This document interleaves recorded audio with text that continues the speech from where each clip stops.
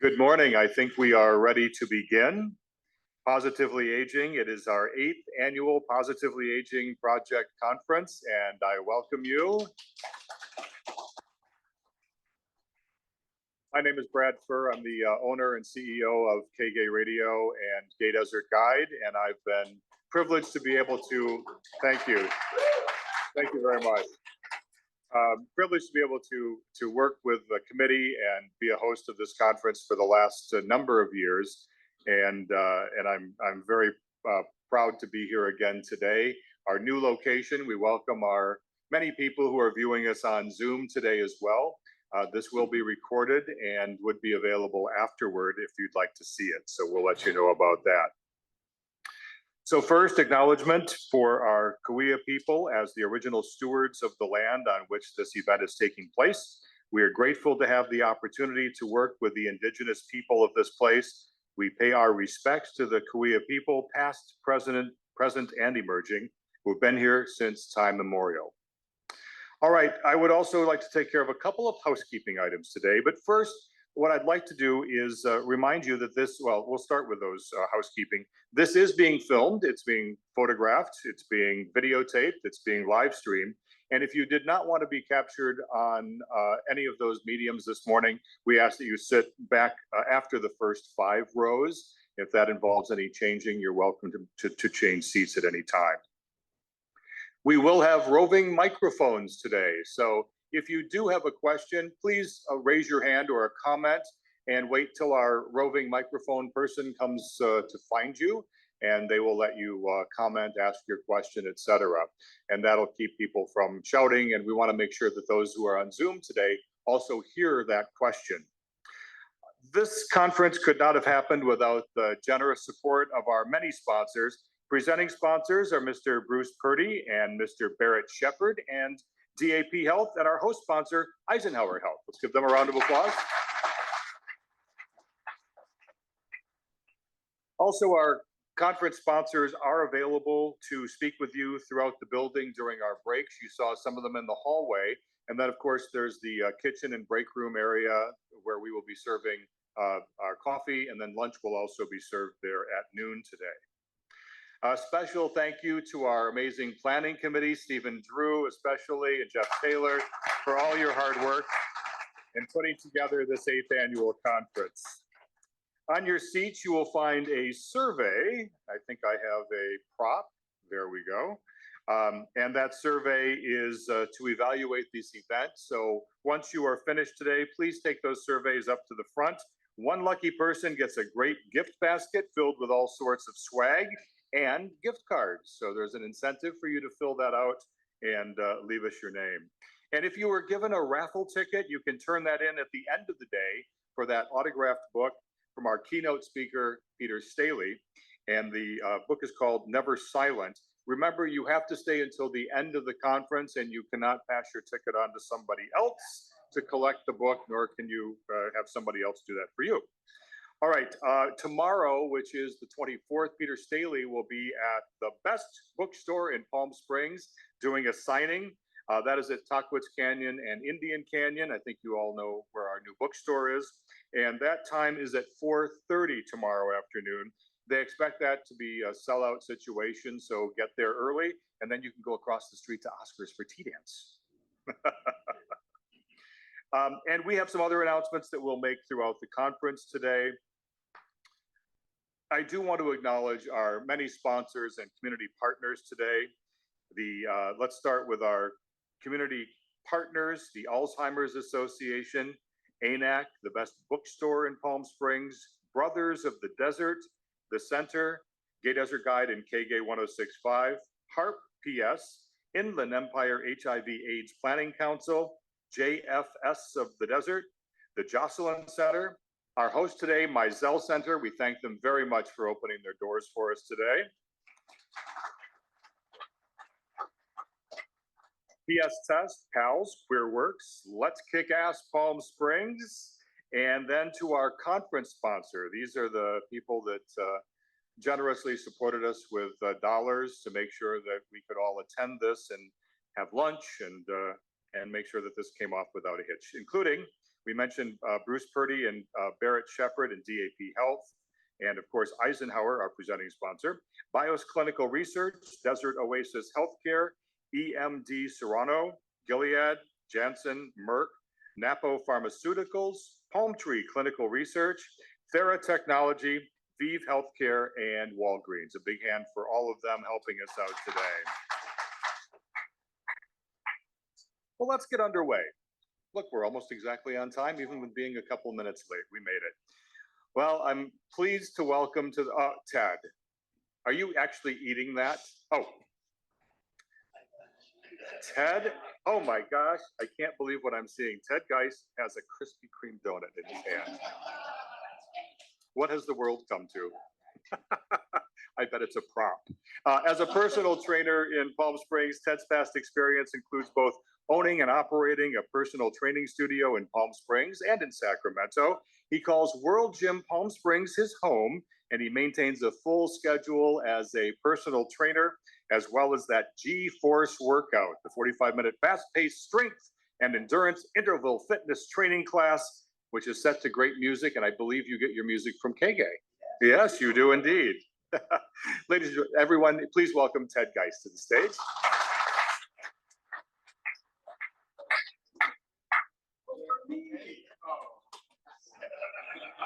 I'm good that way.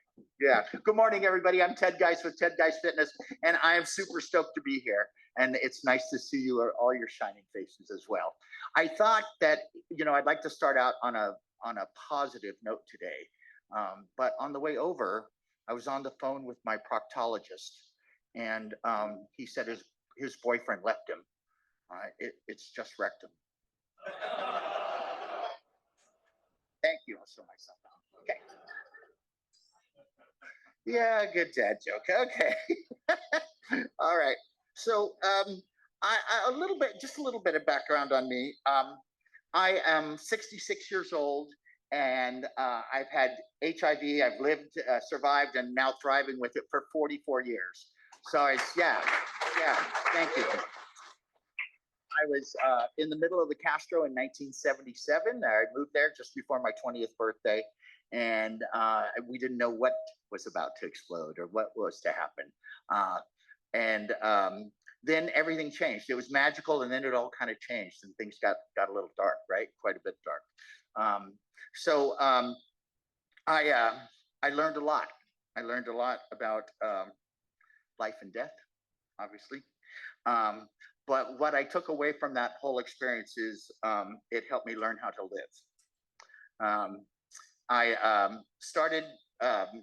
I became a personal trainer when I was 29 years old.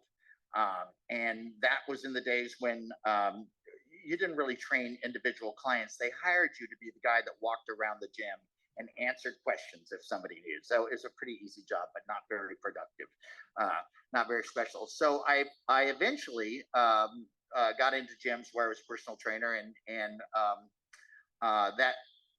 that has fulfilled me for 37 years now. I thought by this time I'd be retired and sitting on my ass somewhere on a beach, but that wouldn't have been very fulfilling either. And that's part of this body, mind, and soul that I want to talk to you about today.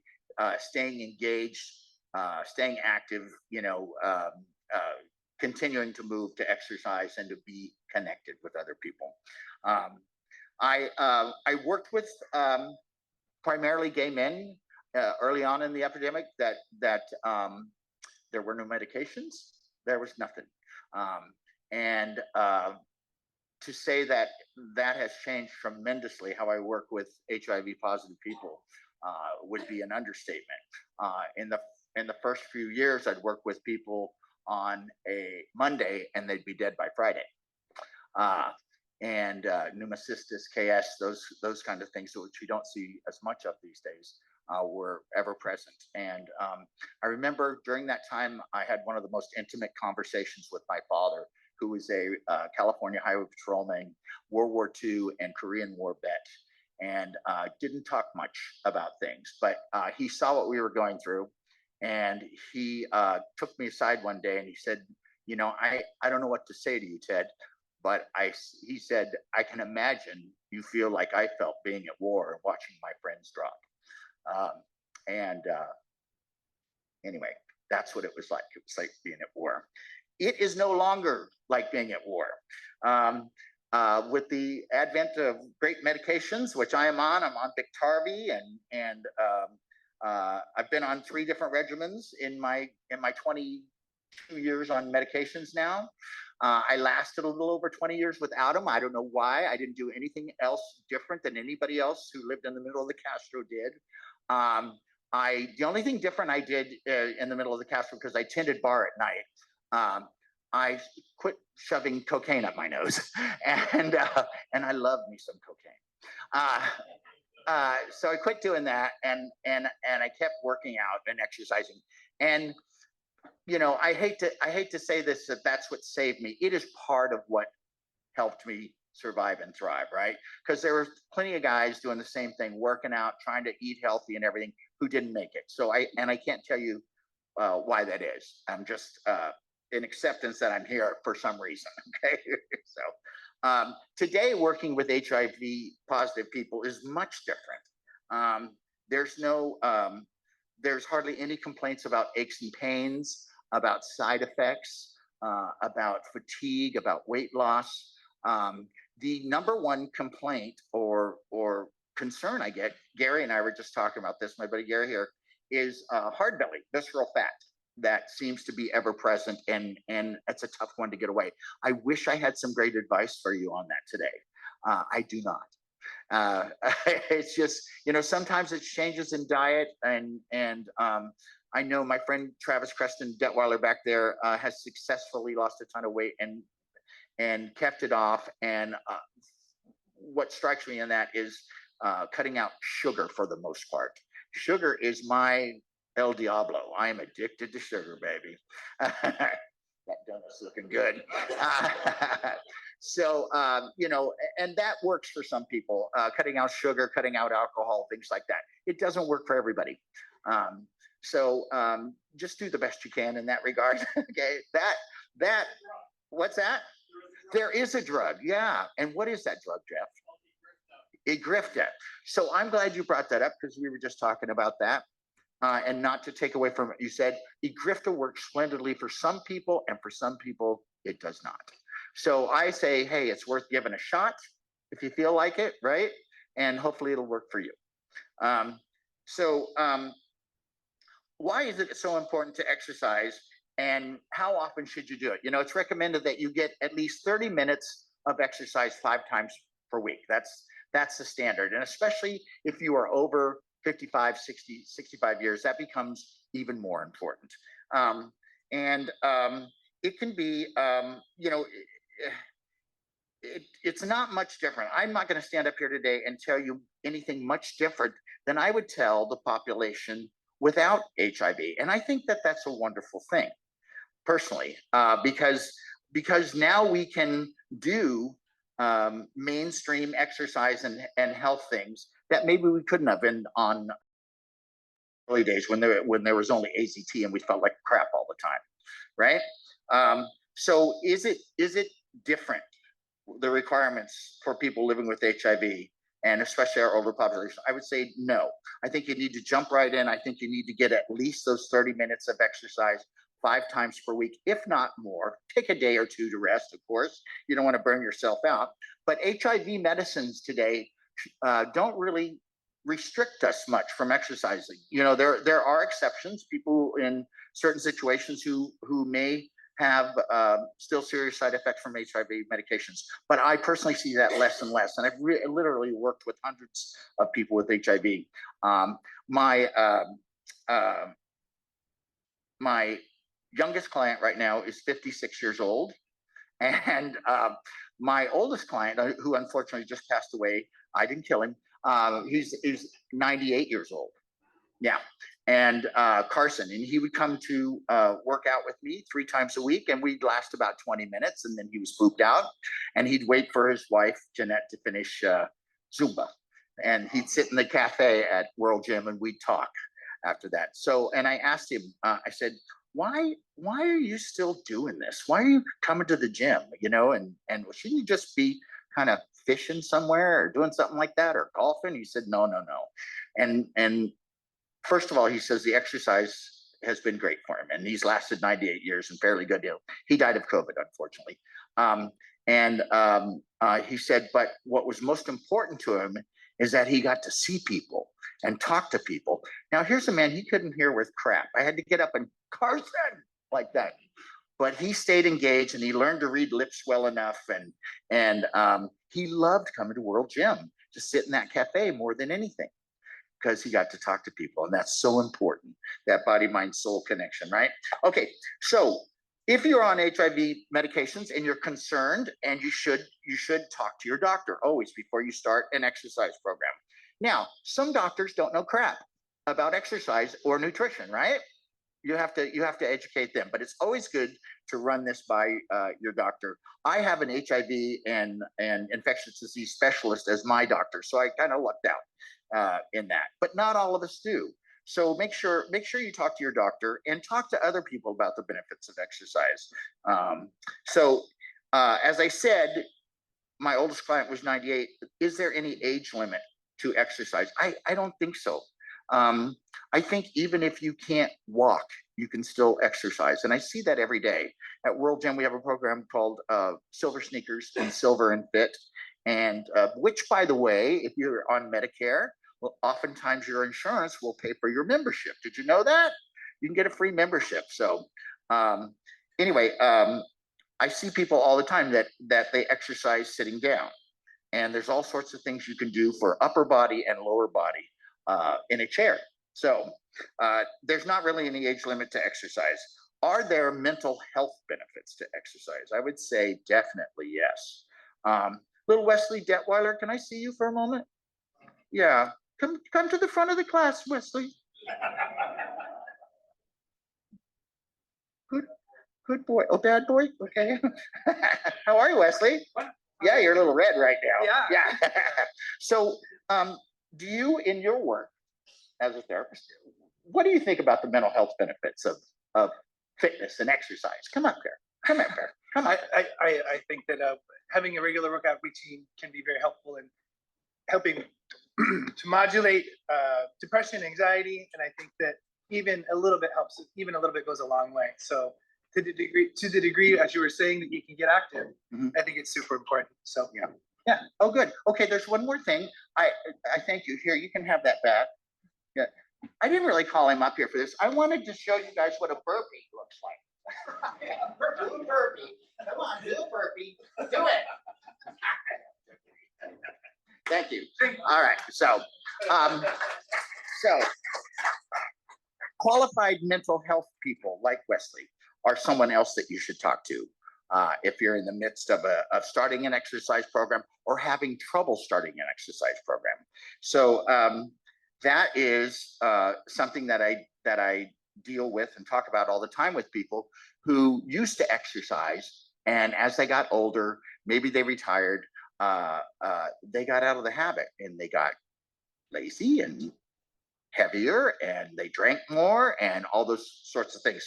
So it's good to talk to mental health experts, your own doctor, and talk to other people who are exercising if you're having trouble starting, and talk to them about that. Are there social benefits to exercise? Resoundingly yes.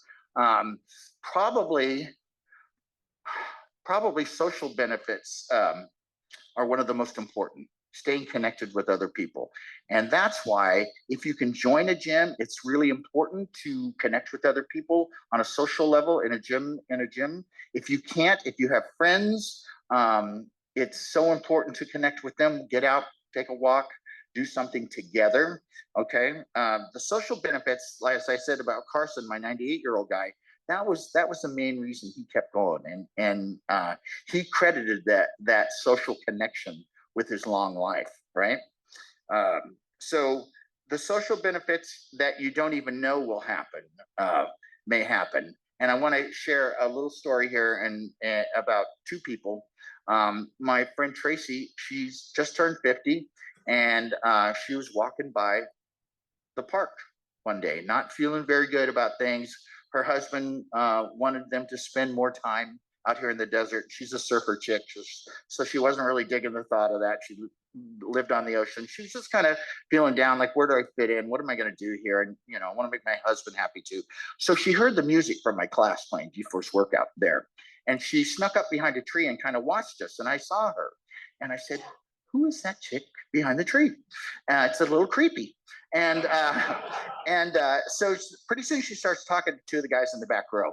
And right after class, she comes up to me and she says, can I join this group? It looks like fun. I said, it's a blast. Yes, you can join. So anyway, long story short, she came the next day and she never left. And what happened for her is she made all these social connections. She didn't have any friends here. She didn't know who to talk to. Her husband worked during the day, and she was just kind of stuck on her own. And so she joined my class. And today, 2 years later, she's become a certified yoga instructor, yogi, and she teaches one of the most popular yoga classes at World Gym Palm Springs. I can't even get her out for a meal because she's so damn busy socially. So I created my own monster there. But it's changed her whole life for her, getting into group exercise, connecting with other people, and staying fit at the same time. The other little story I want to tell you is about a client of mine, and he gave me permission to share this. Alan. And Alan is 63 years old. When he was 55 years old, he became suddenly a double amputee below the knee. Bacterial meningitis damn near killed him, and they had to remove his legs. So he was a successful architect at the time, so it changed everything. It changed his relationships with other people. It changed his work life, everything. So he was in a wheelchair for about a year and isolated, and in that year contemplated suicide. And I understand that. And he finally got prosthetic legs, and it took another year to learn to walk the way he does today on them. So this man, Alan, he got in touch with me during the pandemic and said, I'm moving to California I said, where? He said, Florida. I said, whew. Okay. And so he got here, he stayed in touch, and I knew I wanted to work with him. He had that spark, and he said, I'm so isolated here at home. You know, I have trouble finding others to connect with during the pandemic and everything. So long story short, opened back up. He came to the gym, and he was kind of, you know, like that. Okay. And I thought, oh, it's his prosthetics. You know, I mean, he has trouble walking. Nah, that was bullshit. He walks like this today. So the reason that I mentioned that is all about his confidence, and his social connections are good. He's built this confidence back up and a zest for life that he was losing. And that's all because he started to come to the gym and exercise. And he even comes to my class and does everything that everybody else does. But the most important aspect of this is the social connection. It fills his heart, it fills his mind, it helps him heal his body. It's so important to reach out to people, even if you're not a group exercise person, which a lot of people aren't, and that's fine. You still need connection, whether it's social, physical fitness, whatever. You need that connection. And that's some of the best advice I can give you right now is no matter what, to live a happier, healthier life, you have to stay connected with others. I personally don't know what our purpose here is on earth other than our relationships with other people. So I'm taking that serious. What types of exercise should you do? The answer is anything that you like. It doesn't matter. Just get moving and do something that you like. If you don't like lifting weights, then swim. If you don't like swimming, then roller skate. Whatever it is, but make sure that it's something that you like and enjoy, and you'll probably continue. I see so many people every year, they buy a gym membership, you know, for January 1st start, and we see them for about 4 days. They get sore because they hated it and they never come back. Gyms depend on that. Thank you. So make sure it's something that you like and that you can hopefully connect with other people. There are all sorts of options between outdoor exercise classes, gyms, pickleball. What the hell? Pickleball is amazingly popular right now. So you will get a lot of benefit no matter where you exercise, okay? Whether it's indoors, outdoors, hiking, whatever you want. The main thing is that you keep moving. I've talked about the Medicare thing. Let's talk about the body, mind, soul connections for just another mark. I see people transform every day that came in for one thing. They said, "Oh, I need to lose body fat. I want to increase muscle mass." Blah blah blah. I said, I smile and I say, "That's really great. Let's go on that." And then what happens? They get in the gym atmosphere and they start to meet people and they start to form relationships and they have great experiences, and the whole thing's changing. So they're not just coming for the physical aspect of it. They're coming to fill some voids in their lives, to fill some holes in their hearts, to heal from trauma. Some of the most intimate, important conversations I've ever had in my life are right there on the gym floor. And I am so grateful for that because it's taught me so much and helped me stay connected with people. So my mantra is to you is to keep moving, and I'm going to wrap it up here. And I say any way you can and as often as you can. That is the main thing. Keep moving. If you can't run, then walk. If you can't walk, then swim. If you can't swim, get on a recumbent bike. Do something. Get in a chair, exercise. And there's all sorts of stuff on Google and YouTube to show you just how to do that, right? I want to read you before I sign off here. I've had a few things that made me feel old. I had stage 3 anal cancer when I was 48 years old, 2 surgeries, 3 rounds of chemo, 9 weeks of radiation, changed my life, baby. And I've had a heart attack, been in sepsis. I've had all the things that go along with life. I had shingles 3 times in my 30s, 40s, 50s. And the last bout in my 50s damn near killed me. I was off work for 10 weeks, in the hospital for 4 days, and it was not fun. So I want to talk to you a little bit about vaccines. I know that we were all just vaccinated out. We've been jabbed so many times between the COVID shot, the boosters, pneumonia, those, HPV, thank you. But I know it's not fun, the after effects and everything, but I just want to encourage you to get the vaccines that you need. Stay up on them. I know it's not fun, but it's worth it. So that's part of staying healthy. Anyway, I want to read this. A beautiful, well-versed 83-year-old lady, fully dressed every morning at 8 a.m. sharp, with her hair done in high fashion, and she put on her makeup just the way she likes it every morning. Well, she's moving to a retirement home. And the reason she's doing that is her husband recently died. And they were together for over 60 years. So she waited for a few hours patiently in the hall of the home where she was moving.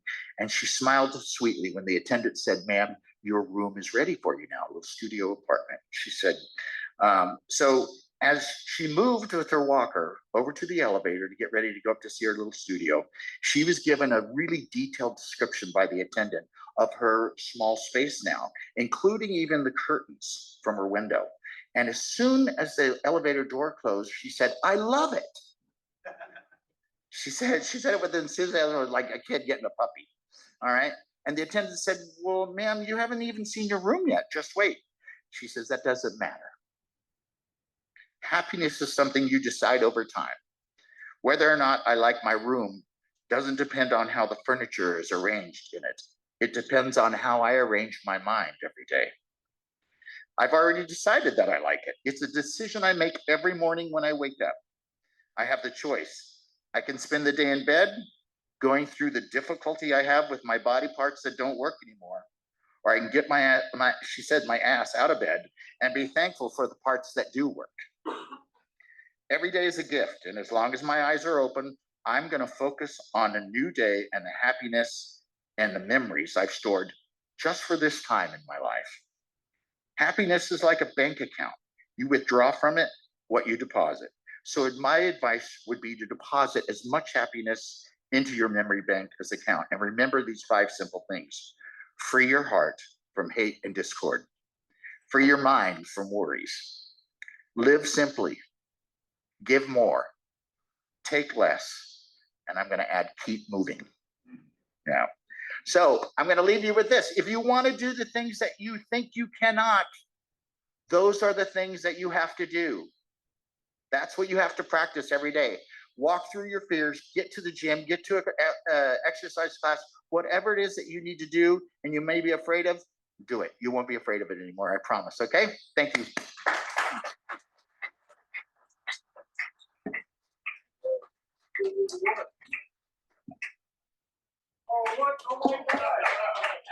Oh, naughty boy, naughty boy. You know what? After that great presentation, Ted, you deserve a donut. So we have of course, our series continues today, but I did want to bring up something that Jeff had made sure to make us aware of. This is really important. Today is a day with HIV, and you're invited to take part. On this day, you take a picture of whatever you're doing, and what a perfect opportunity, because look what we are doing today. Then you will post that to social media with the time and location, which is automatically stamped on there, and then what inspired you to take the photo. So at one of the breaks or at lunch today, or just chatting with someone that you've met, or somebody out in the lobby who's one of our sponsors today, take that photo, and the hashtag is a day with HIV, hashtag a day with HIV. And then that will be added to an online gallery. And that's going to be featured in the November-December issue of Positively Aware magazine. So 4 high-res photos will be chosen for different versions of their cover. And if you have any questions, you can see one of us, Jeff or myself. We can remind you of the hashtag. We'll even help you if you need just a little bit of help making sure that that post gets out there. So thank you, Jeff, for passing that along today. And on we go with our program. Our next speaker is Tom Roth, and Tom and I have known each other for a number of years, completely outside of this, from the media and research world, where Tom ran a company called Community Marketing and Insights. But he earned his MBA in 1985 from Maharishi University of Management, and he provides pro bono help and consulting and marketing services to nonprofits, a long-time instructor of the Transcendental Meditation Program, bringing meditation to people living with HIV. And I want to say that we welcome Tom to the community. I think you've been here, is it less than a year now? A couple of years now. Oh, that's I keep time completely went away over COVID, right? And I'm very proud to have Tom as a friend, and also to welcome him to the stage today. Mr. Tom Roth.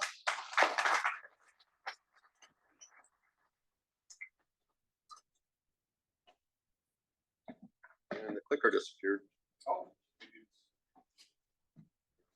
All right. Thank you. There we are. Big topic. I don't know how I'm going to do that in 40 minutes. I could talk for days. We should discuss this for the rest of our lives. But my topic, as assigned to me, is finding our soul. And the reason I have the ability to talk about this is because I've had the opportunity to practice a technique that is very, very beneficial across mind, body, and soul. And I became a teacher of this technique when I was on a break between high school and college. So been doing it a long, long time. So I want to tell you a little bit about myself before I dive into our topics, which are quite comprehensive. So what is the soul? How can I find it? And more importantly, why would I? So this is a picture of me and my husband, Scott, and our dog, Leela. We live up in Reno part-time, so that's the Lake Tahoe behind us.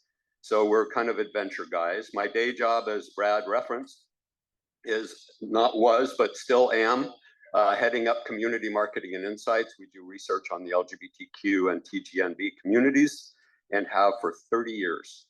So I'm passionate about that. I love it. I wake up every morning learning amazing new things for our clients. They pay for my education well into my 60s. And if you want a copy of this, just ask. When I was on a break between high school and college, I went to Europe and studied with Maharishi Mahesh Yogi. He's the founder of the Transcendental Meditation Program. This is a picture of me, age 18, next to Maharishi. And I've loved it ever since. And that's literally why I'm here. I'm so passionate about it because of my own experience. So I volunteer with the David Lynch Foundation. David Lynch Foundation was formed to raise funds to offer pro bono instruction in transcendental meditation to communities at risk and communities that otherwise wouldn't have the opportunity to learn.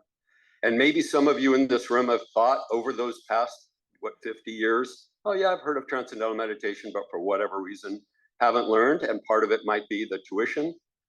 That's gone. No need to worry about that. So about 6 or 7 years ago,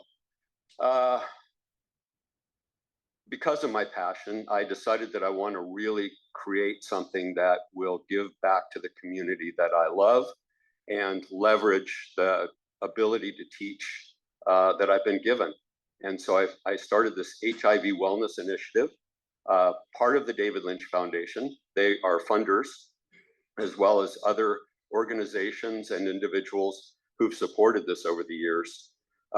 So this program is specifically for people living in the Coachella Valley, but there are opportunities elsewhere. I know people are zooming in from all around the country, so talk to me. If you want to, there's a 7-minute video on the David Lynch Foundation website, davidlynchfoundation.org/HIV, and you can go there and look at HIV wellness. Anyway, so that's a little bit about me and my multifaceted passions. I'm sure we all have them. I have a lot to cover and I'm going to mind the time. What is the soul? I'm just going to give a definition. We all probably have some kind of sense or learning or reading about the soul. So let's figure out what that is. Where can we find the soul? Because we all know there's something more to life, but what is it and where is it, right? How can I access it? So I'm going to talk about the systematic technique to transcend and find our own selves. Why would I want to? The R in HARP is research. So I'm going to cover some research that's been done on transcendental meditation that will give us some confidence that this isn't just some hooey thing that, somebody made up. This is real stuff. I do want to touch on enlightenment because talking about the soul really can't be discussed without, we're going to talk about research, but let's talk about what enlightenment is and how it can actually be achieved. There are lots of different approaches to meditation. So what are they and how are those categories defined? How is this all relevant to living with HIV? How is all this relevant to aging, right? Basically why we're all here. And some practicalities if you're interested in learning the technique. So what is the soul? Oh, I am. What? How's that happening? You're doing it. Awesome. I love you. I thought I was going to have to remember to keep flipping through this thing, but that's awesome. So what is the soul? Next slide, please. There we are. So dictionary.com defines it as the spiritual part of humans as distinct from the physical part. So it's something beyond the physical. And again, all of us through our lives at some point or more frequently maybe have a sense of that more. This isn't exclusive to a meditation technique, but a meditation technique allows us to tap into that on a regular basis. Webster defines it as a spiritual principle embodied in human beings, a person's total self. And I love these because I think it really does give us a sense of what is the soul. Where is the soul? Nice. All right, so meditation. I'll start remembering to do this. There we are. Meditation, usually the mind is pulled outward through the senses, right? So we're listening to this conversation. We might feel some hunger. We might remember the donut we just took a bite of. So all our senses are always active and always drawing us out, right? We're watching a movie, we're listening to music, we're eating, we're running, so tactile, everything is drawing us outward. So what a meditation technique does, oops, jumped ahead. I'll remember to do this. There we are. So what a meditation technique does, it allows us to turn the attention inward, okay? That sounds really hard to do. Of course, because we're always being pulled outward, and that's kind of our habit. Wake up in the morning and all of a sudden we're just interacting with our environment. So this turning the attention inward is what a meditation technique is all about. So I want to give you an analogy because we're talking about something very abstract: the soul, the mind, consciousness, the self. The mind is like the sea, and probably we all experience this. It's very turbulent on the surface, but it's very quiet at the depth, okay? The depth from where all our thoughts come, all that energy, all that intelligence arises is very, very quiet, and it's deep, deep within the mind. So let's take a cross-section of that ocean, and that surface level of the sea is analogous to the surface level of our mind. And if you ever took a Psychology 101 class, one of the lessons that you learned is that we're only utilizing 10% of our mental potential. Maybe some of you have heard that. So that kind of jives with our own experience. We all at some point in our lives, maybe frequently, think there's got to be something more to my life than stuff and, you know, the chaos in the world. There's got to be something more. Where is that? The where is that is deep within. That's where we find the self. That's where we find our soul. All right. So how can I access that? How do I get there? Okay. So finding the soul through this technique, the soul or the self is another term that we use for that quiet state in our own consciousness. I capitalize self, right? So let's think about that. Our self with a small s is I'm Tom Roth, I'm Jewish, I'm vegetarian, I like hiking, I like cycling, you know, I love Palm Springs. It's kind of the how we're oriented to our environment. The big S self is that place inside, that anchor, that quiet place, the happy place that we all have within. And if we can achieve that, if we can find that, there are lots of benefits to the rest of our lives. So TM is a technique that we learn. We're not learning it today, but it is taught in personal instruction, one-to-one. It's practiced 20 minutes in the morning, 20 minutes in the evening, sitting comfortably in a chair with the eyes closed. Okay, so that's sort of a high-level definition of it. We are told, rightly so, even more recently, most recently, moments ago, that we need to exercise our body. I'm here to say, let's spend that same amount of time every day exercising our mind. Because if you think about it, how our mind is, our state of mind, influences everything else in our lives. So if we can spend a little time exercising our mind, tapping into that happy place, it has tremendous benefits. All right, so I do want to clarify, our approach to finding the soul is not mystical, okay? I'm not talking philosophy, I'm not talking voodoo, I'm not talking about anything that's kind of weird or strange or out there. It's not a mystery, okay? It does not require any belief or suspension of logic. A lot of approaches we might have come across in terms of meditation immediately ask you to suspend your level of logic in order for it to work. Not the case with this.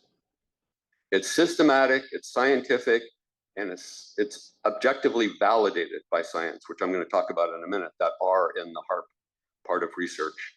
And literally anyone can do it. I've taught thousands, and through the HIV Wellness, taught several hundred.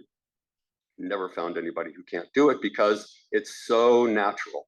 It's so effortless. It's so sweet feeling. It's not difficult to learn. It's not difficult to do.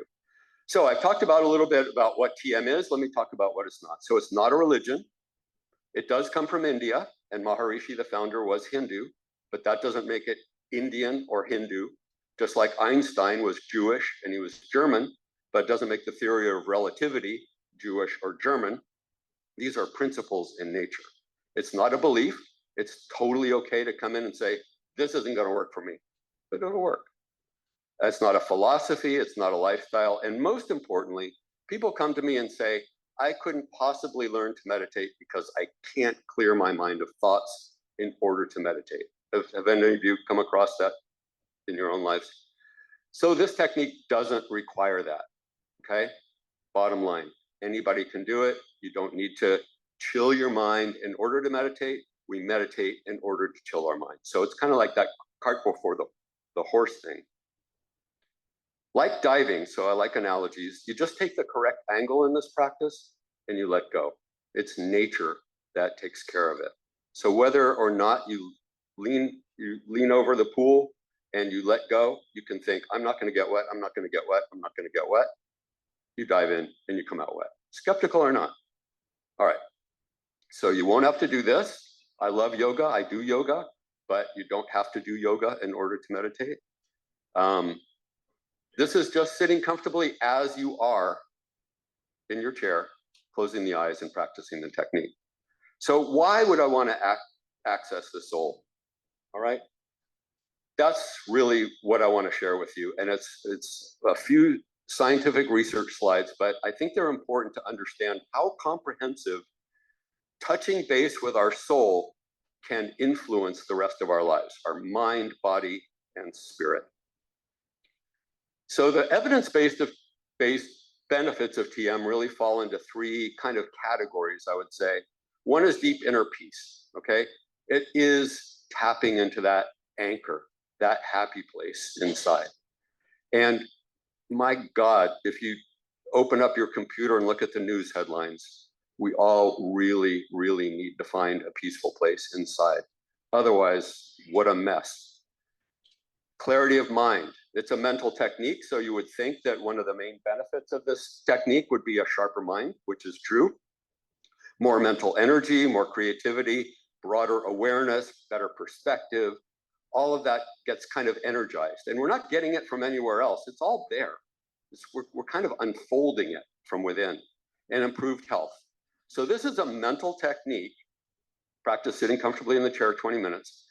But you close your eyes and almost immediately, and I'm going to show some charts on this, the body attains rest. So why is that? There's a mind-body connection. Everybody's heard that term. What is the mind-body connection? What the mind is doing influences what the body is doing, okay? Mind and body. Got it? Nope. Anyway, mind and body. So when the mind becomes quieter and quieter and quieter, what has to happen to the body? The body becomes quieter and quieter and quieter. Has to happen. Mind-body connection, like two fish swimming together. Mind becomes quiet, body becomes quiet, okay? So the benefits to the body becoming quiet, what's the body becoming quiet? Rest. We provide a very deep state of rest to the nervous system whenever we meditate. And that has huge implications on our health. So one of the original studies, this is from 1970, is that practicing transcendental meditation for that 20 minutes allows us to tap into a state of rest that's deeper than the deepest part of sleep in the night. So the metabolic rate, the activity of the body, really settles down and really settles down very quickly. So we immediately attain a very deep state of rest. Rest is the antidote to stress. So when you feel stressed out, the best thing that you can do is give the body rest. And that just, it's like taking a shower. It's just like, it feels good. So give the body rest. That's the antidote to stress.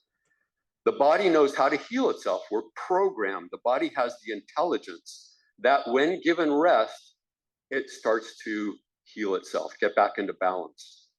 So you go to the doctor, whether you have the flu or a broken arm, he's going to tell, he or she will tell you, or they will tell you, do this, take this, and get plenty of rest. Every prescription you get from a doctor includes and get plenty of rest. Why? Because that's when the body heals itself. So during the TM technique, the body almost immediately comes into that deep state of rest. So one of the studies is comparing TM to just sitting with your eyes closed. You might think, well, if I just close my eyes for 20 minutes. No, this is a very specific technique that allows the mind to settle down and therefore the body. So compared to just resting, TM is far more effective at relaxing the body. Decreased cortisol. Cortisol is called the stress hormone. So they can actually measure how much stress you have by how much of this hormone is in your blood system. And through controls, ordinary relaxation techniques, TM really, really, really eliminates that cortisol out of the nervous system. So like I said, this isn't a matter of belief. It's not a matter of philosophy.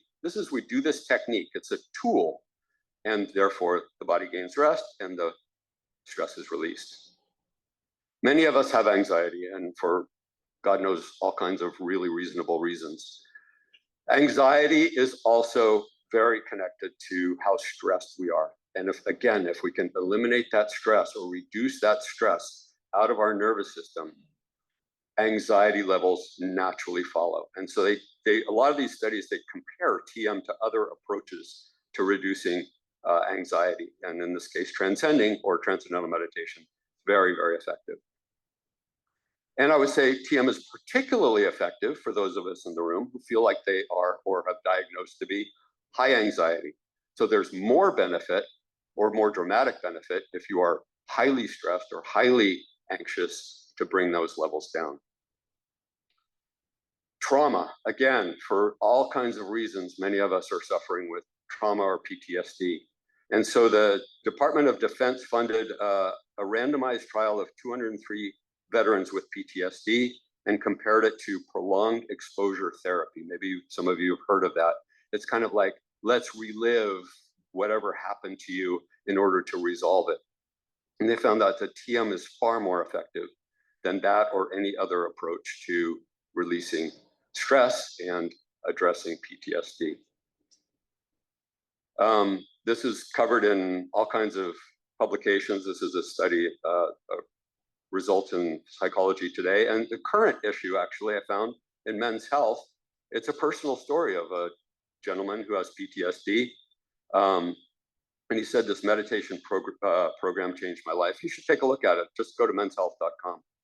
And a couple of the quotes. First of all, he said, meditation seemed like bullshit, then it saved me. I love that. Because, yeah, I mean, there's a lot to the talk about meditation that just seems like whatever, right? It can't be for me. But he did it, and it made drastic changes. When your body enters this state of rest, the health benefits range from greater attention capabilities to lower blood pressure to decreased stress. Even when I'm triggered, I have a way to heal myself, and that's a lifelong gift.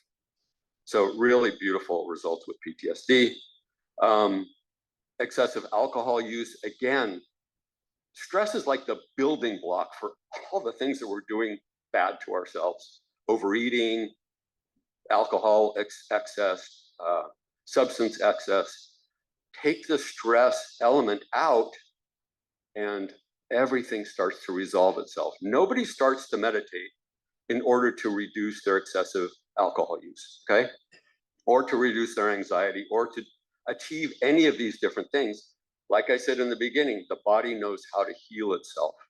And this is allowing the body that opportunity. That's it. And similarly, a natural approach to excessive substance use. And more effects for people who are high users, more dramatic effects. And this I found in my own work at the San Francisco AIDS Foundation, teaching transcendental meditation there. I was teaching through the HIV program, but a lot of the referrals were coming in through an organization within SFAF called Stonewall, which is about substance use. And I only found out afterwards from the leader of that group that he was referring a lot of his clients to learn TM, and they were reporting fantastic results. So that was just kind of a good side effect of what I was doing in the HIV realm. And heart health. I mean, many of us as we age are probably facing high blood pressure and other heart health issues. TM, according to the American Heart Association, is the only meditation practice that has been shown to lower blood pressure. They studied all of them, including mindfulness-based stress reduction. And, you know, they don't say this about everything. They studied them all and said, this is the one that works. A 5-year study on patients with coronary heart disease reported 48% reduction in heart attack, stroke, and death. So this is a long-term thing. Again, The heart has been beating since the day you were, probably before the day you were born, right? So it's working, working, working. We meditate and it's like, it gets some rest. How healing is that for the heart? So that's the result. And not just heart health, but just about everything in terms of heart health, but also nose, throat, and lung, mental disorders, nervous system disorders, metabolism disorders. They all improve as a result of doing what? Allowing nature to do what nature does best, heal us, okay? So I do want to touch on enlightenment. We went through a lot of the research and we'll touch a little bit more on that too in a second, but what is enlightenment? Where is the soul? How do we attain self-realization? So I'm going to tell you that in a few slides. Okay. Where do we find lasting happiness? Think about this. Do we find it in this, this, this, this, this, maybe that, right? Lasting happiness? No. We open that Amazon box of stuff that we ordered, we get a little bit of endorphins, and then it's gone, right? We don't even remember what we ordered. It just gets assimilated. So similarly, all the stuff that we acquire that we feel like is going to bring us happiness, brings us happiness, but it's not lasting happiness. It's not core happiness that we can only find within. So, oh, I forgot to do these things. That makes more sense, doesn't it? Okay, now I'll try and keep up. All right, so stuff is great. We're all consumers, we all want stuff and have stuff, and we want the latest shirt or iPhone or whatever, but it doesn't last. And that's the point of finding that lasting happiness within.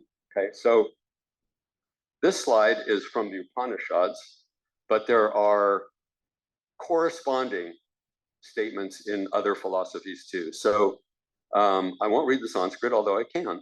The peaceful, the blissful, the undivided is thought to be the fourth. That is the self. That is to be known. Okay? So the fourth reference to the fourth state of consciousness. What we've been living up until today, and up until you take the course and learn to meditate, is waking, dreaming, and sleeping. Waking, dreaming, and sleeping. Waking, dreaming, and sleeping. Those are the three major states of consciousness that we experience every day.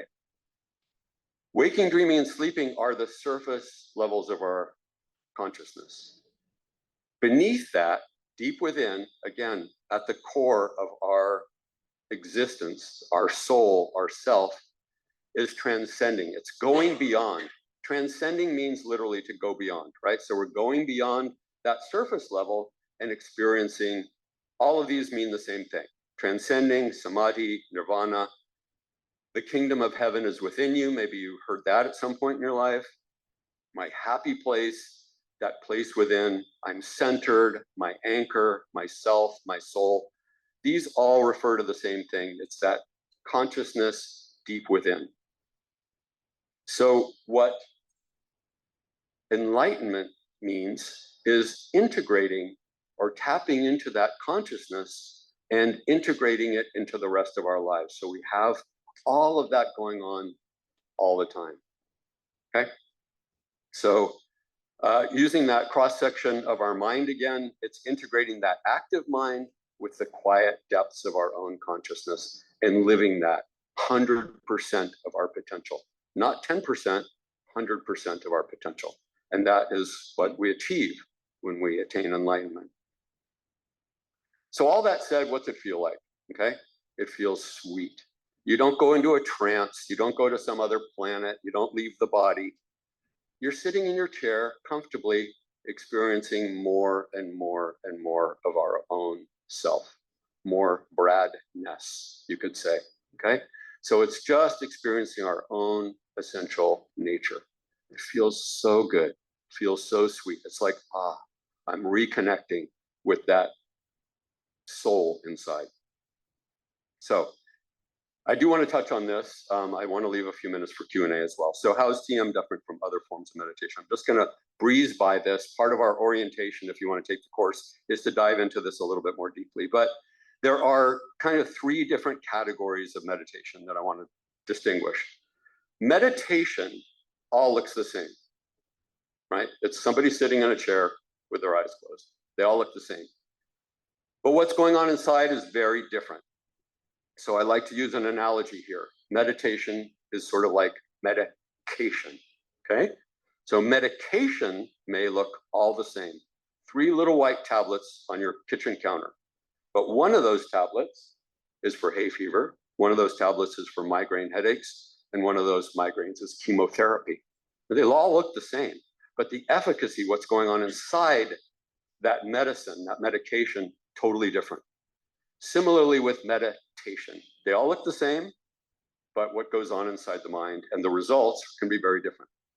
So one category is called concentration meditation or focus meditation, which an example is Zen or Vipassana.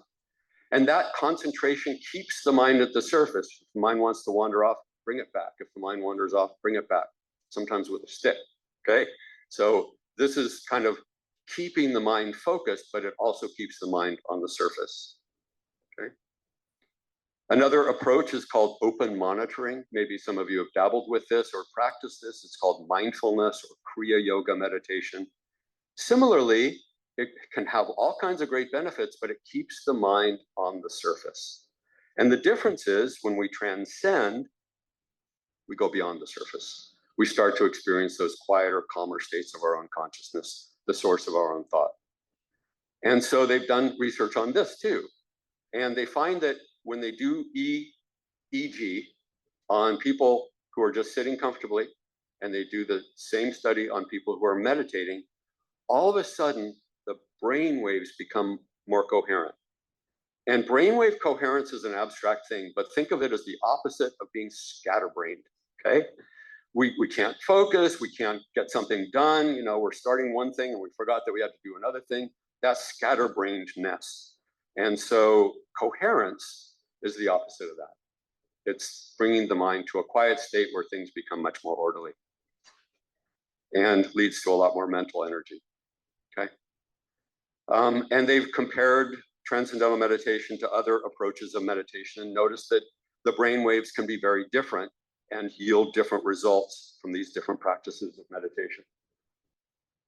So in a nutshell, concentration meditation kind of is like treading water on the surface. Mindfulness meditation is like swimming around on the surface.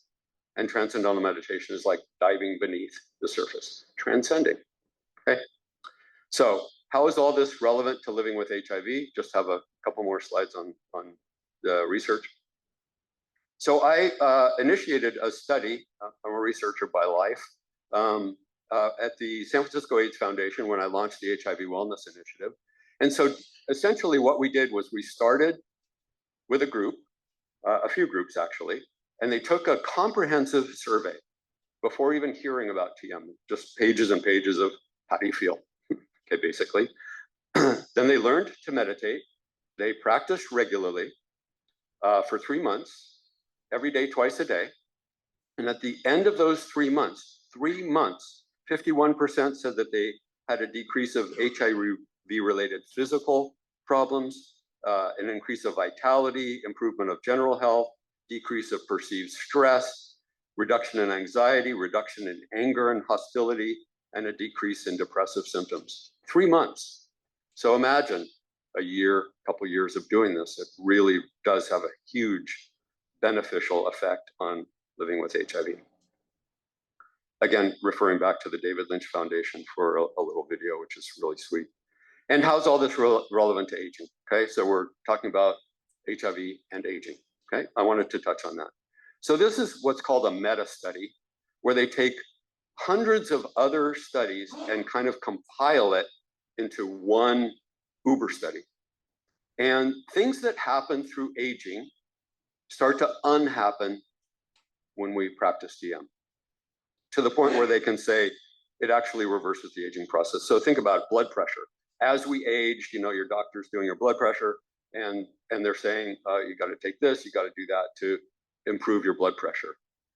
Hearing, vision, cardiovascular efficiency goes down through TM, it improves. Cholesterol goes up as we age, through TM it goes down. Mind-body coordination, reaction time takes longer when we age, it gets shorter when we meditate. Susceptibility to stress memory, intelligence. All these are kind of like reversed by doing this practice. So what we're saying here is through this reversal of aging, through short-term studies and long-term studies, that people who practice TM for 5 years or more are physiologically 12 years younger than their chronological age. So what does that mean? Your chronological age is how many candles do you have on your birthday cake, okay? How many times have you gone around the sun? And your physiological age is how efficient your heart is, how efficient your circulatory system is, how good is your digestion, how well do you sleep at night, how do you deal with stress. So those are all the physiological markers of age. And they also studied controlled for diet and exercise. So it's very powerful in terms of reversing what we think of as aging. So in summary, TM twice a day is one of the most powerful things that we can do to improve our health, happiness, and longevity. It's, as a reminder, it's completely natural. There are no negative side effects. And through the HIV Wellness Initiative, course fees have fully been paid by grant funding. So you can do this, all right? A lot of people still listen to all that and maybe they're not following it, maybe they're not believing it, doesn't matter, okay? It's a technique. I'll teach you how to ride your bike, okay? Then you ride your bike. You don't have to believe in it. You don't have to understand gravity. You don't have to understand circumference of the wheels. You get on the bike and ride. Tom, we have a couple of questions from the Zoom. Okay, can I just finish up a couple more quick ones? Okay, sure. So how to learn. The HIV Wellness Initiative, like I said, does completely fund all of us in the Coachella Valley who want to learn TM. There's no course fee. The course of instruction, just briefly. So there's an orientation meeting, which we do by Zoom. Then there's personal instruction. Everybody who learns TM learns one-to-one with a teacher, okay? You don't do it through an app or a DVD or a book. This is one-to-one instruction. Then further lessons are interacted through our learning app. There are Zoom meetings and a lifetime of follow-up. And then courses are starting up in Palm Springs in October, November, and December and beyond. Okay, so I kind of wanted to wrap it up with that. So do visit tm.org for more information. And now, question? Hi, Corey. Hi. First of all, Corey, thank you for helping to bring TM to Coachella Valley through the DAP Health program. You've been wonderful to work with. Thank you. Maybe somebody else can learn. So I'm managing the chat on Zoom, and there's a few questions here. So Sure. I just wanted to ask from an attendee online, what are your thoughts on other consciousness tapping into techniques like silver mind control, mindfulness, or others? I think without going really into depth, I touched on that a lot of the other approaches to meditation are meditation. They're all called meditation, but they're more trying to do something or a mental exercise, trying to be aware of our thoughts, trying to be more aware of our surroundings, those kinds of things. They may have great benefits, but they keep the mind at the surface. Transcendental meditation, by definition and by its own eponymous name, transcends those surface activities. But do everything. I mean, I'm not opposed to any of those other approaches. I'm just saying TM is something different, and we can add to our lives. And another question on Zoom. How is TM not concentration meditation? Aren't you concentrating by repeating the mantra? No. Okay, so when we learn to meditate, we're given the tools to practice. One of those tools is the vehicle, which we call a mantra. There are lots of approaches to meditation that use a mantra or may concentrate on the third eye or the navel or a candle, right? The difference is, what's our approach? What's the technique? And the technique of TM is completely effortless. No straining, no concentrating, really. Whereas obviously concentration meditation is concentration meditation. It keeps the mind at that surface level. Anything else? Thank you, Zoom people. And questions from the audience, please raise your hand. If you have a question, we'll bring the mic over. Yeah. Please stand up.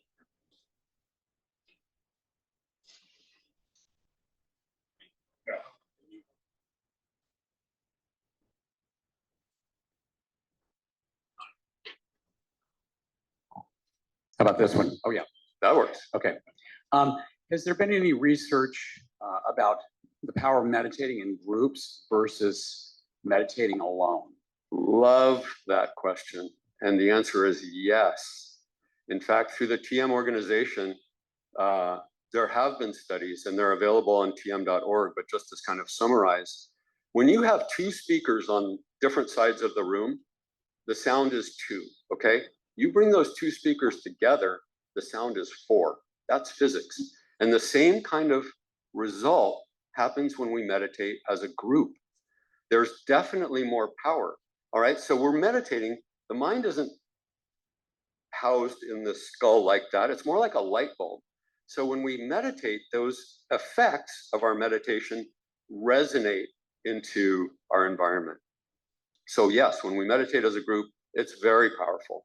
And I personally would love to form a group for us to meditate regularly. Maybe we can even get a room at Mizell. We'll see what we can do. It's too busy and noisy at that. Thank you for that. Yeah, great. Over here. Please stand up and the microphone is coming. Oh, have you found that as patients meditate, they get off of their antidepressants because you said it does decrease depression? I didn't quite. Well, Oh, have patients been able to get off of their antidepressants because it decreases depression? absolutely. Antidepressant and anxiety, even heart, blood pressure medicines, cholesterol medicines, but do not stop taking until you talk to your doctor, okay?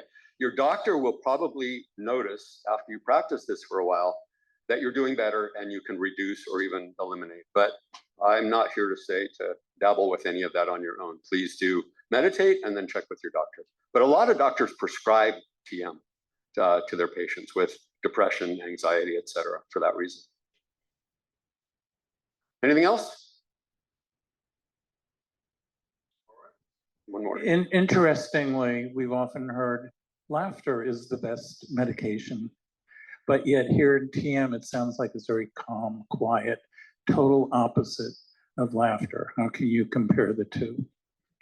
Laughter, reading, running, being with a loved one, sex, they all create endorphins. They all bring us happiness.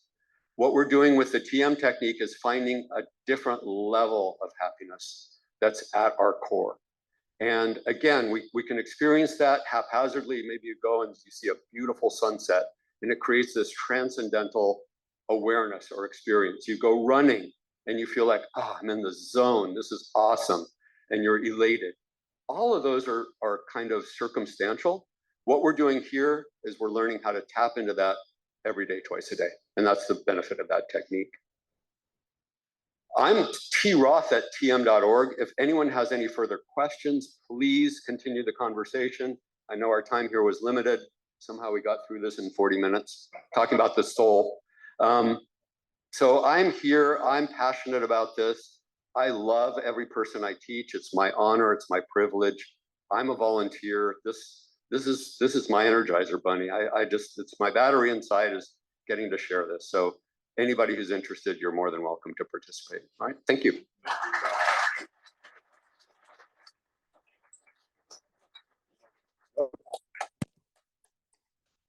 thought maybe he'd take a bite of the donut from Ted, but he decided not to. We're going to take just a quick break. We've got a couple of technical things we need to take care of. So I thought what we would do is let everyone just stand up. We've been sitting now for a little while, so everybody, let's just stand up. We should have had Ted. Ted, where are you when we need you to do a little physical exercise, a little stretching? But I think it wouldn't be bad for us just to do a little stretching. You might want to say hi, introduce yourself to the person next to you. And while we're doing that, we'll also have our next panel come up to the stage, please. Our next panel come up to the stage. And for our research update today, I'm going to turn the microphone over to Mr. Jeff Taylor for our research update. He'll get us started and introduce our guests. Great, thank you, Brad, and thank you all for coming out today. This is something we do every year for this program. We're really fortunate here in Palm Springs to have a lot of clinical research opportunities. for HIV. You know, many of us were in the, oh, is that better? Okay. You know, many of us over the years had to be guinea pigs to get access to drugs, and fast forward, 25 years since the cocktail came out, there's still a lot of new drugs coming out, which is really exciting, especially for people who may not have responded to the earlier drugs, aren't fully suppressed and need new options. So we're always bringing new trials here. So I'm really excited to have everyone here today. So I'll let the speakers introduce themselves as they come up. And the first up will be Dr. Gokul Morkos from Bios Clinical. So Gokul.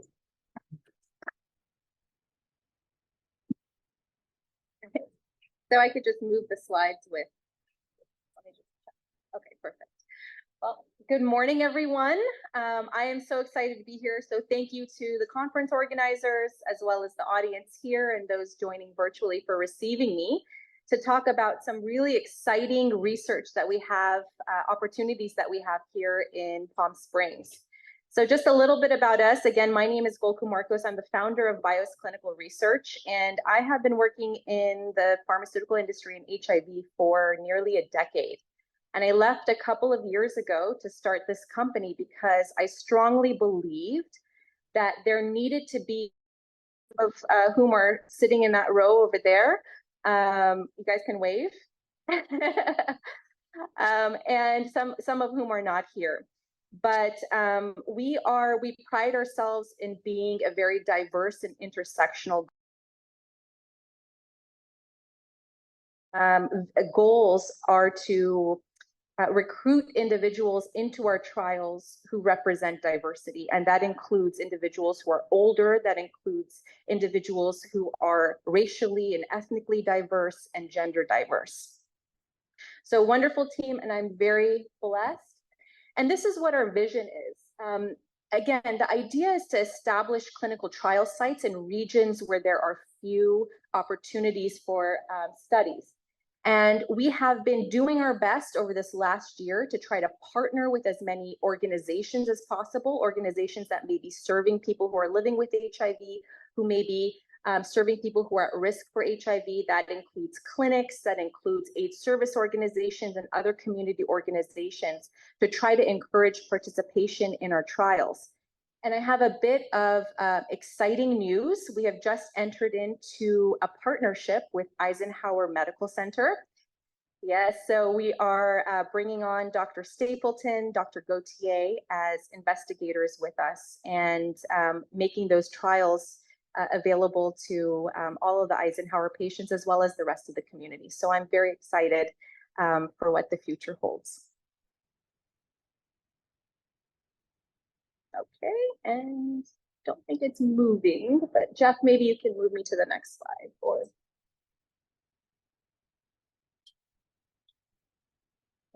this is just our facility, just to give you all an idea of what our space looks like.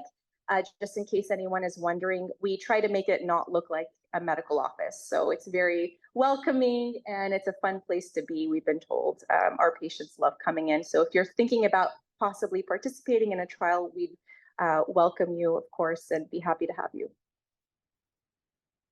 Okay, so here's the exciting part. I know, let's go back. We've got a lot of jargon on here, a lot of numbers and things. The key is we have tripled the number of HIV clinical trials just in this last year. I stood at this conference last year, we had 3 trials, and now we have 9 studies.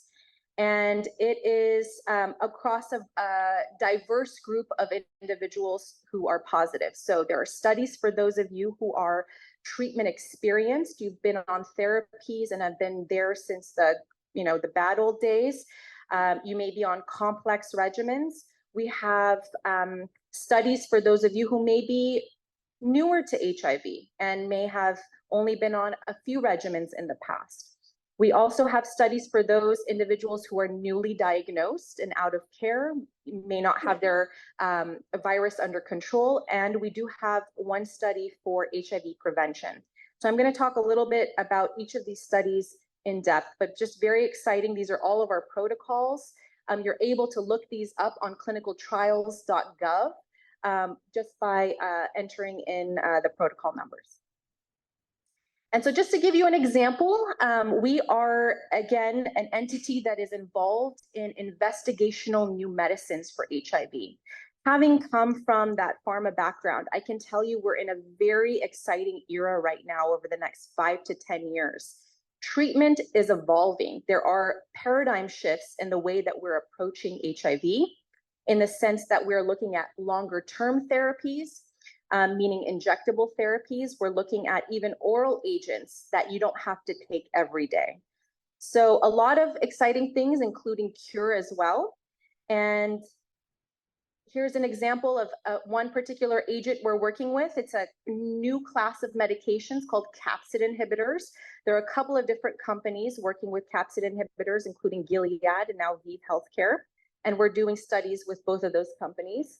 And again, this is a novel mechanism of action, meaning there are no other regimens or antiretroviral medications that quite work the way that these do. Another example of a novel type of a medication, it's called islatravir. This is by a company called Merck. We're also involved in a trial that has this particular antiretroviral. And then very, very exciting, we're about to launch or get activated on a study including a broadly neutralizing antibody plus long-acting injectable cabotegravir. This particular antibody is N6LS. This is a study that is run by ViiV Healthcare, and they're combining this antibody, which is infused either underneath the skin and the fat tissue or given intravenously every 4 months, plus a monthly intramuscular injection of cabotegravir, which is a medicine that they already have on the market currently. And what they've told us is that they're moving towards pushing cabotegravir into an even longer acting. So potentially there may be every 3 months or every 4 months in line for that particular agent. So very quickly, I know we have limited time, but I'm going to go through our active and recruiting studies. So pay attention. You might hear something you like and you might want to participate. So for those of you who aren't positive, but may be at risk for HIV or know individuals who may be at risk for HIV, we have a PrEP trial with a long-acting agent called lenacapavir. This agent is administered underneath the skin and the fat tissue every 6 months.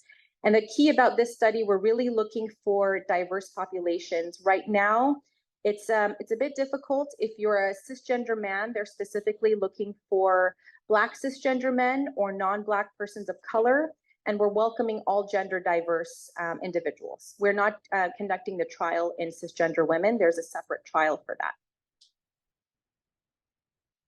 So this study, I think a lot of you may be interested in, and it is currently in phase 2, but it is moving to phase 3 in the fall, and we are doing both of those trials. And this is for individuals who are treatment experienced and on what we call complex regimens. Complex regimens means you may have had a history of treatment failure in the past. You may have drug resistance. And because of that, your current regimen is not a 1 pill once a day. It is a combination of multiple pills, perhaps multiple times a day. And it is taking all of those medications and switching you to a 1 pill once a day. So it is filling that niche, it's filling that need for individuals who have been on, a myriad of therapies in the past and, are frustrated because they don't have a 1 pill once a day regimen. This is what's coming in a few months. It is a combination of 2 medications, bictegravir, which is already a component of Biktarvy. It is an integrase inhibitor, is very potent, and lenacapavir, which is also approved as an injectable, but in this formulation, it is an oral therapy. So again, simplifying regimens for those of you who may be treatment experienced. We are just activated on this trial, and this one is a very simple study in the sense that we're not really looking at an investigational new medicine, but we're looking at the effect of treatment evolution right now. Fewer medicines is really how everything is going. The path is towards fewer, better. And so they didn't do enough research in older individuals when they were running their phase 3 clinical trials. And they've come back and they want to see the effects of paring down the therapy and seeing what that might have on, especially in individuals who may have what we call comorbidities or other health conditions. So we'll be doing liver scans. We're going to do whole body scans as well, looking at your fat tissue and your muscle tissue. So if you're interested in that and you're currently on Biktarvy, and you're older than 50 years of age, please come on by and see us if you might be interested. Okay, very exciting. Hopefully going to be activated in the next few weeks is our study with N6LS, the broadly neutralizing antibody that is infused every 4 months, plus cabotegravir, which is injected every month. You can be on any regimen here. The key is that you don't have a history of drug resistance to the components of this regimen. And so I would encourage anyone who's interested on being on a long-acting therapy to come on by and see us. And the way that it works, you give us your information, we request your medical records, we talk to your doctor, and we see if you're qualified. But again, this is a unique trial. It's infusions plus injections as long-term therapy.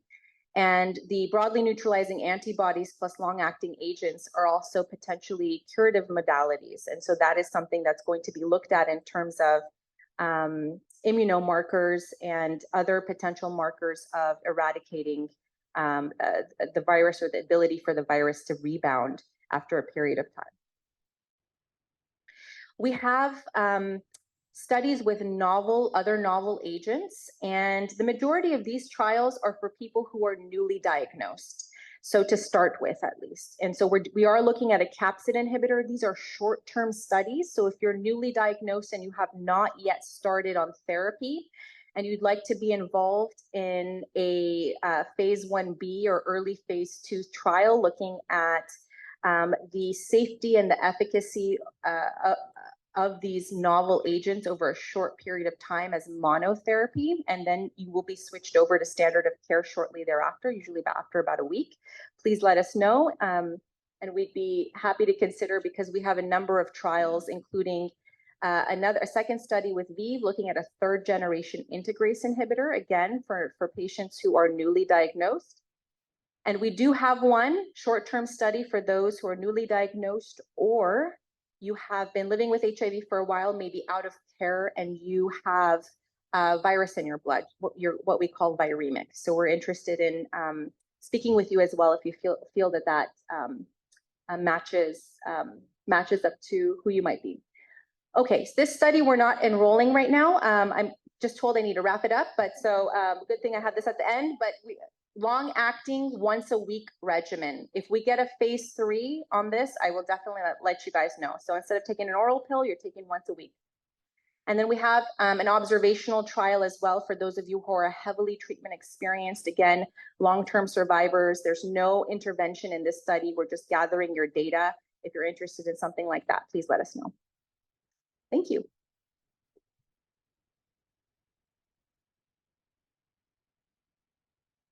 Thank you so much, Dr. Marcos. The next up we're going in alphabetical order, will be Dr. Ann Stapleton from Eisenhower Health to talk about their research program. Okay,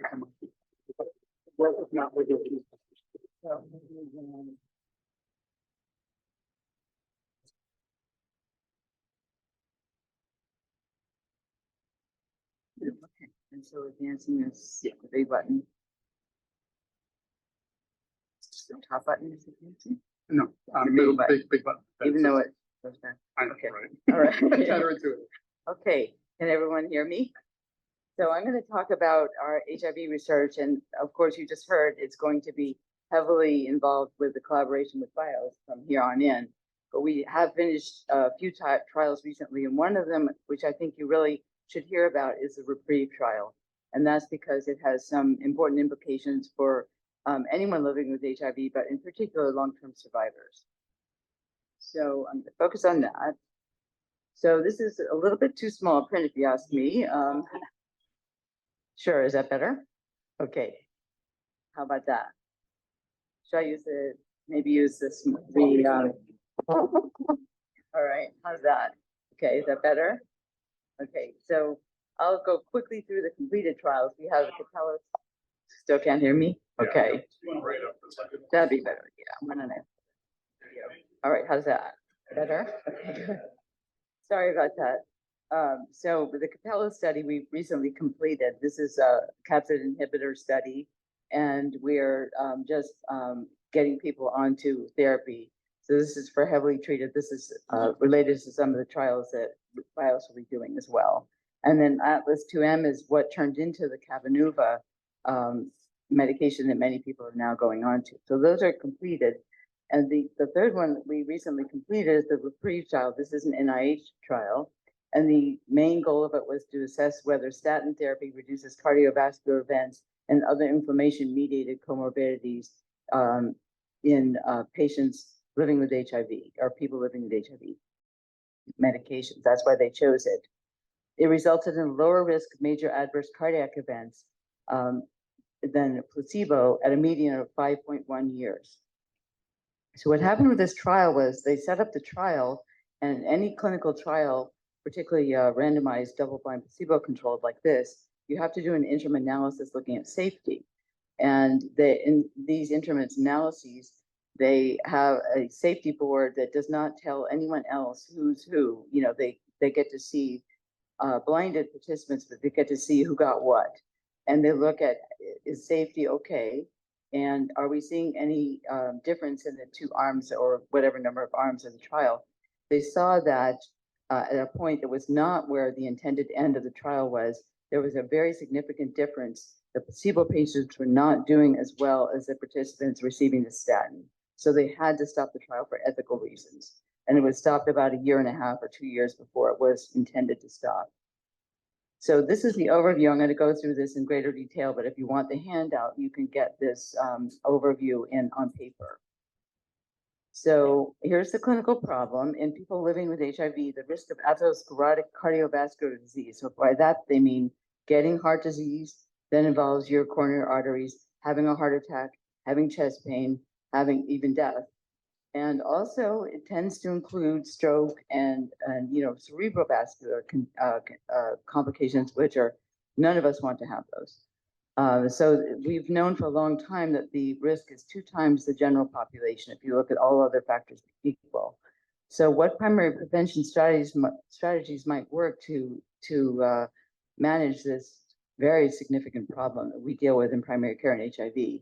So the NIH and NIAID, which is, of course, Dr. Fauci's shop or former shop, sponsored a randomized trial of statin therapy in people living with HIV. And in this study, the design was, it was phase 3, it was multinational in 12 different countries, randomized placebo-controlled.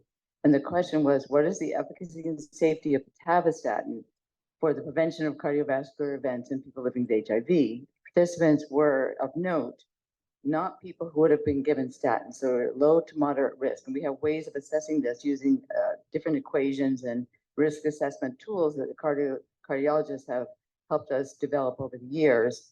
And if you look at the general population, you would not put such patients, when they were still patients, not yet participants, on a statin to prevent, basically hardening of the arteries type of complications in the heart and brain. So and I know this is small, so I'll try to go in the high points. There are almost 8,000 participants. Age range was 40 to 75. The median screening LDL, that's your bad cholesterol, is pretty low. So again, this is low risk people. They were stable on their antiretroviral regimen. They were given a sort of the average dose of the statin, and they were almost equally between the participants who got the statin and those who got the placebo. The outcomes they're looking for, and this is what I mean by they include stuff that's not necessarily just in your heart, but these are obviously very serious outcomes that we all hope to avoid, except perhaps in our last minutes of life. Some people have a wish that they just drop dead, but most of us don't want to drop dead anytime soon. So we're talking about cardiovascular death, which would basically usually be a heart attack and or an abnormal rhythm that would take you out. Myocardial infarction, which is a heart attack, a hospitalization for unstable angina or chest pain that comes from the heart, a stroke, transient ischemic attack, which I think most people know what that is. It's like a mini stroke, or it doesn't complete to a stroke, but you have the symptoms. Peripheral arterial ischemia would mean bad peripheral vascular disease, like in your legs, usually in legs and feet, that requires intervention and death from an undetermined cause. And it was measured in a time to an event analysis. So the median follow-up ended up being about 5 years since they had to stop early. The incidence of major adverse cardiovascular events was significantly lower in the statin group. So basically they had a heart disease incidence lower by 35%. So you can see why they had to stop it. And then any heart disease events or deaths by any cause is lower by 21%. Now, this is huge. There haven't been that many studies in the history of research in any part of internal medicine that have had to stop early because there is a difference in the two groups so great that ethically we cannot continue. So this is really a landmark study, and that's why I chose to talk about it. I think everyone needs to know that this was found. So the incidence of non-fatal serious adverse events was similar in the two groups. So this is important because a lot of people really don't want to take a statin. They other, more natural measures. I would strongly prefer you do that if you're my patient. So I'm not like a person who likes to throw pills at people at all. And so it was good to know that actually there weren't a lot of adverse events in the people who received the statin from what they figured out so far. They did see that those in the placebo group or the statin group were more likely to have newly diagnosed diabetes in grade 3, which is not the highest, but relatively high grading of these adverse events that they have for people of muscle aches, weakness, or myopathy, which would mean that you have symptoms and you have elevated enzymes. And that would be something you probably wouldn't continue the statin. So very few participants, though, stopped early due to adverse events. And that is significant because a trial that really has a problematic drug in it, a lot of people will stop early. And so the conclusions are that in people living with HIV who are receiving a stable antiretroviral therapy and are at low to moderate risk of statin, again, if you were a general population person, or probably even a person living with HIV, most people would not start you on a statin. If they got daily treatment with atorvastatin, it resulted in a significantly lower risk of major adverse cardiovascular events than placebo over approximately 5 years of follow-up. And then, so what are our limitations and unanswered questions? And since I think we're all of us are kind of going over time, I'm going to ask for questions after this. I'll be around for a little while. I'll do my best. And we can also get you a handout if you'd like. I did bring with me some of the materials we gave people who were participants. So if people are really interested, we can make copies and send them to you. So what are our limitations? What do we not know from the study? So other statins do not interact with HIV medication. So again, I told you they picked this one because it doesn't interact. And another thing, when you have a blinded trial, if you give somebody that makes one drug that makes your urine orange and the other doesn't, people can tell what they're on. So this way, if it doesn't have a lot of side effects, it's hard to tell if you're on the placebo or the statin. So it doesn't have a lot of side effects and it doesn't interact with meds. So it wasn't going to make people stop. So basically the bottom line of the first limitation is we don't know if other statins work the same, but there's honestly no reason to think they wouldn't. This is kind of a weaker statin. So, there's a lot of implications of it being a weaker statin, and I can talk about that if you have individual questions afterwards. The other thing is that we don't know that other means of lowering your LDL or bad cholesterol would work as well, and we need to compare them with statin therapy with respect to efficacy and safety and cost. And I think safety is one of the issues that stops most people from jumping right on this bandwagon of taking a statin. So I have questions, and I do want to defer these till afterwards so we can stay closer to schedule. So thanks very much for your attention. Great. Thank you. Sorry about that. Thank you so much, Dr. Staton. Next up will be Carlos Martinez from Palm Springs Clinical. One thing, she was talking about atorvastatin. Just so you know, the brand name is called Lavalo. That's not available via generic. I know because I tried to get on this drug. So you've got to have a really good insurance company, but some will approve it. But it's called Lavalo. In case people have questions. Thanks. Next up, Dr. Hello, everyone. All right. So I'm Carlos. one of the doctors of Pantry Clinical Research. We've been around since 2010, I believe, and we are fortunate enough to have actually worked with many of the HIV providers here, like Dr. Loftus. He's actually one of the doctors that started Pantry Clinical Research. We've worked with Dr. Scheibel, and as well as we're very lucky to be working right now with Dr. Ritchie and Dr. Meduli, as well as Dr. Eunice. But Dr. Ritchie is the one that's actually running a lot of our HIV clinical trials at this moment. We do, besides HIV clinical trials, we do other indications. And if you guys are interested about those indications, just meet us in the front. We are actually right outside.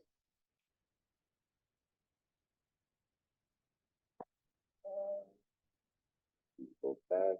How do we go back? There you go. All right, so this is one of our very interesting studies that we are actually running at this moment, and it's for patients that have a positive diagnosis of syphilis. As you guys know, there is a shortage of bicillin at this moment, which is the standard of care for treatment of patients with syphilis. So because of that, at this moment, we are actually signing a letter that is hoping to get to the White House and eventually let them know about the urgency of having bicillin accessible to clinics. At this moment, I think it is Pfizer, the company that actually is in charge of making bicillin. So there is that need at this moment. And we are studying practically to see if cefixime works the same way as bicillin. In this clinical trial, it's only 4 visits that you guys have to do. On the first visit, you get treatment. You get randomized into either group A, which is penicillin standard of care, or group B, which is cefixime, and you take it twice a day for 10 days. Group B is practically painless. All you have to do is just take your medication on a daily basis. Bicillin, I don't know what happened. So bicillin, it's a shot that you get once, but it's a little bit painful. And that's why a lot of patients don't actually like that drug. If you are interested in the clinical trial, let me know. And just for purposes of time, I'll just keep it short and make sure you just reach out to me, and I'll be more than happy to tell you if you qualify or not for the clinical trial. This one met their numbers this week, so I'll just go ahead and skip it. But this is one of the very exciting clinical trials that we're about to start. And we are actually proud to say that we have actually worked in the past with other cure studies. We actually were part of the City of Hope clinical trial about 5 years ago. Unfortunately, that study didn't work very well, so that ended up early. This time around, this is a clinical trial being run by Abbey, and they are testing 2 drugs. One of the drugs is called batigalimab, as well as ABB382.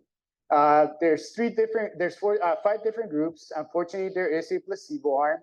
This study is very intense because we are going to be doing what we call the analytical treatment interruption. In other words, we are going to be asking you to stop taking your HIV treatment, and then we're going to be infusing you. So in other words, you're going to be getting the medication via your vein, and it's going to be 5 infusions that we do. And after that, we see you every single week to make sure that your viral load does not spike. If your viral load does spike, at that moment, we put you back on your HIV treatment. But we are going to be actually observing you very, very closely. And that's why it's a little bit intense, because we are going to be observing you very, very closely to make sure that that viral load doesn't spike. And like I said, there's 5 different groups. And the way that these drugs actually work is that we are trying to imitate what is actually known as immune-mediated HIV suppression. There's actually 2 cases already that have been reported throughout the world. One of them is by a lady, her name is Lorene Willenberg. And another one is, I don't think there is a name for that patient, but it's the Esperanza patient from Argentina. And that patient has proven to not have a viral load at this moment, not a detectable viral load, and is practically using something similar to this. So what these drugs actually do is they boost your immune system to naturally block the HIV replication as well as the cell-to-cell infection. So we're very, very excited to be running this clinical trial. And we should be starting it very, very soon. We should be starting it probably in October, early October, second week of October.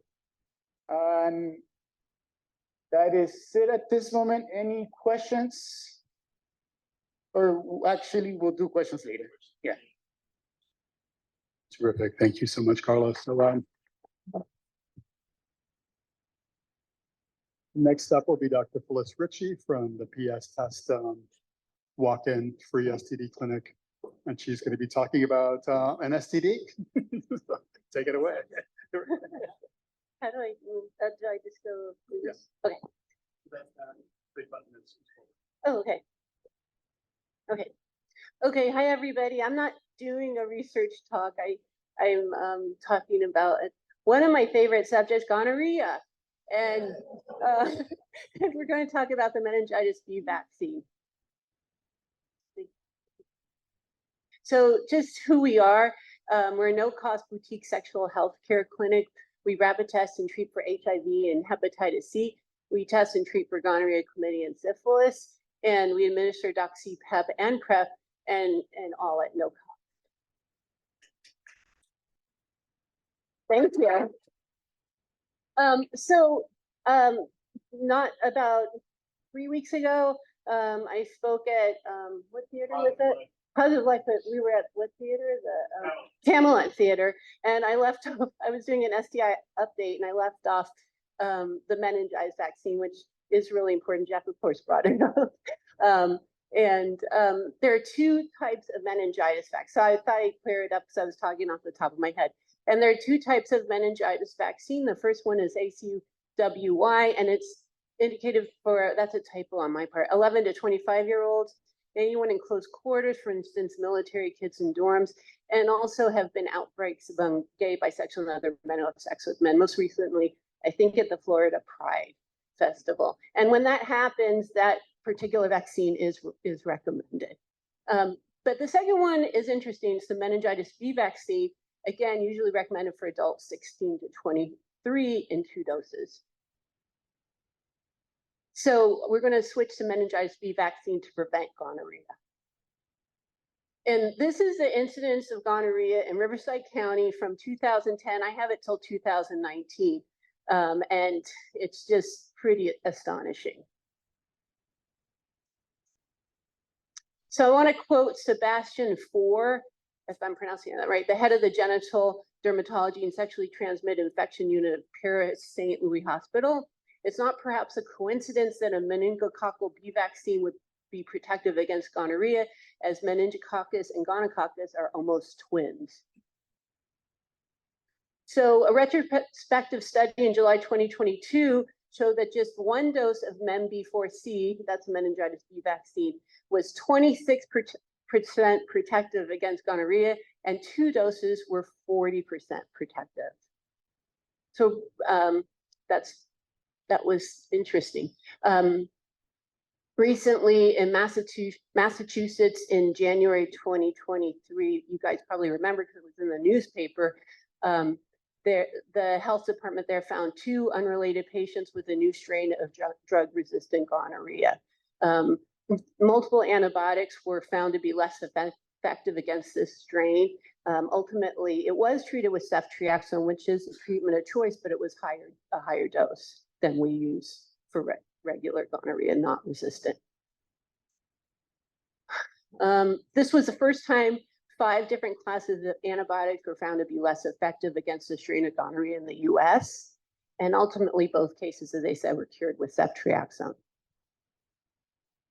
So these are just my thoughts. This vaccine is not recommended by the FDA or CDC, but this was an old slide where I said I would vaccinate at-risk people. I would consider vaccinating at-risk people. And the reason I changed it to consider with the MenB vaccine in Riverside County, first of all, Riverside County is, you know, we are a very sexually active group of people, and we have lots of STIs here. And I think 40% reduction is significant. There's a few problems. We don't have an adequate study to know how long immunity lasts. And the other big problem is this is a 2-dose vaccine, and each dose is, I think Jeff found it the cheapest for $210 each dose. Your insurance company won't pay for it. Who's considered at risk? You know, in my opinion, if you have multiple partners, don't use protection, and have had at least one STI in the past. And these are all my opinions, by the way. And that's really it. That's all I wanted to talk about. Thank you.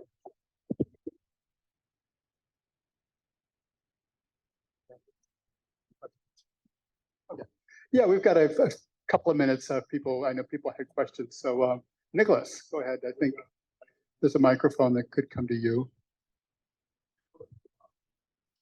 Thank you for being here.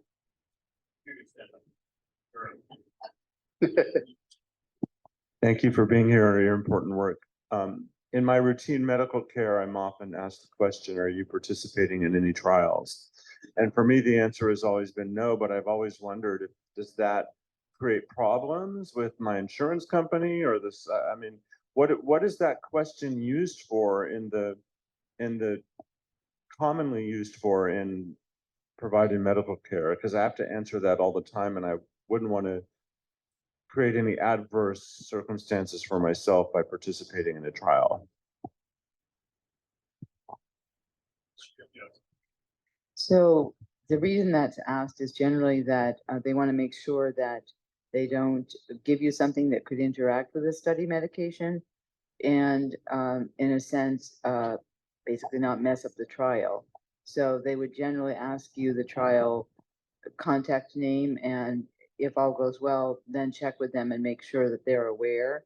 We are actually notified through EPIC, through the medical chart that we have at Eisenhower, that a person on a trial is in the ER or urgent care or that kind of thing. So we can check and make sure they're not having something done that would affect their participation. It's basically for protection of the person who's in the trial. That's all. See some in the back there.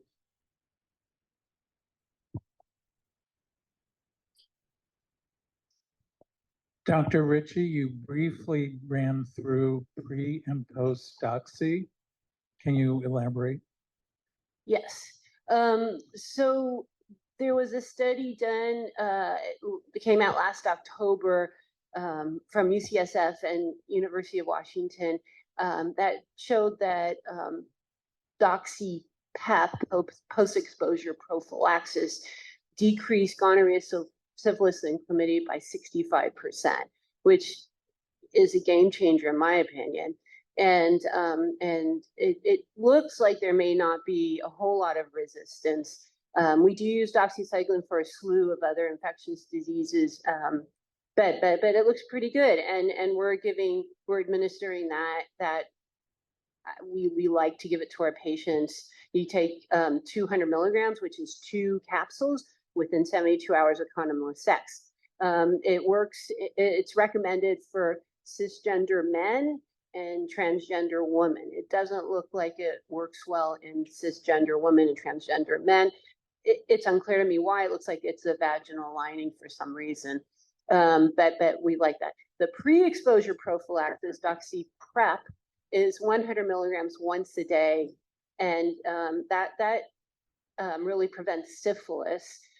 We give that, we administer that more to maybe sex workers or other patients that are really highly sexually active, maybe 2 or 3 partners a day, where the doxy PEP, you know, within 72 hours of condomless sex, it just wouldn't, the time-wise, wouldn't always be wouldn't always be good. So those are the differences. Maybe one last question. Go ahead. Yeah, this is a question primarily for the first 2 speakers. Going forward in the next 5 to 10 years, how do you see the impact of these studies playing out? Will patients be taking medications less frequently? Will the prophylactic medications be more effective?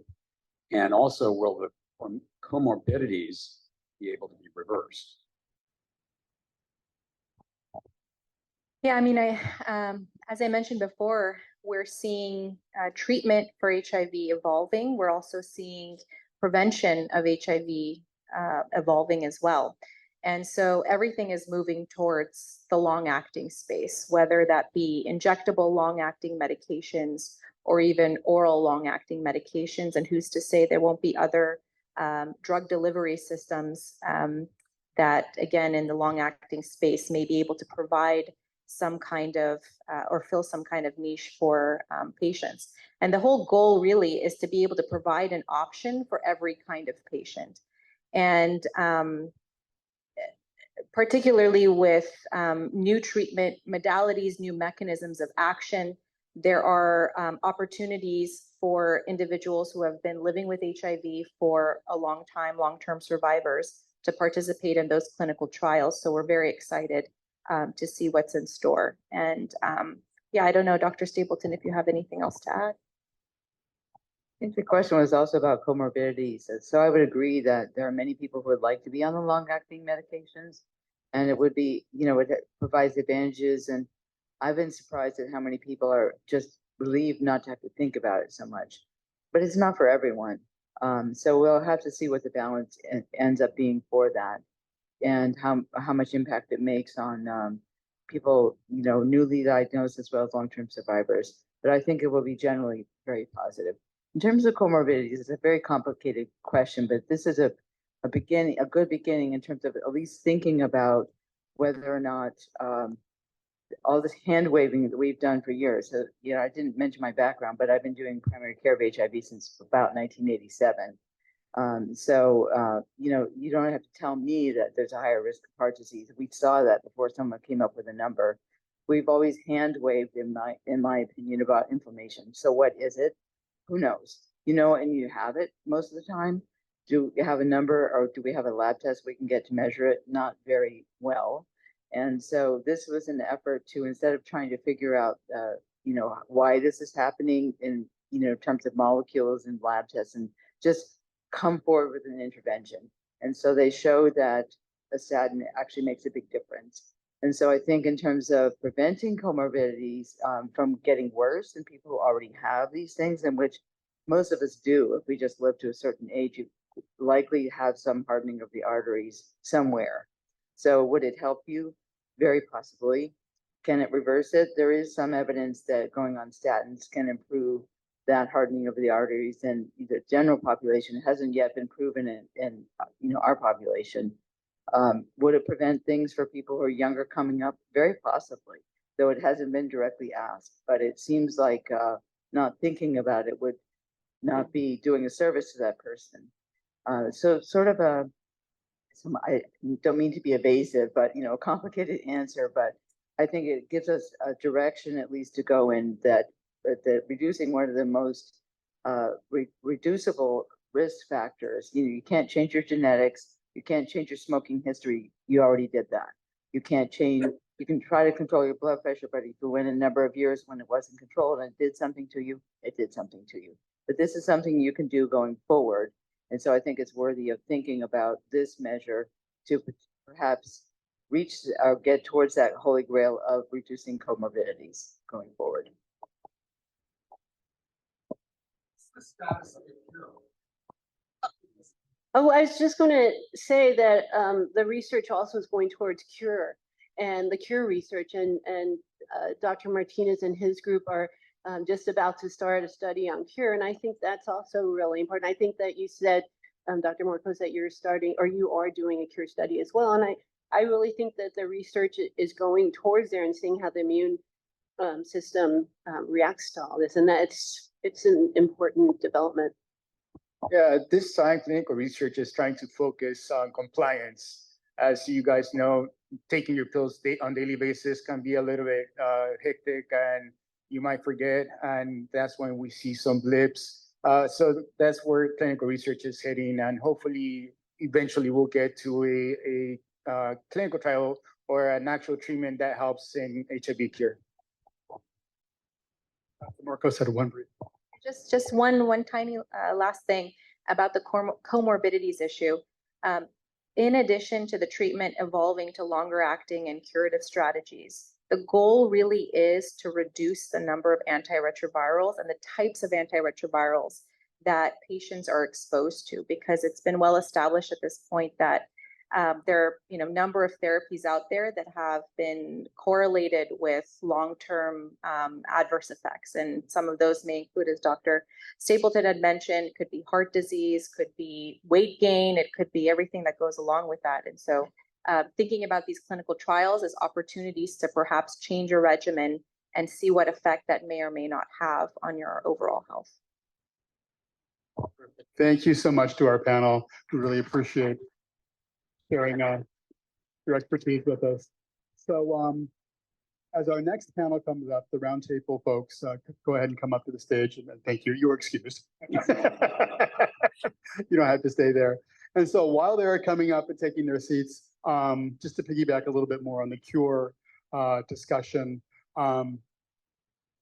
Carlos mentioned that they are going to be doing a study with City of Hope, and they've done a lot of groundbreaking research. Our own Paul Edmonds is the City of Hope patient. He lives here in the desert and was cured, much like Timothy Ray Brown was. And they're also doing, it just got funded last week, a really exciting NIH-funded cure research study using a CMV vaccine. I think many of us may remember CMV as one of the many opportunistic infections that we had to take pills for, so we wouldn't go blind or have other horrible things happen. So he's going to be talking about that, and I'll give a shameless plug for our event on World AIDS Day. It'll be the second annual Timothy Ray Brown Community Cure Symposium, and we'll we'll put a star for Timothy on the Walk of Stars right in front of where the newly controversial AIDS memorial sculpture will be. It won't be up yet, so you won't get to see the redesign they're talking about. But we will have researchers coming from the RID Collaboratory, and also the City of Hope. John Zai will be telling us more about that study, which will start recruiting sometime early next year. So stay tuned for that. With that, I'll give it over to the panel. So, thank you.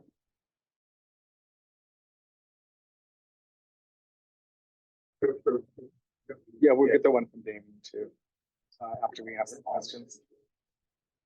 Good morning, everybody. We are here to talk about the Roundtable, which is a weekly discussion group specifically for long-term survivors and people who are aging with HIV. We are a program of Let's Kick Ass Palm Springs. The Roundtable is a peer facilitated group. So our facilitators are all volunteers who have been trained to lead a group like the Roundtable. And one of the things we like to emphasize is making everybody feel included. And give them an opportunity to participate in the conversation. So I'm gonna try not to fall. No problem. So we like to start our groups with a little go-round question, which gives everybody a chance to kind of put their toe in the water. And so I'm gonna pose the question these guys, and then I'm gonna see if there's anyone in the audience who'd like to share it with us. So our question today, what is one way that you practice self-care, physically, mentally, or spiritually, or any other way? What about you, Dick? Hi, my name is Dick Hammer. It's my real name. I don't know what my mother was thinking, but there it is. Self-care. I have a very big calendar on my wall. And what I do is I make plans for self-care because it helps to know yourself. And I know that what I needed was community and connection and people in my life and friends. And so what I do is I make a lot of plans every day. Now, making plans is the easy part. Showing up is the challenge because, sometimes it's very, very easy to isolate. There are medications, but I've been on this for a long time and I'm very used to doing it. Awesome, thank you. What I do is I'm busy with volunteer activities as well as my job, and I tend to keep working until I feel like things are done, and I make myself stop doing whatever I'm doing at 8 o'clock no matter what, so that I can chill out in front of my trashy TV show and get to bed at a reasonable hour. So is there anyone from the audience who would like to share what they do for self-care on a regular basis? Mike, right in front of you. I can. I've learned to not feel guilty about getting as much sleep as I get. Excellent, excellent, thank you. How about somebody else? I know we're all practicing self-care in one way or the other. Hi, guys. Pedicures. So for me, it's remembering that self-care is not just a bath. It's not just getting my nails done. It's not just buying something on Amazon, which I do and get packages almost every day. It is also taking care of my mental health as well. Thank you. Anyone else? One more person?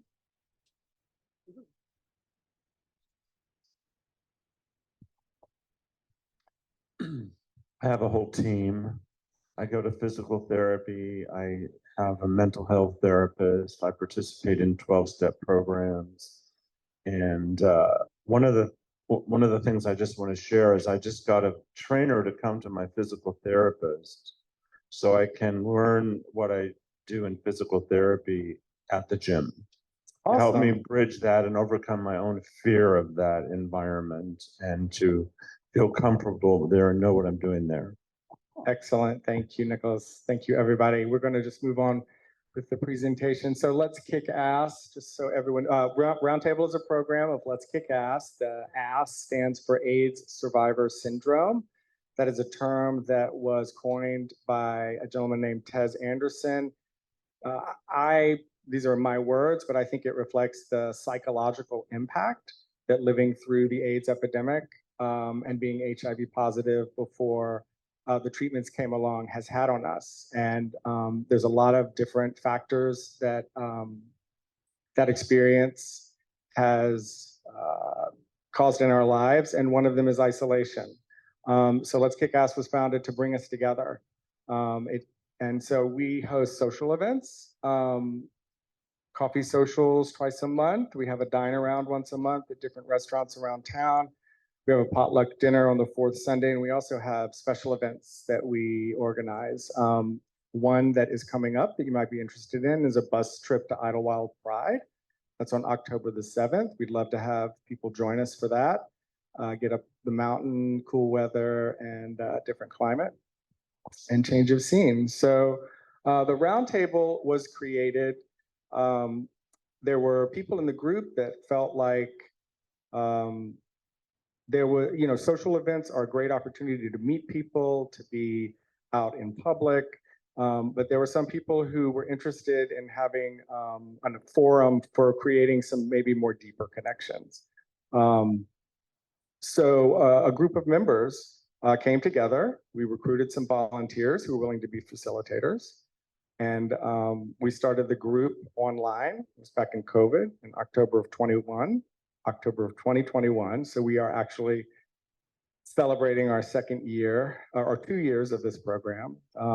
There was interest in an in-person group, so we were able to find more volunteers to facilitate. And we started that in-person group in May. Yeah, so we'll leave it at that. So yeah, this is the mission statement that we came up with, honoring the shared experiences that we've had as long-term survivors and others impacted by HIV and AIDS in the Coachella Valley and beyond.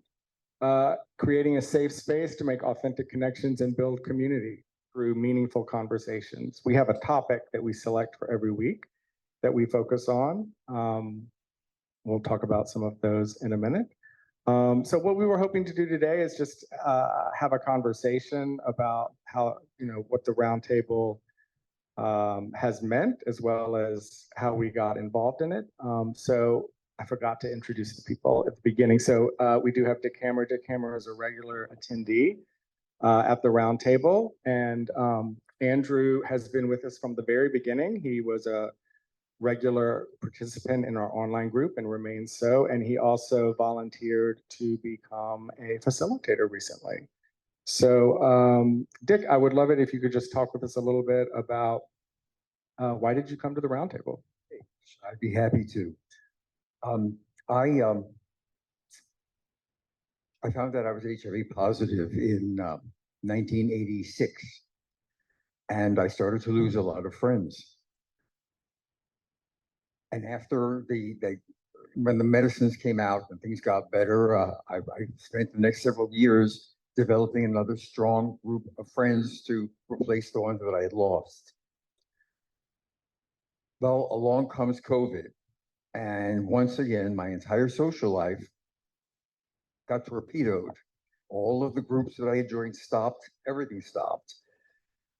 However, thank God for Zoom, because it was through Zoom that I discovered this group called, Let's Kick Ass and the Roundtable, which every Tuesday has a roundtable online. I was living in Los Angeles at the time, and so I was able to tune in. Post the whole COVID epidemic, when 2020 was over, I noticed something very interesting, and that is that Palm Springs really came roaring back with mixers and parties, and there was all this community and life and support here. Los Angeles did not do that, not at all. And so 2 years ago, I spent the entire summer going back and forth and back and forth. I put in a lot of mileage on my car, and I finally decided this is ridiculous. So this past April, I rented an apartment, took a year lease to see if I would, how I would, like it here. And I must tell you, it's been the most amazing thing, especially being a member of the Roundtable and Let's Kick Ass. I've met so many friends. I am never alone. It is phenomenal. Just this week alone, Wednesday was the dine out. Thursday was bowling. Friday was the in-person roundtable. Tomorrow night is the potluck. I have a very, very full life here, and I'm very grateful for that. Thank you. Oh, let me see one last thing. Please. I'm very proud of myself. This week, shout out to Keith Matola. He started a group called Dance Daddy and the Diamond Studs. It's a tap dancing class. 72 years old, my arthritic, and there's some fellow tap dancers in here, and he's in the class too. He's good.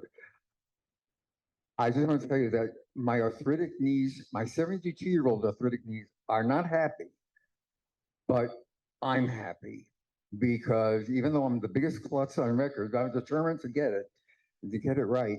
It's the people who go there, and that makes all the difference to me. I'm glad you brought that up. We do have people who participate who are fairly isolated, and just coming to a group and hearing other people share about their experiences, what they're doing to stay active, can be inspiring to others.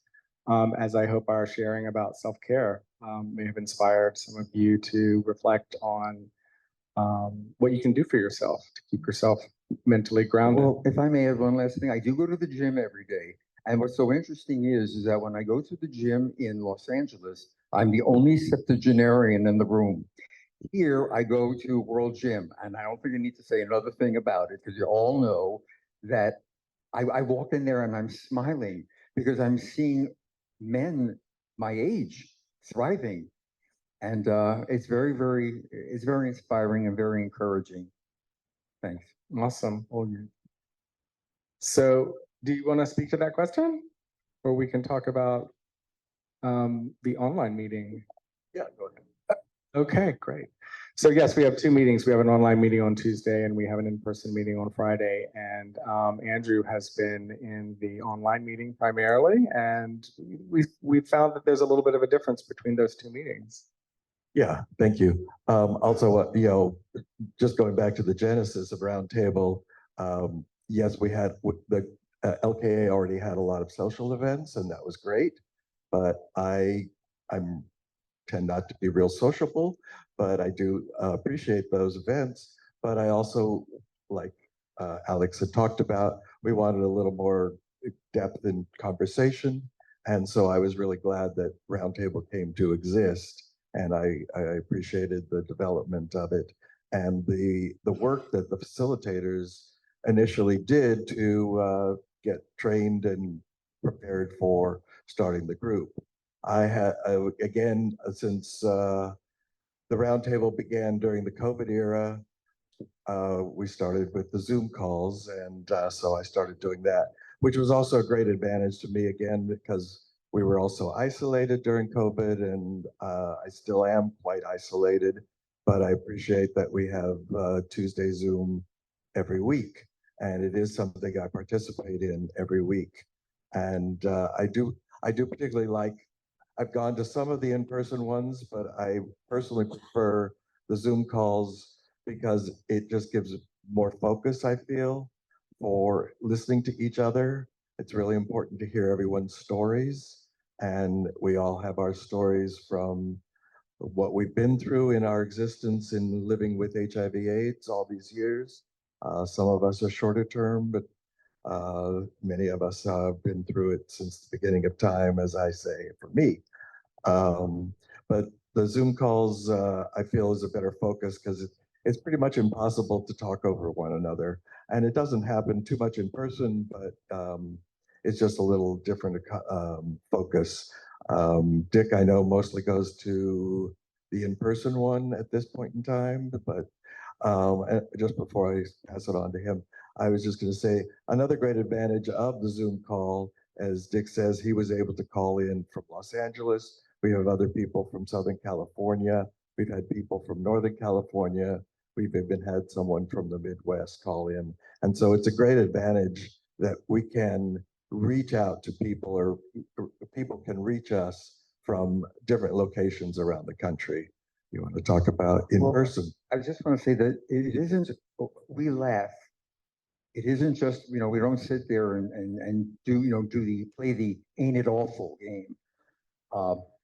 The topics are not always heavy. And that in itself is very, very healing. So we laugh and we do have a great time.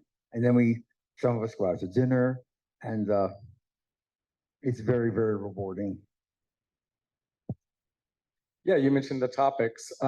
We have found that our most well-attended meetings are meetings that on topics that really do focus on our experience with HIV. As Dick said, it's not so much about dwelling in past negatives as celebrating our resilience and togetherness. I feel like having a group, it's hard for me to articulate, having a group like this where people who are extremely isolated come together and over time come out of that shell a little bit and have the opportunity to tell their experiences and talk about ways to become more empowered. My favorite thing when I'm in a meeting is someone new will come, and as I said, we make an effort to include everyone. So, new people tend to be shy and they don't necessarily volunteer to participate. And so the facilitator usually will say, is there anything you'd like to say about the topic? And the person will go, well, I wasn't planning to speak, and then they talk for 5 minutes. So they clearly had something on their mind and something that they wanted to share with the group. And that's part of what we're here for. So you can see some of our topics up there that we've talked about. Topics are suggested by members of the group, and the facilitators kind of go through the list every month and pick out some things that we think people want to talk about. Is there anything else that you guys want to say about topics or the meetings? Yes, I also wanted to add that. Okay, I found it, since I've been coming since the beginning, I do try to attend every meeting except when I'm out of town and unable to call in. And I find it really valuable to attend all the topics, even there are topics that you may not be that interested in, because again, we can learn from each other and each other's experience. And I think that's really valuable, just to be able to listen, to hear what people have said and lived through in the past. So thank you. Great. We're about ready to wrap it up. I got the wrap up from the back. You got the wrap up.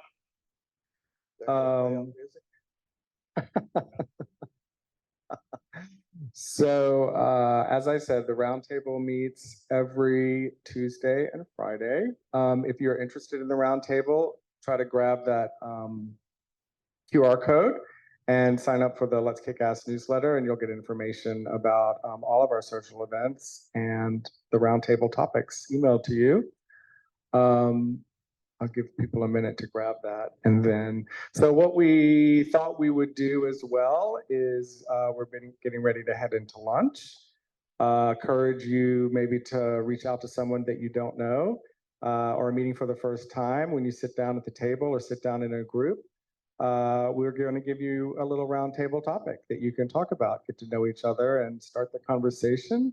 So that topic is, what is the most memorable dating experience you've had being HIV positive? Thank you for letting us share a little bit about our program, and we hope that if you have questions, please come to the Let's Kick Ass table in the community room, and we'd love to talk with you. Speech today, and Peter will be keynoting at the end, approximately 2:30 or so. We're running just about 5 minutes, maybe 10 minutes behind today, but we're in good shape to get through the afternoon.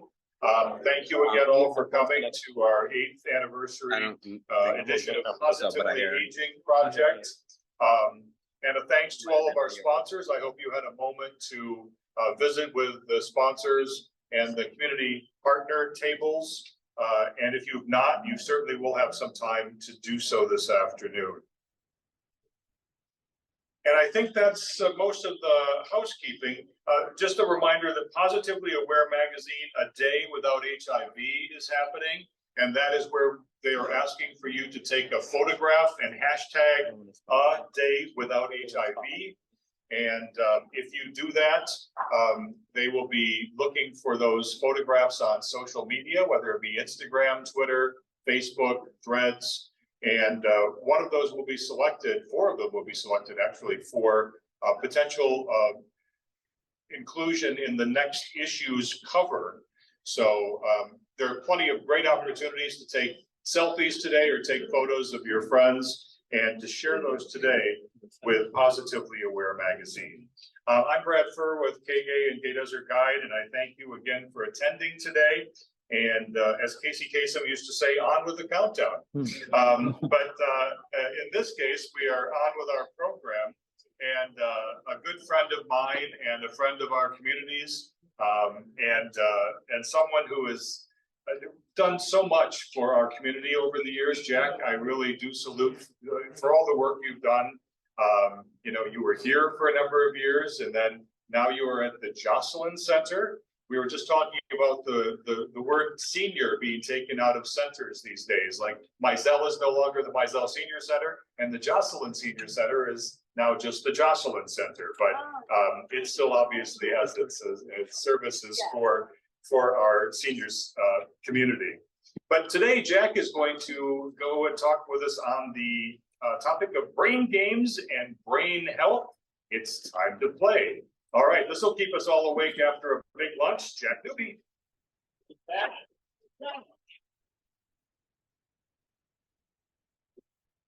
Well, thank you, Brad, for all those kind words. I'm really happy to be here. And I'm going to tell you a little bit about myself. As Brad said, I'm executive director at the Jocelyn Center in Palm Desert. You don't need a passport and shots to go there if you live in Palm Springs. We do a lot of work there. And I wanted to share with you also a little bit about, and I don't talk about this very much. I just turned into my 70th year this year. Yes.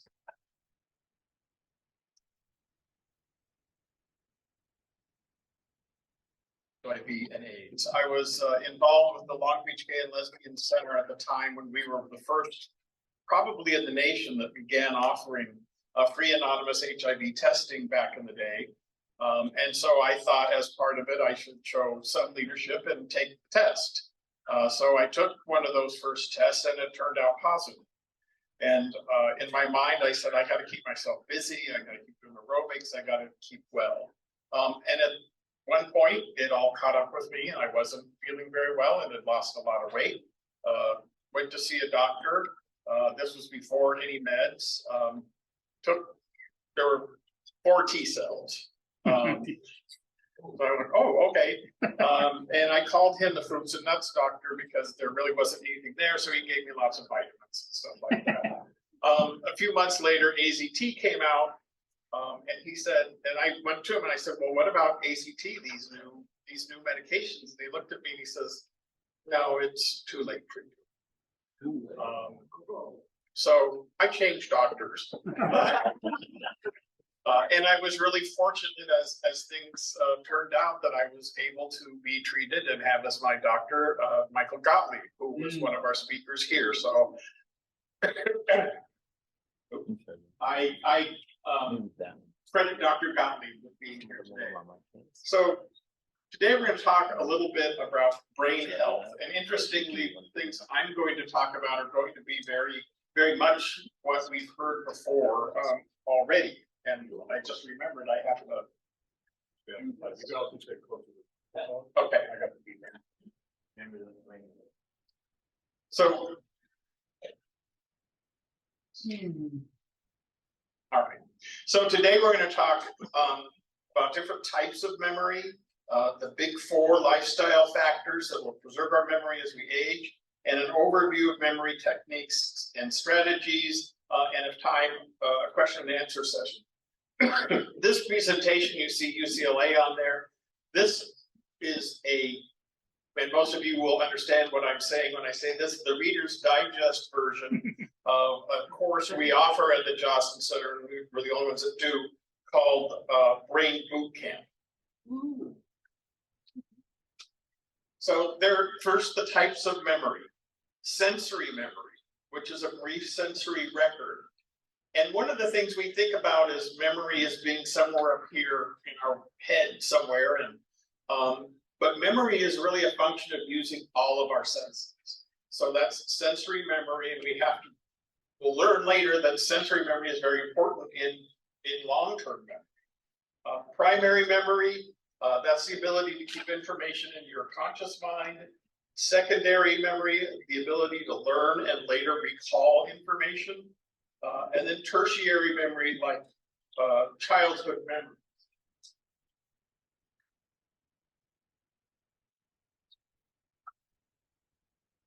It's not advanced. Okay. So sensory memory is really your radar. If you look around at what you see, it makes an impression.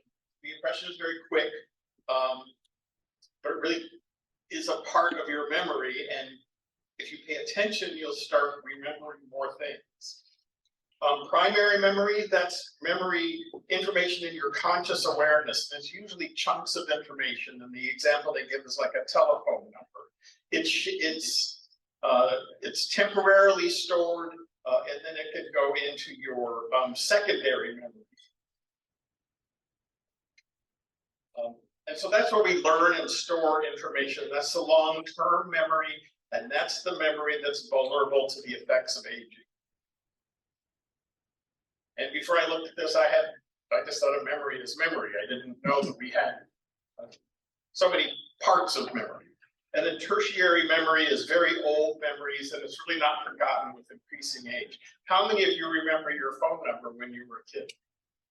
Yep. Hillcrest 702. 70216. That was back in the days before they used all numbers, Hillcrest. Butterfield 8. But yes. I mean. So memory changes at aging. Sensory, primary, and tertiary memory really don't have a lot of effects of aging. Secondary memory is most strongly affected by age, and the ability to recall. And I just want to share a little story with you. I visited several months ago an Alzheimer's care facility.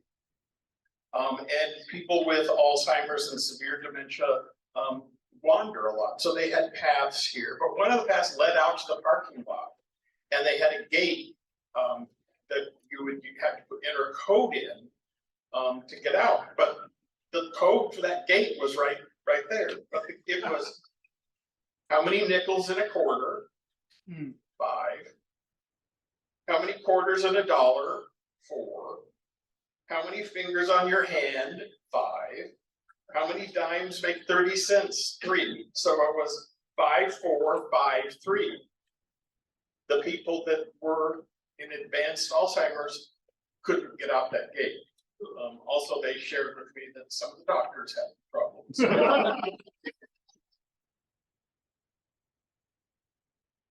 So the UCLA Longevity Center has been studying the brain and memory and how it works for a number of years.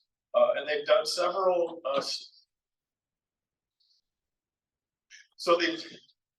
studies and proven ways to enhance and improve your memory. And they did just a very short study, a 14-day lifestyle program focusing on memory enhancement, and developed a technique called Look, Snap, Connect, which we'll talk about in a minute, and how you remember faces and names. And I'm terrible. I'll be honest with you, this hasn't really helped me with that. But there are certain that you can remember. I'm not going to go into it because we spend in the class the first few hours talking about just name recognition, introducing ourselves and remembering everybody's name. Then a brain and heart healthy diet and decreasing stress. So the big 4 for brain health are nutrition. We've heard about that. Physical exercise, Ted talked to us about that. Stress reduction, very important. And then memory enhancement exercises. So the brain healthy diet is moderate calorie intake, increase your omega-3 fatty acids, increase antioxidants, and eat low glycemic index carbs, and those are really sugar. And one of the things in doing the research and about teaching this class that really kind of surprised me is a serving of white rice is equal to eating about 2 or 3 tablespoons of table sugar. So really eating those low glycemic index carbs, vegetables, cauliflower, green beans, and a side benefit is you lose weight. So I'm not going to go through all of these. These are some of the USDA top 20 antioxidant foods. And as I was talking to a nutritionist, they said, foods that are bright colored, reds, berries, tomatoes, things that are bright colored, green, those are the things that are for a healthy diet and a brain healthy diet. And omega-3 foods, oily fish is the best source. Other sources are seeds, nuts, oils, vegetables, spices. So examples are salmon, which is unfortunately my least favorite fish, flaxseed, walnuts, and reduce the bad processed fats. Every once in a while, French fries are okay, but don't make it a daily diet. And then one of the big ones is stress reduction. Chronic stress has an incredible impact on your brain health and your ability to remember. It accelerates age-related memory loss, and there's greater risk for disease and premature aging. And think about it. When you're stressed out, you're just like focused on one thing, and your blood pressure goes up, everything goes crazy, and you're focused on that. You're not focused on anything else. So your memory that's what it's focused on. And so that's one of the reasons it has an effect on it, is your radar isn't anywhere except where what's stressing you out.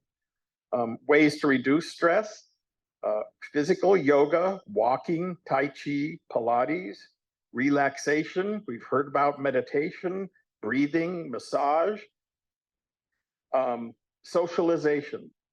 And this is turning out to be a really important subject, because what we're finding, and I think, I call it post-COVID traumatic stress syndrome.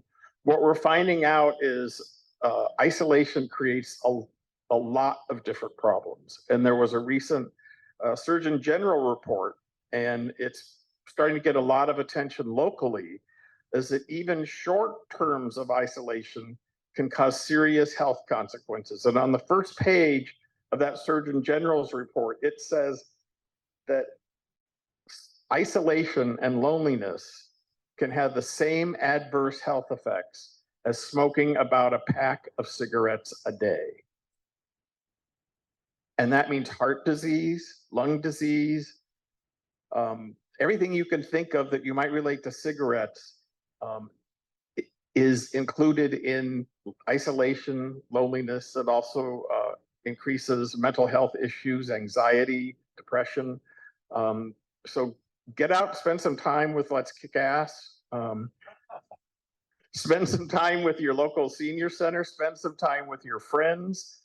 It's really critically important, and it has, there's also studies that show that isolation and loneliness, and that isolation increases and rapidly advances mental deterioration. So one of the things, so many people are concerned about Alzheimer's. That lack of socialization can lead to early onset Alzheimer's. So it's really an important thing. Good sleep, and get outside help if needed. Go to TED for training, go to an exercise class, talk with a therapist. So what is good for your body is good for your brain. So this study that they did at UCLA was at least 30 minutes every day, every other day. I'll go with along with TED, at least 30 minutes, 5 days a week.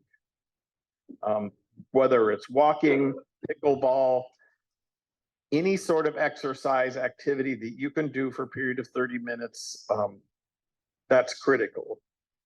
And studies are showing that this regular exercise increases your brain volume. You're 3 times less likely to have Alzheimer's disease in later life. And you have better executive control, which means monitoring, scheduling, planning, inhibition. So those are some of the things that just exercise will do to help you improve your brain health. Now let's play a little game. So we'll give you some time to look at this picture.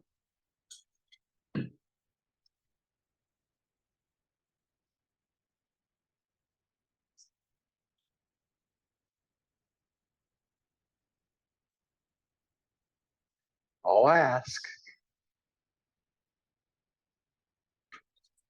So what did you see? How many people?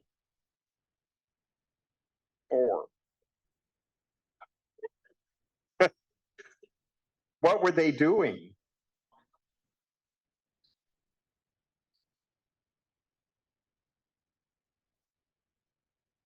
I don't know whether he was walking the dog or struggling with the dog, but so what was the house address? Very good. When I first looked at this picture and this thing, I said, there was a house address? What was lying on the steps? And I heard someone say it back there. And what was leaning against the house? Bicycle, you got it. So what this illustrates is that simply paying attention, using all of our senses, using our radar, improves our memory. And it's, you know, one of the other things I learned when I was training for this is you got to care. You're not going to remember something you don't care about. So, but this was for me, a very interesting exercise, and we'll have a little test later on.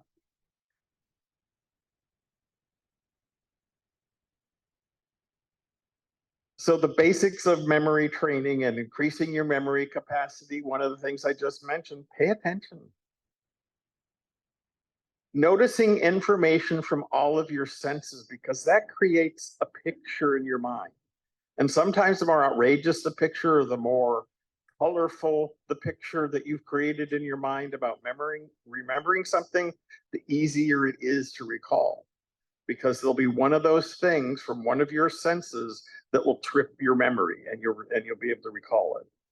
Make information meaningful by using imagery. Make it personally relevant by associating with what you already know. Again, if it's not relevant and if you don't care, you're not going to remember it. And organize and chunk information. And so put things together. And there's nothing wrong with making a list, checking it twice before you go to the grocery store. And I do that. On my phone, I'll put a list. I've not yet gotten to the point where I type things into my phone. I'm 70, you know. So the other thing, you've said this a couple times, pay attention. Consciously pay attention to what you see, hear, or read. And so many times now, and it's one of my pet peeves when I go to World Gym, wherever Ted is, people aren't paying attention. I run into people going into the grocery store because they've got their nose buried in their phone. What the heck are you going to remember if your nose is buried in your phone, or you're sitting at the gym machine as the lounge chair, going through your texts or whatever on your phone? So notice landmarks around you. Think about what those landmarks might mean or how you might associate with them. Ask yourself questions about how something makes you feel or affects you, because all of that goes together in improving your memory, maintaining your memory, and being able to recall something because you're associating it with something you know. And then again, as I said before, do you want to remember it? Sometimes we're in a party or at a place where we meet a lot of people, couldn't begin to remember their names. And why? Because in many, many cases in those circumstances, we know we're not going to see them again. And I'll tell you, remembering names is again one of I struggle with that one. I love name tags.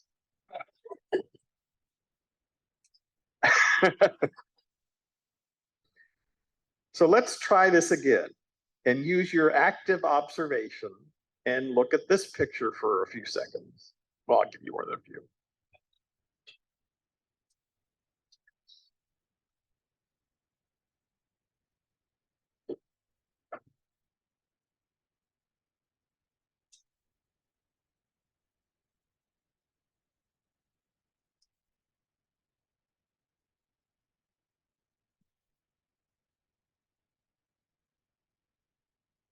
So what did you see? How many people?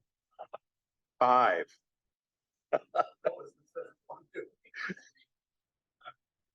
We'll go back.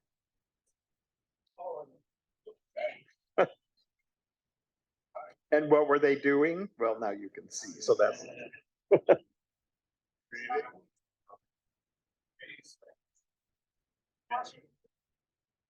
very good. What items were on the lawn?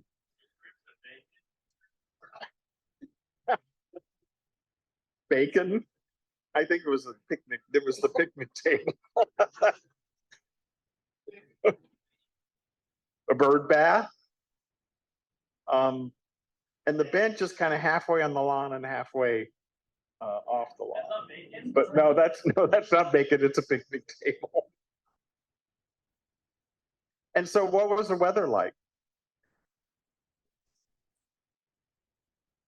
See, it's interesting how we're here and they're all right. It was a sunny, beautiful day. It was a little bit overcast, cloudy. How you remember it and how that registers in your mind shows how our minds work differently, and they're both the same recollection. So describe the clothes of someone who was one of the people in the scene. So let's cheat. And just in preparing for this, as I looked at the picture again, I thought, this is really interesting. We have the girl in the jogging shorts and wearing shorts and like a tank top. Then we have the guy in jeans and what looks like a Letterman's jacket. And then we have other people in long sleeve shirts. So it's, that may help you decide what the weather might have been. But I also thought it was different. They were all dressed a little bit differently that didn't seem quite in sync with what the weather was. I'll call UCLA when I.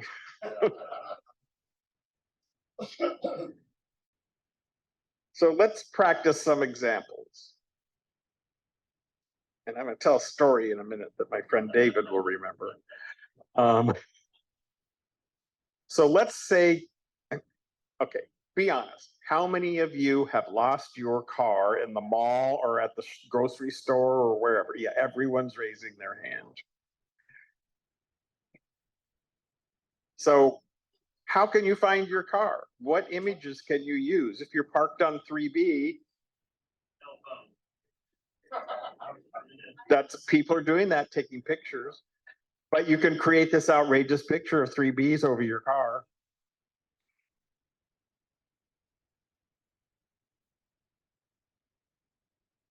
And I'll tell a story. It's kind of look Snap Connect.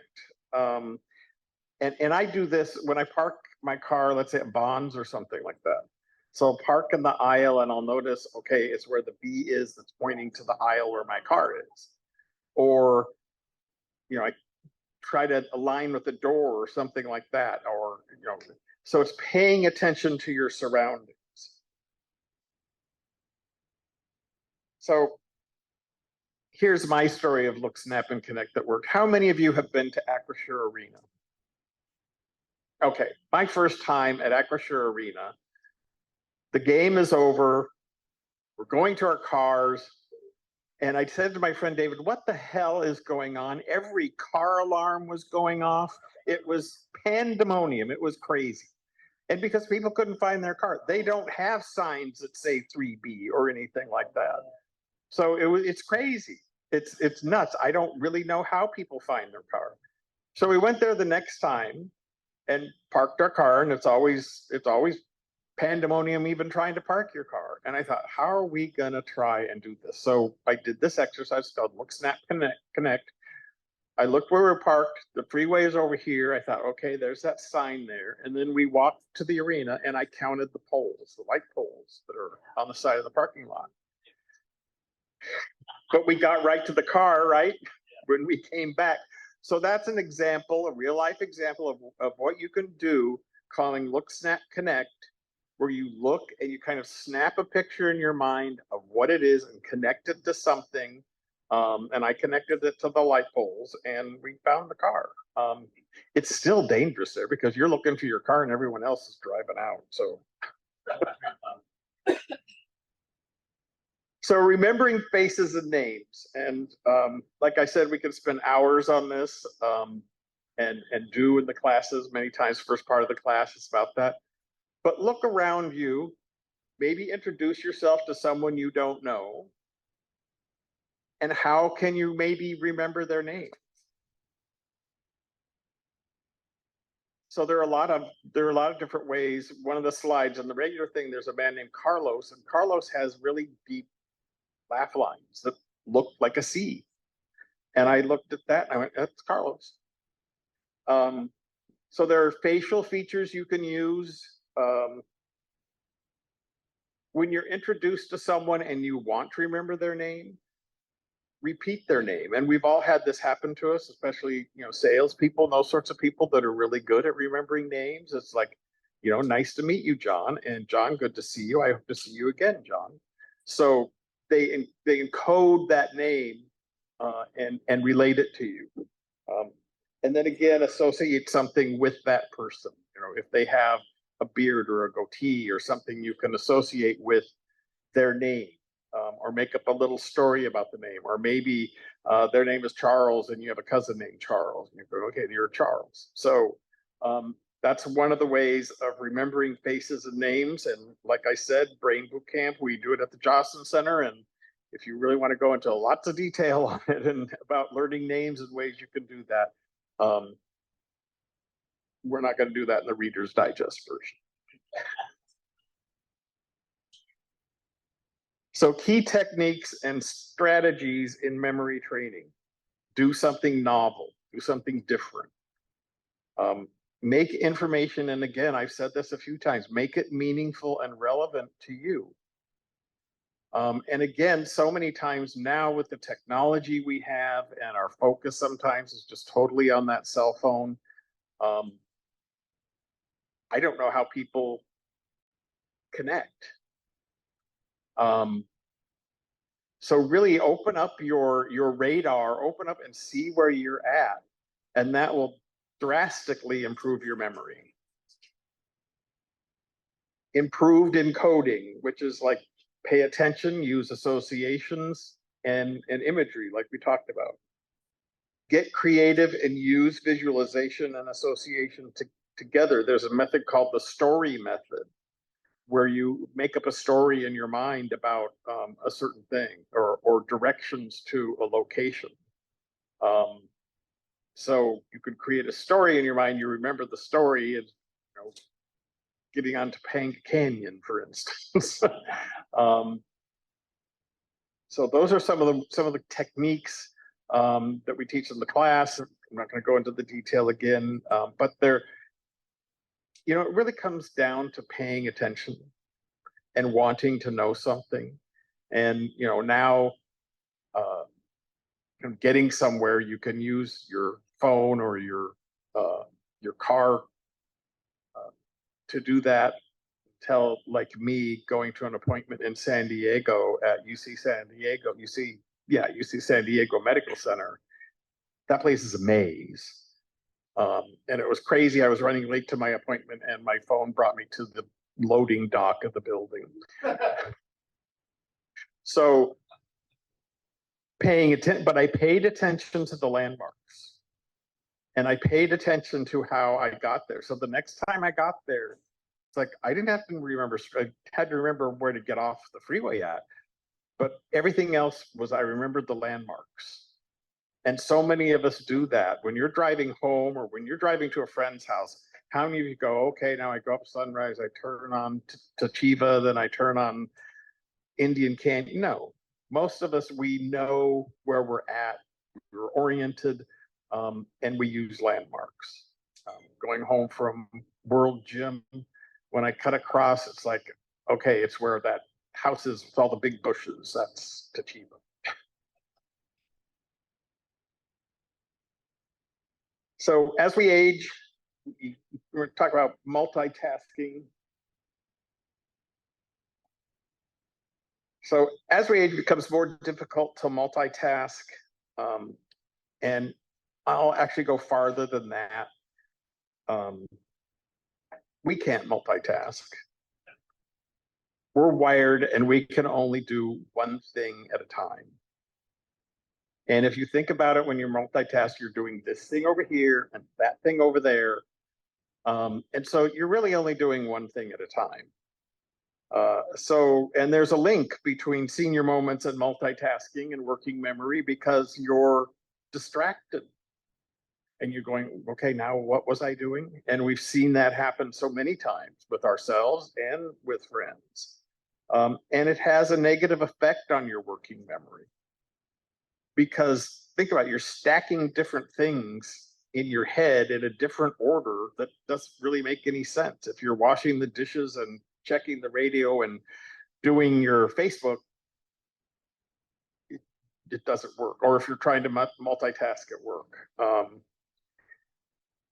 As we age, we have a more difficult time letting go of distractions and regaining our ability to focus on the original task at hand. So that's why multitasking is not a good thing. Focus on the task at hand. Our brains are wired, and that's why we really can't do two things at the same time.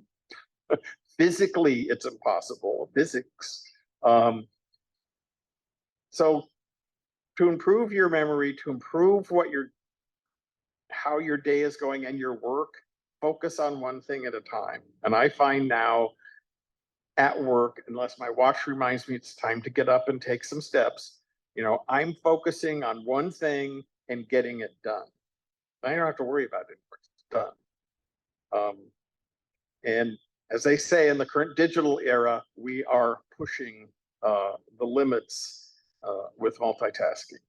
And again, as we mentioned earlier, how many of you find yourselves with your nose in your phone for a period of time? And you're totally oblivious to what's going on around you. And you don't know what's going on. And then you don't remember anything. And of course, we've done that driving too. You get somewhere and you go, I have no idea how I got there. So one of the things I wanted to just let you know about is there are brain games. But I want to just point out, brain games are really important. I play solitaire on my phone all the time because it makes you think and it's strategy and all that. So brain games are good. They keep your mind working. But these other things I talked about, brain games aren't a substitution for paying attention, for noticing what's around you. And the brain games help your mind work and work on tasks and that sort of thing, but they don't do the basics. So be sure you don't rely solely on brain games, but there are some jigsaw puzzles you can do, the crossword puzzle in the paper. Those are the inexpensive things you can do. There are studies that show that this kind of training does help your cognitive function. So there are online games. Lumosity is one of those. Cognifit, Brain HQ, and then also with our phones, there are just different phone apps you can get through those. And there are all sorts of brain games out there. All you need to do is Google it, and you'll find pages of brain games. They are important to help keep your mind active, and don't substitute them for some of those other things we've talked about. And so if there are any questions, the other thing I really wanted to touch on again is socialization. Keep socialized, make friends. And I know it's hard to do, it's especially hard for me. Make friends, get out there and talk to people. Like I said, join Let's Kick Ass, kick some ass. So keep yourself socialized, go to the senior center, get involved in groups, go bowling with a friend, make friends, because that is one, the research shows that socialization is one of the most important things that affects your brain health and eventually the development of Alzheimer's or other cognitive decline. So I think my time is up. We have time for a couple of questions. Okay. I need to grab one here. Okay.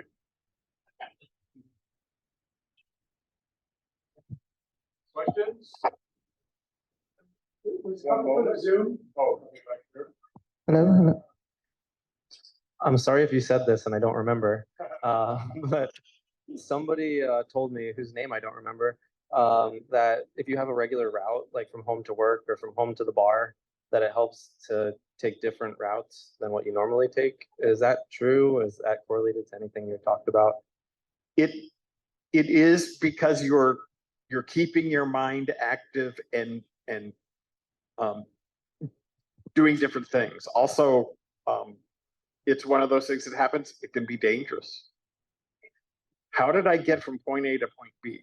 Because you're going the same way and you're almost, you're not paying attention. So if you take the same route, please pay attention. I have a question on Zoom. So somebody must have heard what you said about cigarettes. What study linked the isolation to a pack of cigarettes a day? There are several studies. Like I said earlier, you can look on the National Council on Aging, I believe. Also, AARP website talks about it, and it's quoted on the first page of the Surgeon General's report on the importance of socialization and making sure that we continue to socialize. It's fairly, I worked in senior centers for a number of years, more than I care to remember.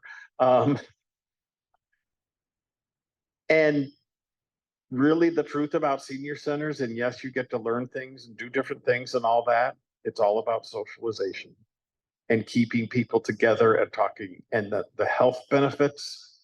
And Ted earlier was talking about exercise. I've seen people in exercise classes start in a walker and throw it away. And people used to joke with me and say, the senior center is not Lourdes. But sometimes it feels like it, because that is the miracle of socialization and regular exercise. If you sit at home and do nothing, your muscles are gonna atrophy. You're more likely to fall and injure yourself. So socialization has a lot of benefits. And I don't know the study off the top of my head, but I've seen it in several different places for a number of years. And someone's holding up his phone. He found it. National Institute of Health has it. Yes. I wanted to remind people that your phones have voice memo. So you can talk into it and say, oh, I'm parked, and be specific, and then you can just play it back. Yeah, we can use our technology to jog our memory, to help us help us find our way around, or make those grocery lists. But also keep yourself focused, keep yourself looking around, keep your radar. What's the weather out like today?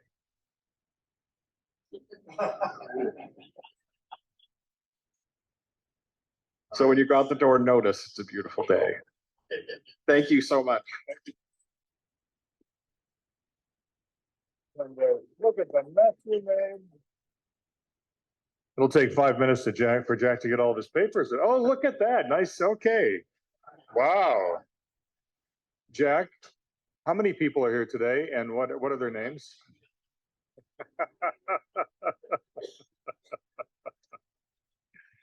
Jack, that was fascinating. And I do have one last question, Jack.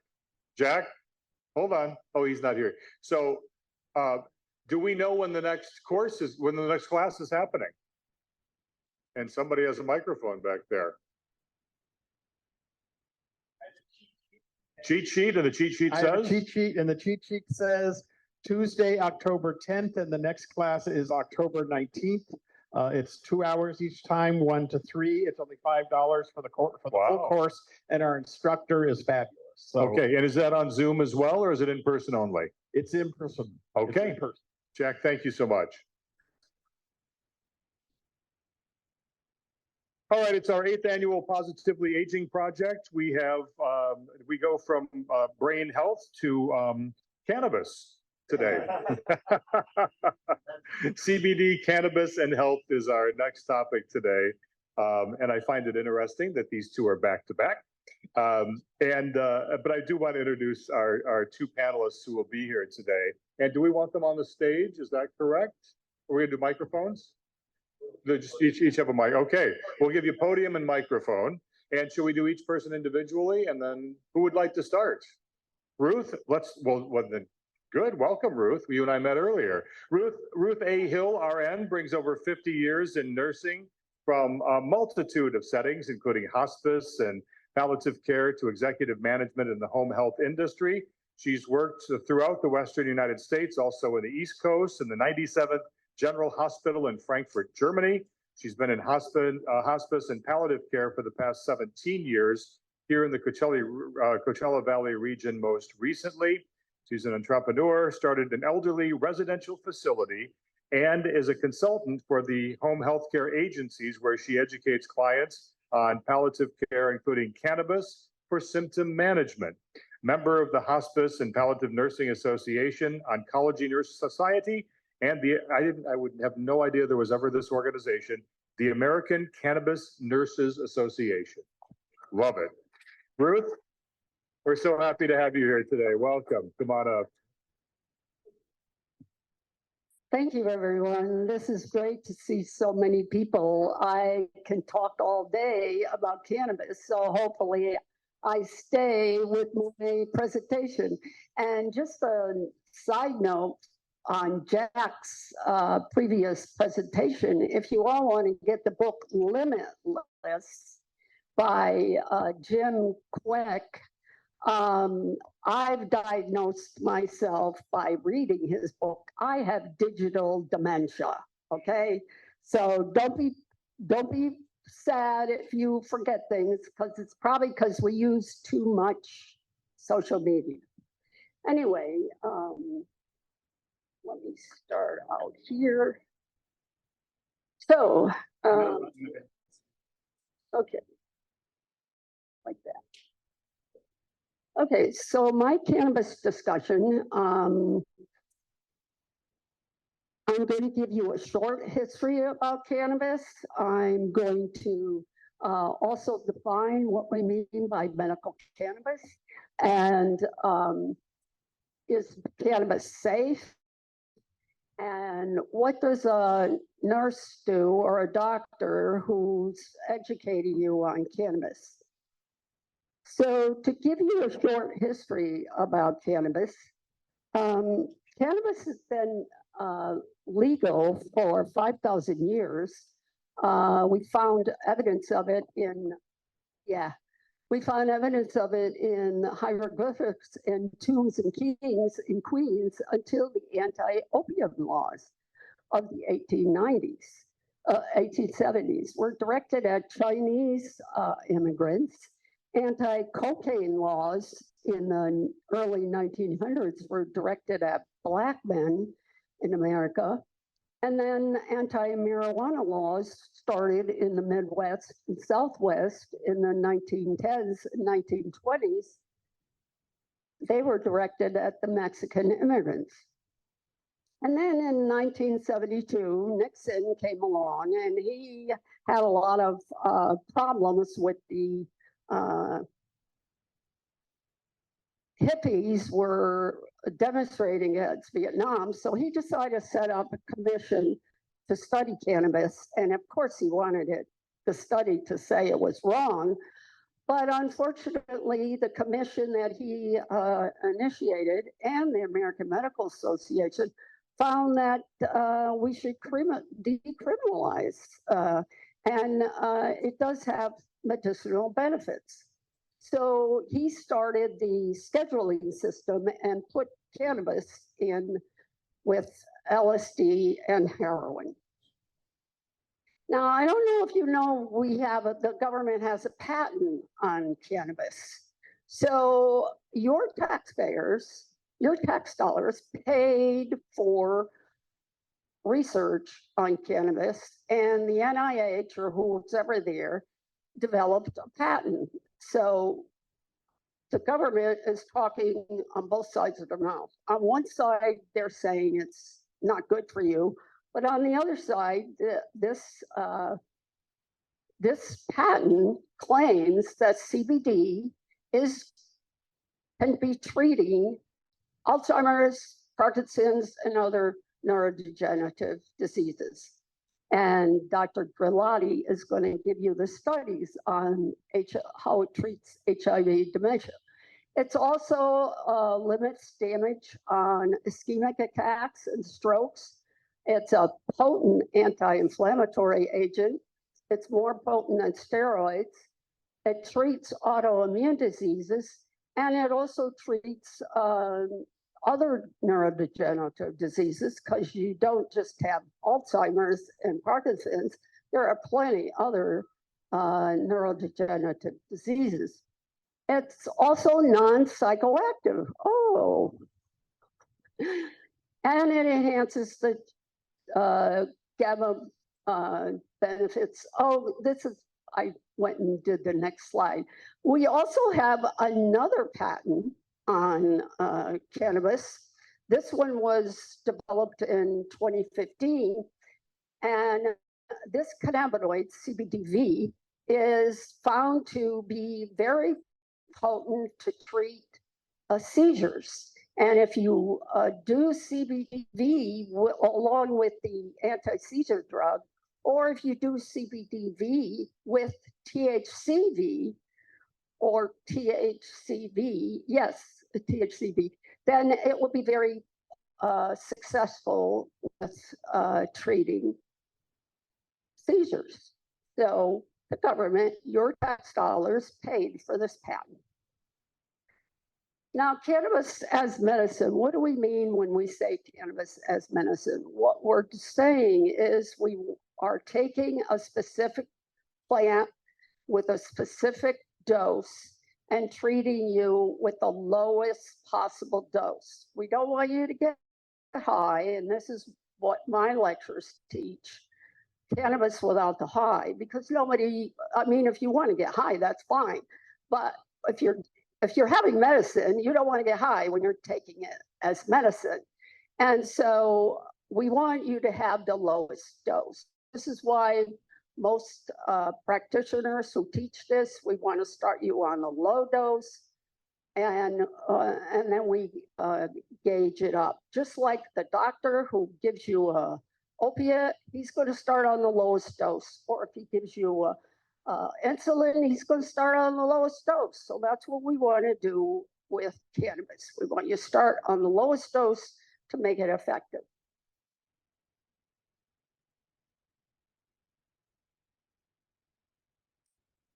So cannabis was discovered, the NIH gave Raphael Mechoulam, an Israeli scientist, $10 million for over 15 years. And 2 or 3 decades ago, he developed, he researched cannabis because you want to know, why are people getting high? Why is these people are becoming couch potatoes? So he got his wife to get cannabis from Lebanon because that was the best one. And he started developing it, and he discovered the endocannabinoid system. And this is the science behind why cannabis works as medicine. So he found that we have receptors in our body for THC and CBD. And I don't know if you know that you right now are making THC in your body, and you're making CBD in your body. Anybody know this? Well, you are. And this is what Raphael Mechoulam found, that this THC in your body, he found the molecule anandamide, and he named it anandamide because it means it's bliss. And so you are making THC on demand. Of course, we call it anandamide. And the molecule we make that mimics CBD is called 2-AG. I'm certainly not going to pronounce the medical term because it's got 20 letters to it. So anyway, he found that this endocannabinoid system, it's a global system in your nervous system, and it has receptors all over your body. There's receptors in the brain, in the spinal column, and your skin. It has more receptors in your body for cannabis than any other receptor in your body, because God made us plants like this. God made us like this, and he made a miraculous plant that mimics what we do in our body. So this is how it works. The human endocannabinoid system, you have THC and CBN are known to be fit like a lock and key in a network of existing receptors. Of course, this is how all drugs work. There are receptors on your body for particular molecules, just like opiates have receptors. And THC, they found through the research that we have CB1 receptors, which are the blue in this figure, and they're mainly in your brain and spinal column. And CBD receptors are CB2 receptor, and CBD doesn't really lock into the CB2 receptor. What it does is it's like Tinkerbell. It just goes around to all your cells, and wherever it is needed, it lights up that particular area that you need to open up your receptors so that you can receive more CBD CBD that you are making on demand. And then, of course, there's CBN that does go in the CB2 receptor.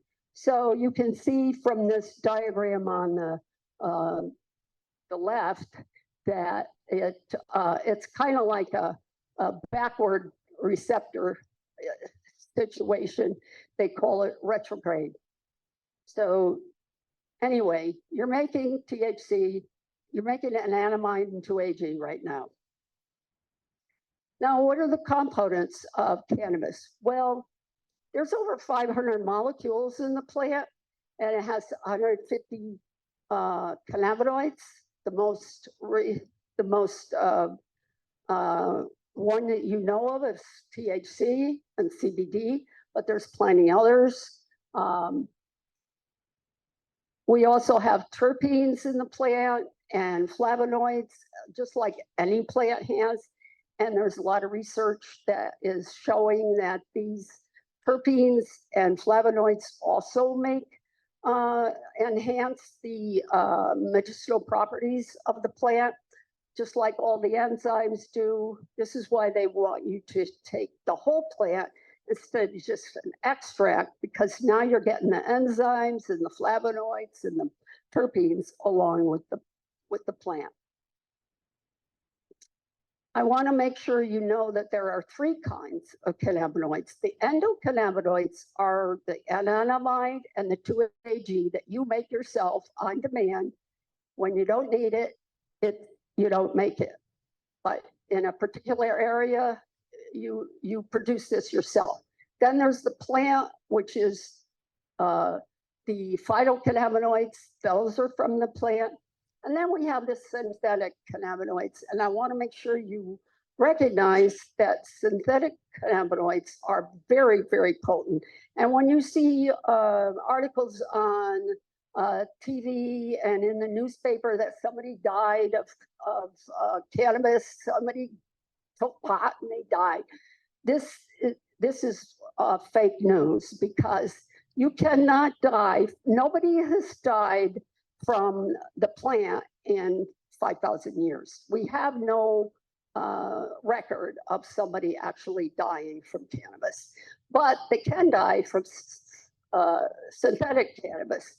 Synthetic cannabis doesn't occur in nature.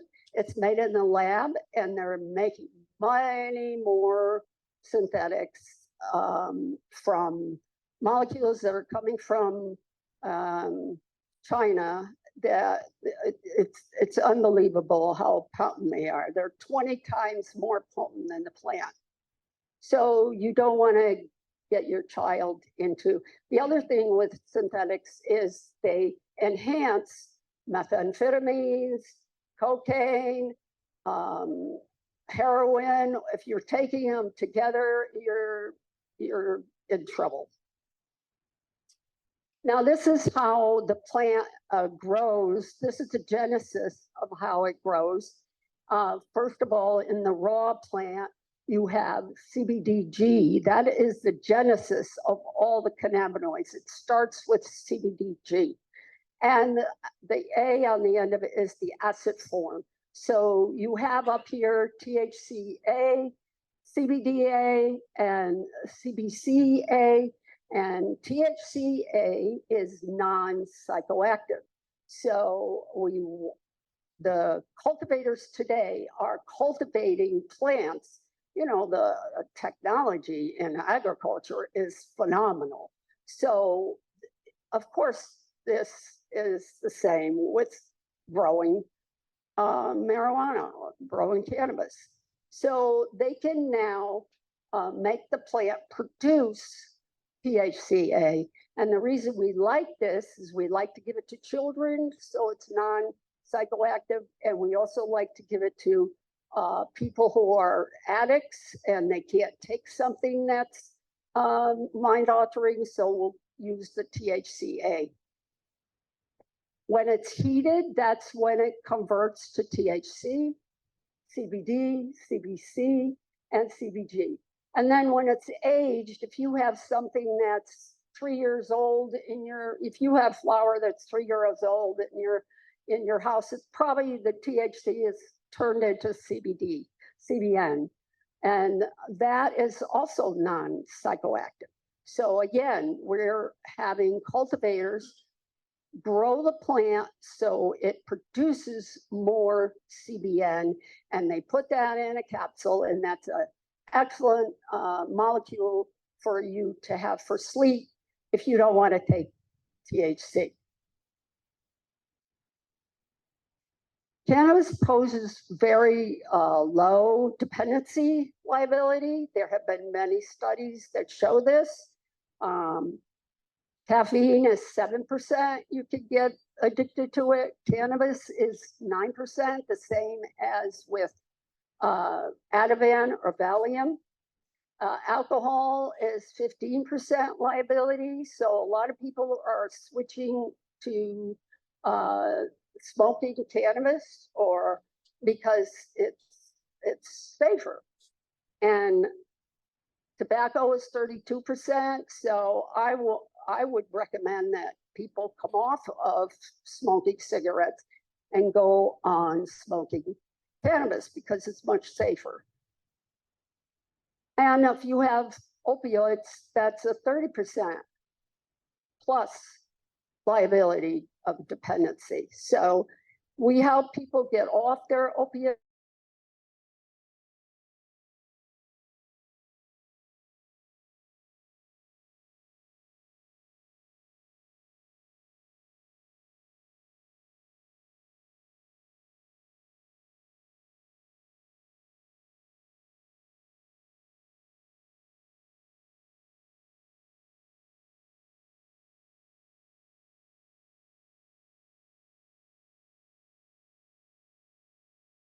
And they come to me and they still have symptoms. They still have insomnia, or they still have pain, or they still have other anxiety, and they're taking more and more THC.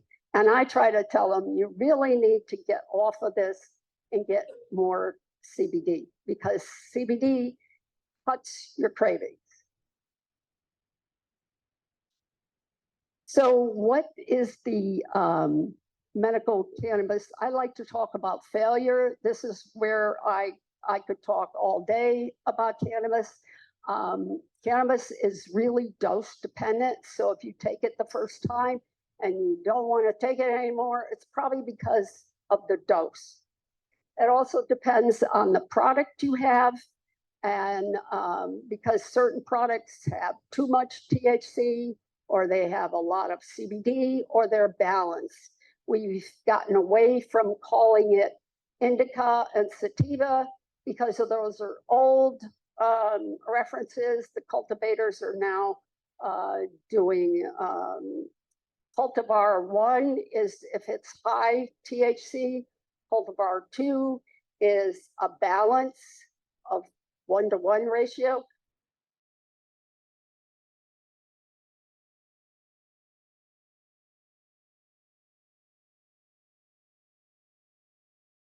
A lot of THC, a lot of CBD, or they need equal amounts. It's also, there's a typo there, it's also biphasic. So if you see the graph on the left, we usually start people low and we titrate up. And if you get the top, you get your sweet spot. But if you go past your sweet spot and you take too much, you can cause anxiety, you could cause vomiting, you could cause pain, you could cause insomnia. So this is why it's important to have a nurse or a doctor or somebody who really knows how to help you titrate the medicine so that you get the right dose, because it's not a linear path, it's a bell curve. So you have to know what you're what milligrams you're taking. And there is a sensitivity, desensitivity protocol by Dustin Sulak. So if you take too much and you can't get out of that merry-go-round that you're on, and of course I did this twice, Of course, you must know that when you have pain, you've got anxiety with it. So you're not getting any pain relief. So what do? You take another dose in an hour. And then in an hour after that, you take another dose. We call this stacking. And sometimes you stack so much. So I was awake all night and wondering, I kept taking more and wondering, why am I awake all night? Well, it took me several weeks to recognize this. And I happened to see a lecture by Dr. Dustin Sulak, and on his website, you can print off this protocol. He has a protocol for inhalation and also for tincture.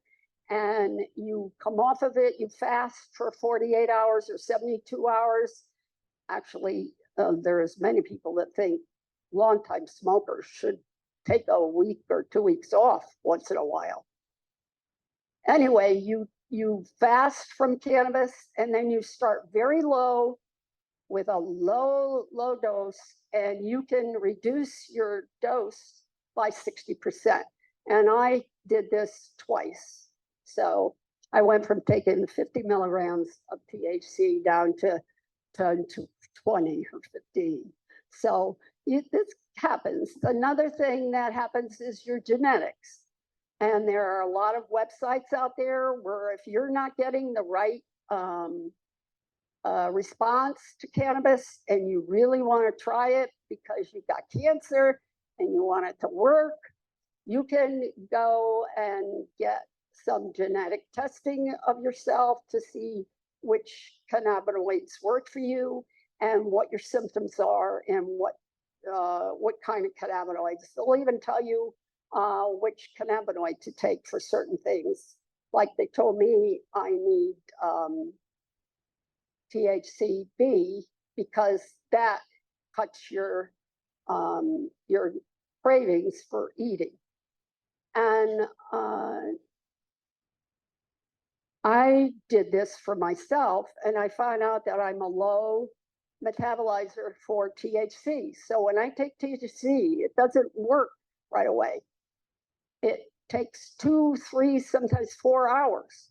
So the fact that I was stacking really put me in a bad thing. So anyway, I did that because I had to use this protocol twice. So I said, this is crazy. So I decided to get my genetics checked.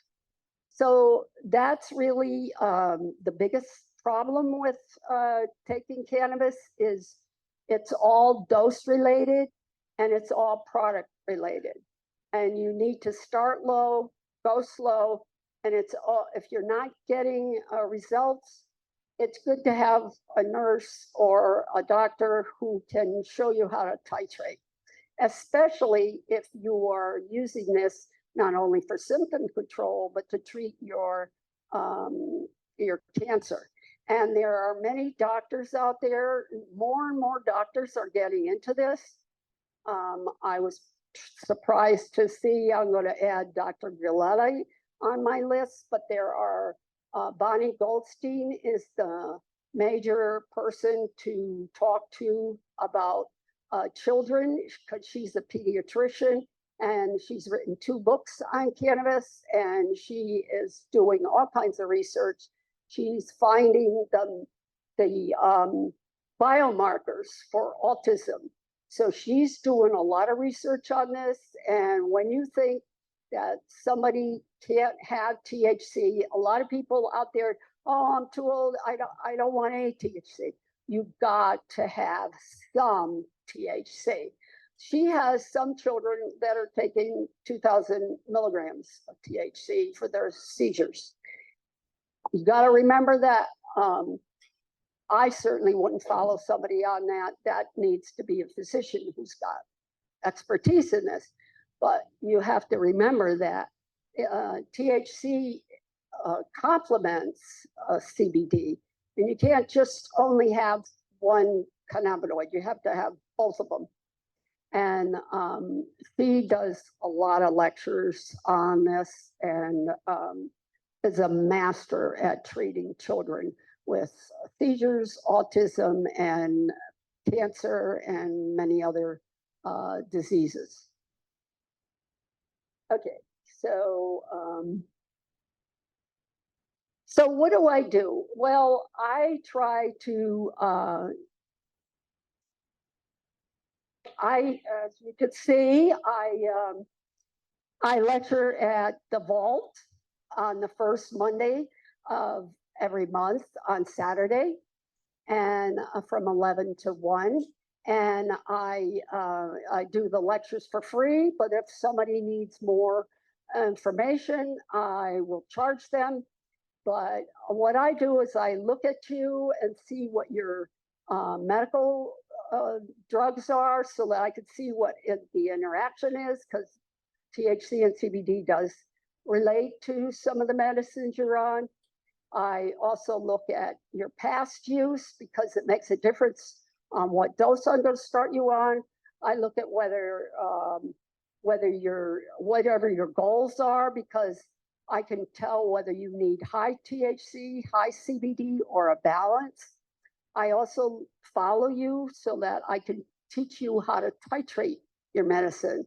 So when I follow somebody, I'm not pull pusher. I don't just tell you, here, take this pill or this, go to the Vault and buy this one.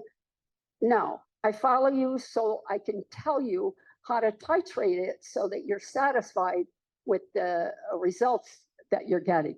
I also hand out information about it so that you are learning about it, just like you learn about your cancer drugs. You know, you do all kinds of research on whatever it is your disease you're trying to treat. I do the same thing. I give you the science. I tell you what books to read so that you can learn about cannabis, because taking cannabis is a journey. This is not a pill. It's not a pharmaceutical. So you have to get away from that paradigm of thinking the doctor's going to give you a pill, or I'm going to tell you to take this pill or this t-shirt. It's a journey that you're on, and you make the choice. You're the one that decides, not me, because you know how you feel. You know whether this works. And sometimes it's very subtle. You don't even realize it. And all of a sudden you realize, oh, I'm not taking my vitamin today. I didn't take my vitamin. And you didn't even realize it. Or all of a sudden you're doing some activity and you're not feeling pain in your back. So sometimes it's very subtle. The other thing is some people can take it and immediately they get results. I couldn't do that. I had to take it, and get titrated. So not everybody can do that. That's the miracle of it. But some people need some instruction on how to use it. And these are my social media, and I implore you to all go on my Substack so that you could see my articles, because my articles always point to the research that's being done. And I also write articles for CB Weekly, so you can get this online, and my articles are in there, and I can send them to you, or you can go on my Substack and read them yourself. So I think we're going to have questions after Dr. Grillotti, so I will turn it. Ruth, thank you. That was fascinating. Really appreciate it. And now Dr. David Grillotti is going to be joining us. He's an MD and a child psychiatrist and directs mental health services at UC San Diego's Health's Owens Clinic, one of the nation's premier multi-specialty care clinics focused on the treatment and prevention of HIV and related illnesses. He's affiliated with the HIV Neurobehavioral Research Program and Center for AIDS Research at UC San Diego, and conducts research both locally and in Haiti and South Africa. Also as an investigator at the Center for Medicinal Cannabis Research at UC San Diego. So, Dr. Grillotti, join us. Yeah, the slides are up. Thank you so much. So hi all, yes, Dave Grillotti. I'm a professor of psychiatry at UC San Diego, and I'm one of the psychiatrists at our Owen Clinic. So I wear two hats. I do a lot of work in the HIV field, and I'm also the medical director of our Cannabis Research Center, the CMCR. So you might wonder how that kind of happened. It's actually, I think, a very rich history of advocacy from the community of people with HIV and affected by HIV, and breaking down the stigma related to cannabis use and contributing to the earliest true randomized clinical trials related to cannabis, and breaking out this field and changing a lot of minds about cannabis that, as Sil actually mentioned earlier, were somewhat arbitrary and politically based back in the 1920s and 30s. I won't go through this, but yes, cannabis is one of the many natural compounds that has potential therapeutic benefits. Other examples are aspirin and penicillin. So not uncommon to derive our medical interventions from nature. And the endocannabinoid system was a very understudied system because of the fact it was so demonized and stigmatized, but it does really important things.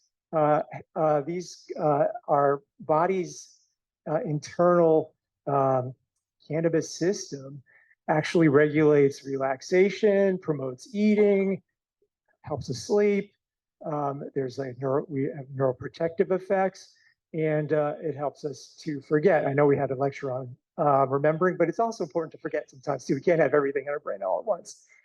So I don't have any data on HIV dementia specifically, because I know we mentioned that earlier.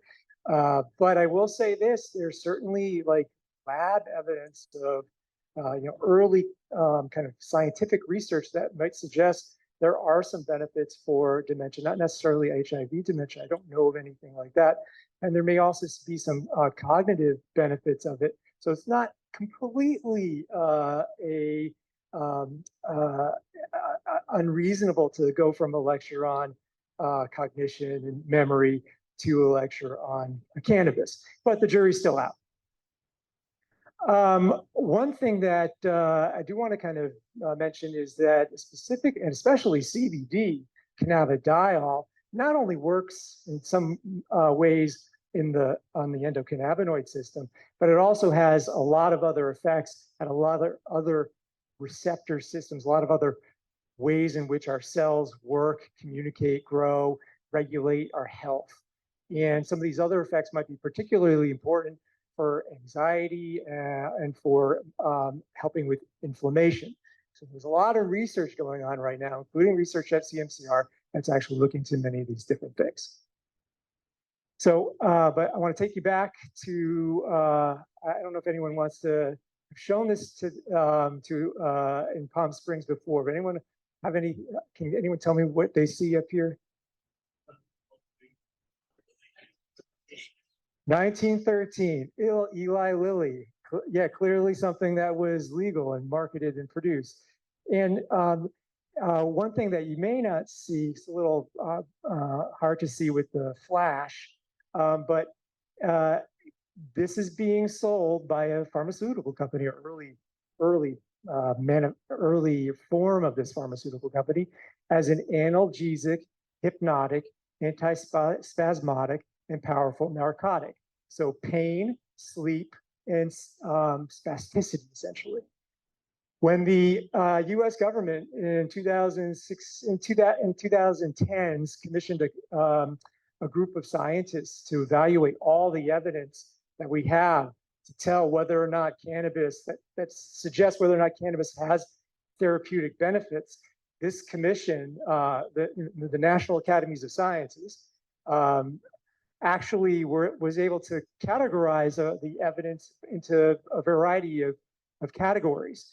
And if you can see here, from clinical trials, many of which actually occurred at CMCR, they found that there's conclusive evidence that cannabis actually can help with pain, spasticity, and sleep, just as we knew in 13, whatever it was. In my memory. Anyway, so here we are, 100 years later, back to where we started. But that's okay. We need this research to kind of help legitimize the field. Here's some of the early studies from UCSD. Many of them with really all of them focusing on THC, because that's what was relevant at the time. That's what people knew about. People thought was the main driver of cannabis's effects. All of these actually were cannabis supplied by the government. We don't really know what the other constituents of the drug were at the time. But in any event, many involved pain. One involved spasticity in multiple sclerosis, but several involved actually HIV neuropathy. The results were all positive. Here's the study from multiple sclerosis. So after getting cannabis with THC in it, I think this time 4%, versus a placebo cannabis, when a doctor measured how much spasticity someone had, how much tension they had in their muscles as a result of their multiple sclerosis, which is one of the most disabling features of the condition, they actually found there was a reduction in the amount of spasticity in their limbs. This is from UC San Francisco, Donald Abrams, who's a luminary in the field. He gave folks with HIV neuropathy either a placebo or THC-containing cannabis cigarettes. They smoked them in the hospital, and they found that there was a 30% reduction in the pain they experienced from their HIV neuropathy. Dr. Ellis and colleagues from the HNRP at UCSD and CMCR, they did the same study. They gave people, people got both cannabis and a placebo cannabis. And when they had the actual drug, they found that there was, again, a 30% reduction in the pain related to their HIV neuropathy. We did a study of, for low back pain. This was all comers with low back pain. And we gave them cannabis, which had THC and CBD in it, or dronabinol, which is Marinol, which is synthetic THC. So something that folks might be familiar with, or placebo. And we found that, well, although the dronabinol condition was the one that beat placebo with a significance that at a level of significance that we use in our clinical trial design, cannabis actually had a very benefit as well, although it didn't quite reach that level of significance. I was the one who prescribed all the cannabis in the study. People were on cannabis for 8 weeks in our clinical trial. And due to the complexities of research, just doing my own horn here, but due to the complexities of research, it's really hard to do this research because we have to go through all these levels of federal oversight. Cannabis is still illegal at the federal level. So I have to get a special license to prescribe cannabis. Not too many people have that. And because we use so much cannabis in this study to keep people on cannabis for 8 weeks, I'm now the biggest prescriber of cannabis in the country. From a federal level. Anyway, just as Ruth mentioned earlier, basically low dose actually in our studies, low dose actually was just as good as higher dose. And even these are much lower than what you might get at a dispensary these days. This is like 1.29% THC or 4% THC. And what we also found was if you don't get enough of the THC or cannabis, THC in this context, but if you don't get enough, well, you're not going to get any benefit. If you get too much, it's actually going to have negative effects. And so, just as Ruth had mentioned earlier, there's a window which is really important to achieve. It's also interesting that these lower doses, they can help with your pain, but they're not going to cause you as much high. Now, many people, if you ask them about their cannabis use, are going to say, I like it because it helps with my anxiety, it helps with my pain, and I don't mind getting high, and that's fine. But you don't also have to get high to get some of the medical benefit. So this is from Dr. Haney. She was not part of our group. She was at Columbia in New York. And she was one of the first to really kind of do some of these early clinical trials that helped put the indication for THC for HIV-related conditions. And so she did a study of THC or dronabinol, which again is marijuana with THC, or dronabinol, synthetic THC, for sleep. And she found that there was a significant benefit in people with HIV of THC for sleep. It's a short-term study, but still a benefit. And then she also did the study where she looked at marijuana or synthetic THC for weight gain. And what she found was if you had a normal, this is BIA, it was kind of like it's a bioelectrical impedance analysis, which basically is a measure of muscle mass. If you had some HIV-related wasting, you actually had you found the benefit of cannabis and dronabinol.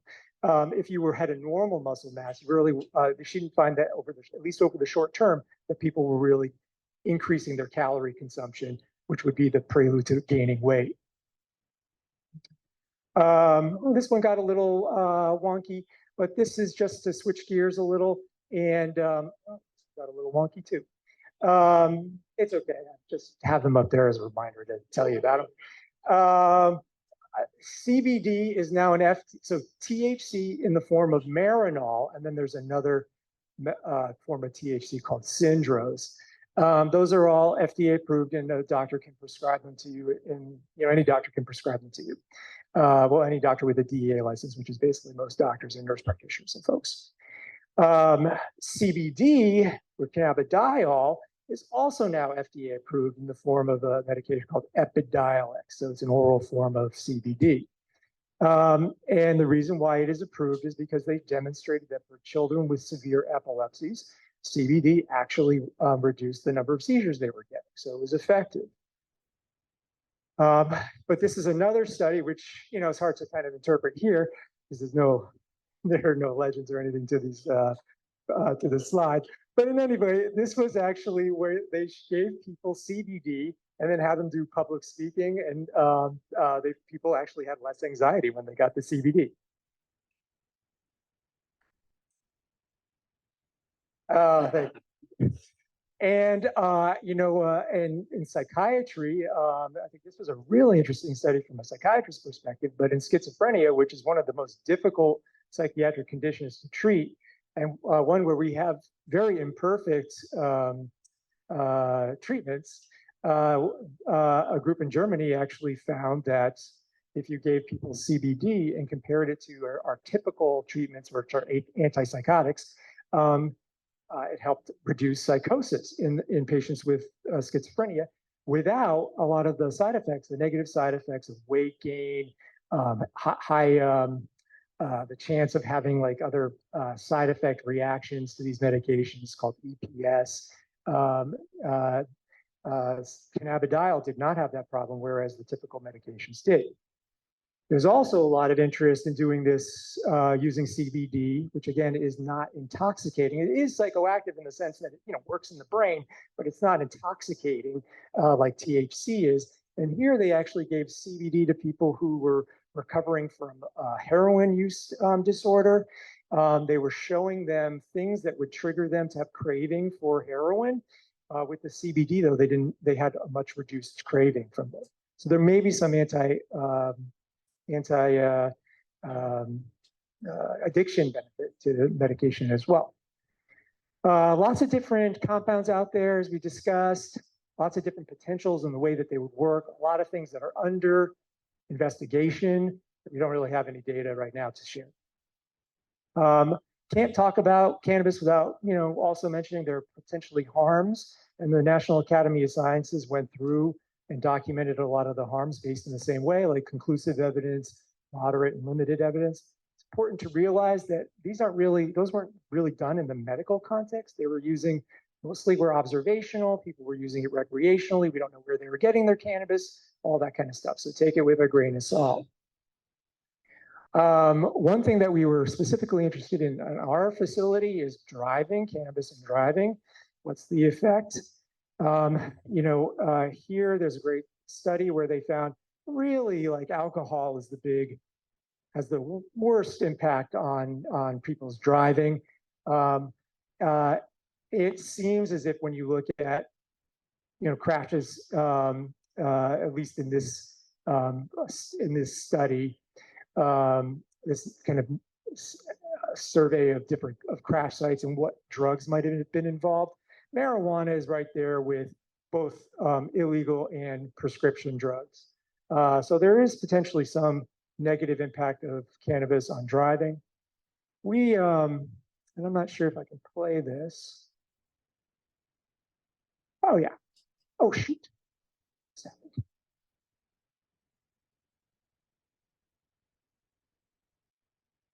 Oh, that wasn't me.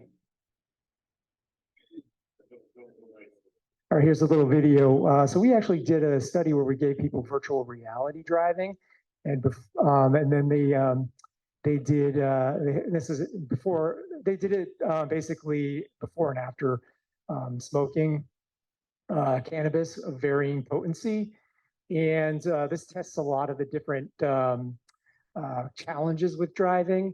Having to merge on a freeway, having to answer your texts,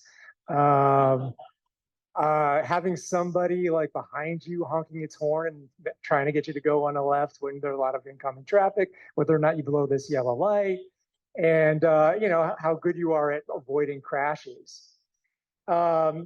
So essentially, though, what we found, yeah, that's right. What we found is basically, for up to 4 hours, after smoking cannabis, your driving is impaired. And when I looked on the Fox News website, because they did a little blurb about the study, somebody at the bottom said, "Great, our taxpayers at work. Cannabis causes driving impairment, and water is wet." So. One of the interesting things about this study was we actually asked people when they thought it was okay for them to go back to driving, and they didn't realize that even though they may actually still have impaired driving for up to 4 hours, they thought they were ready to go back within an hour and a half, or many of them were. And so that gap in perception was really important for us to kind of talk about. I am totally going too slow. Anyway, so there's plenty of evidence out there that cannabis and its constituents can have therapeutic effects. But we're still having trouble kind of getting this to the point where it's easily prescribed by a physician and in a doctor's office. I still encourage everyone to talk about it talk about their use with their physicians. And theoretically, there are conditions where you might want to consider using it. If you want to learn more about cannabis and the minor cannabinoids and terpenes and flavonoids specifically, we have our free virtual symposium, October 12th and 13th. It's in the mornings. Our keynote speaker is actually Dr. Haney. She is the one who probably will go through some of her early work in HIV. She's getting one of our awards. We're having a little tribute to Dr. Machulam, who was actually one of our first award recipients. There'll be a whole sorts of other things as well. We're going to have representatives from the federal government, but only if the government stays open, apparently.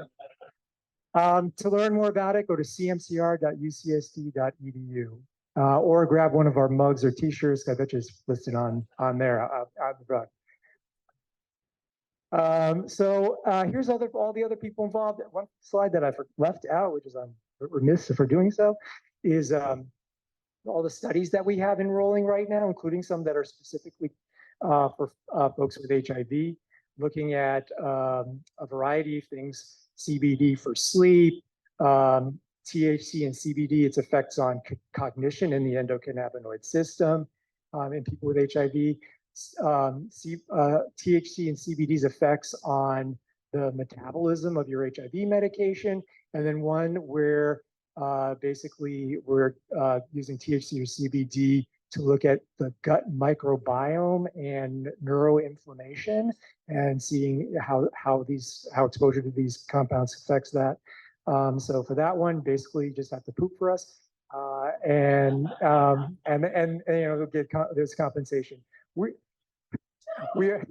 We are in San Diego. It's a bit of a drive. Some of our studies do offer transportation assistance, and we've had a great, rich tradition of having participants, contributors, collaborations with folks in Palm Springs. So always welcome, and it's part of the reason why I like coming up here and talking.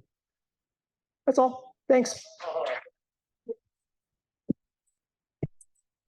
Thank you very much. And I guess we now have room for a couple of questions. Are there any online questions at this point? If not, any questions from the audience? And if so, we've got a microphone coming back to you.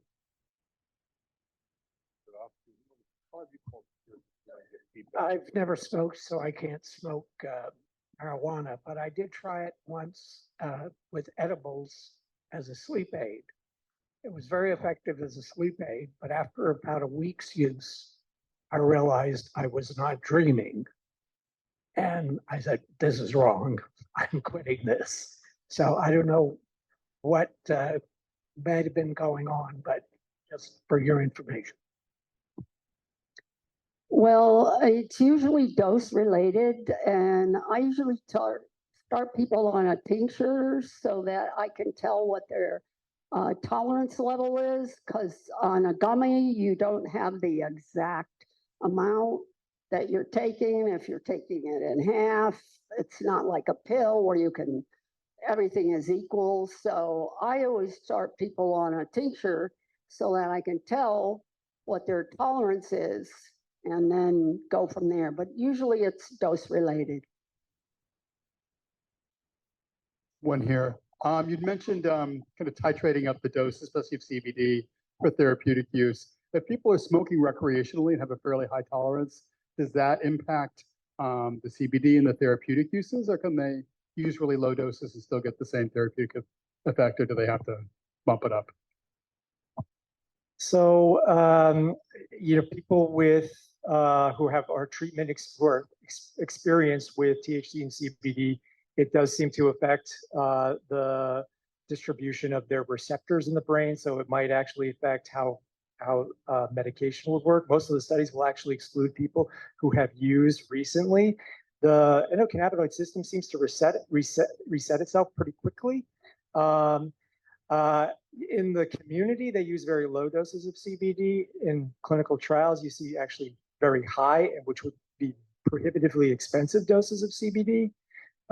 So we really don't know exactly what the right dose is, and hard to design those studies. But in any event, the kids with seizure disorder, some of them are getting 4,000 milligrams of CBD a day. In the community, you might be getting 5 milligrams. So it's hard to know exactly what's going on until we do the research. Thank you for this presentation. I'm a psychologist and I have a client that has MS that's also in recovery. They're newly diagnosed to MS, and their doctor has, basically said, hey, if you want a prescription for cannabis or marijuana, then, you can have one. And he was like, absolutely not. I don't want that, because of his recovery and wanting to stay sober. You've mentioned CBN oil, you've mentioned CBD and its benefits. And I kind of heard you talk about your non-psychoactive and whatnot. Can you speak to kind of like, what is that intersection between the benefits of CBN or THC for MS versus the risk of tolerance for addiction? Again, it's really dose related, what dose you have, or what side effects you have. And there are many psychoactive forms of the cannabis.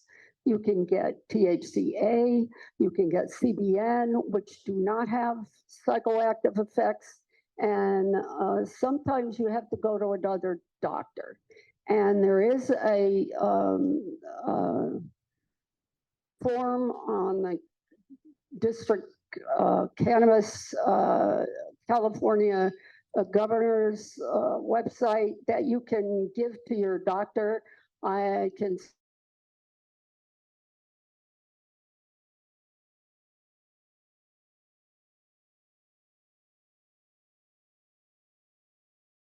sign it. So you can have any doctor sign it. If your main doctor doesn't want to do it, I try to convince another doctor, or you try to decide whether you want to do it anyway. I mean, that's your decision. And so that's what you do. You try to tell your doctor so that he knows, but if he doesn't want to. I think that the data is for multiple sclerosis specifically is mostly focused on THC. So and then there's other studies that look at THC in combination with CBD, but THC is part of it. So I don't think we know about the other cannabinoids. I will say most of the research has come out of anecdotal evidence from folks who have tried these things outside of their doctor's office and said, "Hey, this works for me." But I recognize the folks' apprehension about trying THC when they're in recovery. Yeah, but I don't.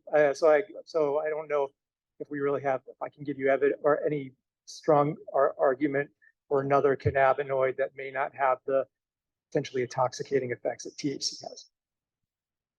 If I want to refer you to Bonnie Goldstein's book, go on Amazon and get her book. It's a good book to read to get information about how to understand your journey with cannabis. And she deals with all kinds of issues. Hi, thank you for your presentation. Can cannabis help a person with myasthenia gravis who had a stroke at a young age? Well, I have an article on myasthenia gravis. So if you go to my website and look at all the articles, I have a study that I published in one of my articles about myasthenia gravis. So I can't tell you it off the top of my head, but I do remember writing an article. Oh, yeah. Nice. All right, thank you very much, and thanks to our panelists today.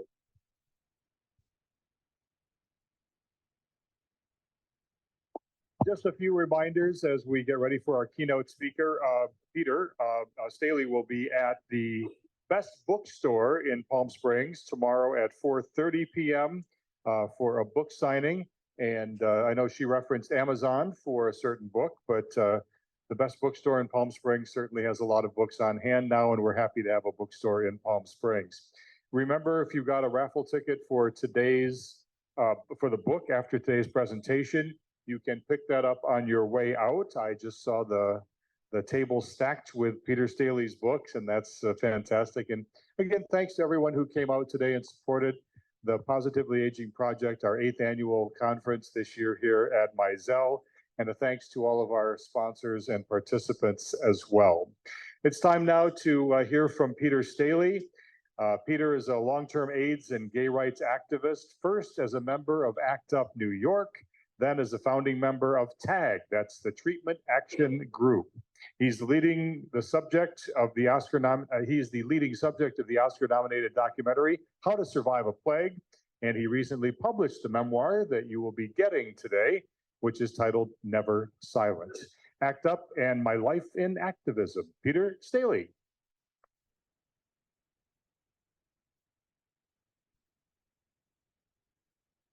Peter, you bring your own water, but I will give you the microphone. How's that, sir? I don't. Hello. So I guess we have a little under an hour. I thought I'd tell you a little bit of my backstory, how I got into activism as a very young man, how I found out about HIV and became HIV infected. And then do a reading of one of the chapters of my book that I thought fit well with the topic of the conference. Late in the book, right after the breakthrough of therapies in 1996, right after the Vancouver conference, I wrote the chapter looking back over the previous years, and I was beginning to deal with what I think all of us have dealt with, which is survivor's guilt. So the chapter is titled Surviving Survivor's Guilt, and it looks back kind of on my own journey and some of the feelings I had about all of that I think are pretty common. But my story, where did it start? I grew up outside Philadelphia. I went to Oberlin College, first in the conservatory. I was a band geek and a pianist, and I got into the con on a classical piano recital. And but I had fallen in love with politics, came from a very political family. So I transferred very quickly into the college and majored in economics and government with the goal of following one of my older brothers to Wall Street. For me, it was only going to be a stepping stone to a political career. I figured I'd make my nest egg in my 20s, self-finance a congressional campaign in my 30s, make it to the Senate in my 40s, and who knows what from there. But I was dreaming big, and I was a Democrat from a young age.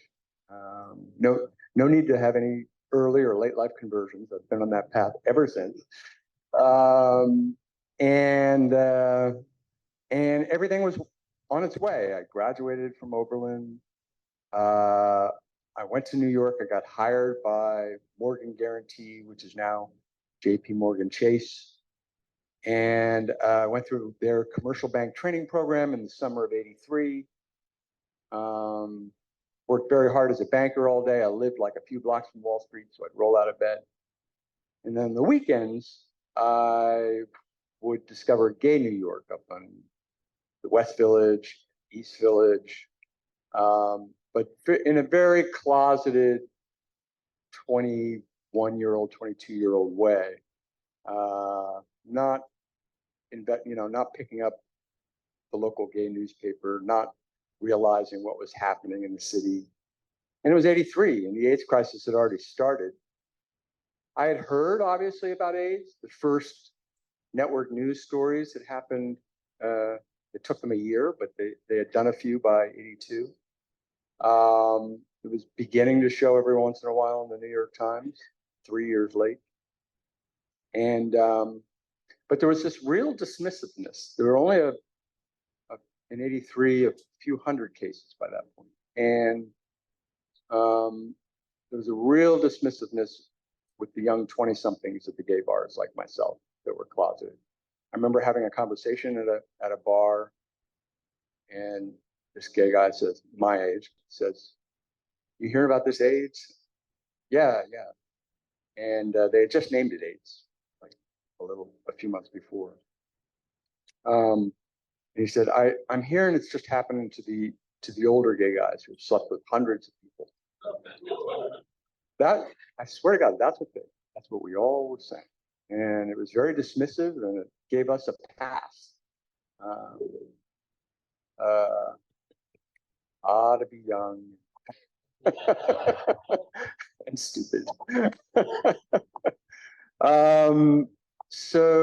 And nobody was, regardless of your age, condom use hadn't started in '83. In fact, we know now that most gay men were, the largest year of infections in the US were 1984 and the beginning of 1985. Sort of tens of thousands, even hundreds of thousands of infections each year in '84 and '85. That was peak. And we also know that it had been spreading way before the first few cases came up in '81, with the headline in the New York Times in July 3rd, excuse me, of '81. We know that from this hepatitis B vaccine study, the CDC had started doing in gay men in New York and San Francisco.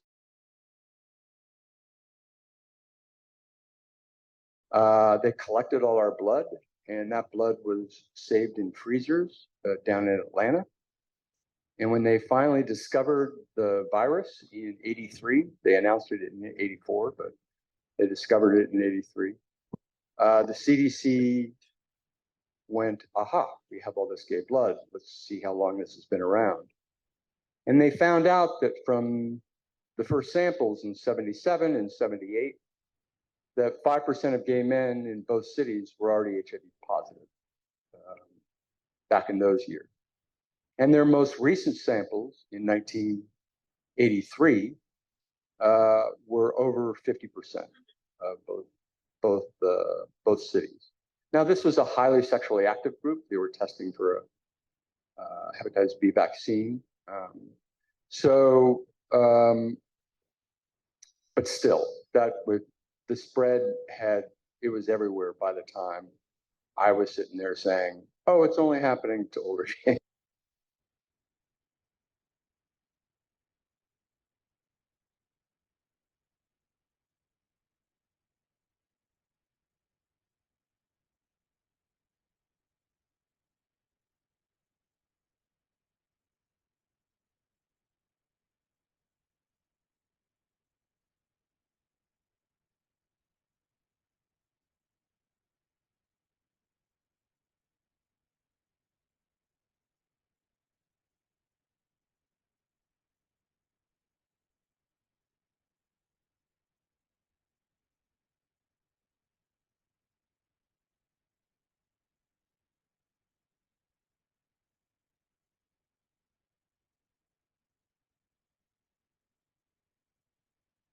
All kind of in it together. And it was happening to all of them.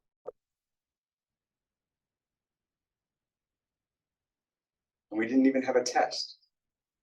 So fast forward a couple of years to 1985, I'm trading US government bonds at Morgan Guarantee, which is the craziest job on Wall Street.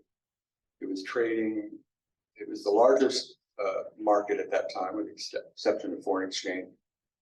We were trading the Reagan debt. It was gigantic. And interest rates had been going crazy. That was the beating back of the inflation in the 70s. They had hit 21%, still volatile. So it was a fascinating job, although I was withering at it. I was trading well, but I was suffering. It was one of the most homophobic, racist, misogynistic work environments you could find in New York City in the 80s. The trading floors were like high school locker rooms before a football game. And I heard the F word constantly all day, every day. And I just had to sit there and stew about it. There wasn't a single openly gay employee on all of Wall Street. That's how closeted we were back then. And certainly not in the bond market. So I just kept my head down, made them money. They gave me a big check. And then I watched, what was it called? What's that made-for-TV movie? I'm going blank. I'm having HIV on the brain. Early Frost in the fall of '85, and there was Aidan Quinn getting PCP pneumonia, and I had a bad cough at the time. And the guy I was with, who I was dating at the time, he said, pointed to the screen and said, "You sound like him," pointing to Aidan Quinn. I said, okay, I'll go to my doctor. And I went to my gay doctor, and Dr. Dan William, one of the heroes in early years of AIDS. He had gotten to I had no idea that he was on the front line of this crisis and losing patients every week. He had gotten to the point where when any of his gay patients came in for anything, even if it was just a cold, he would run a CBC test, complete blood count, and he would look for low white blood cells.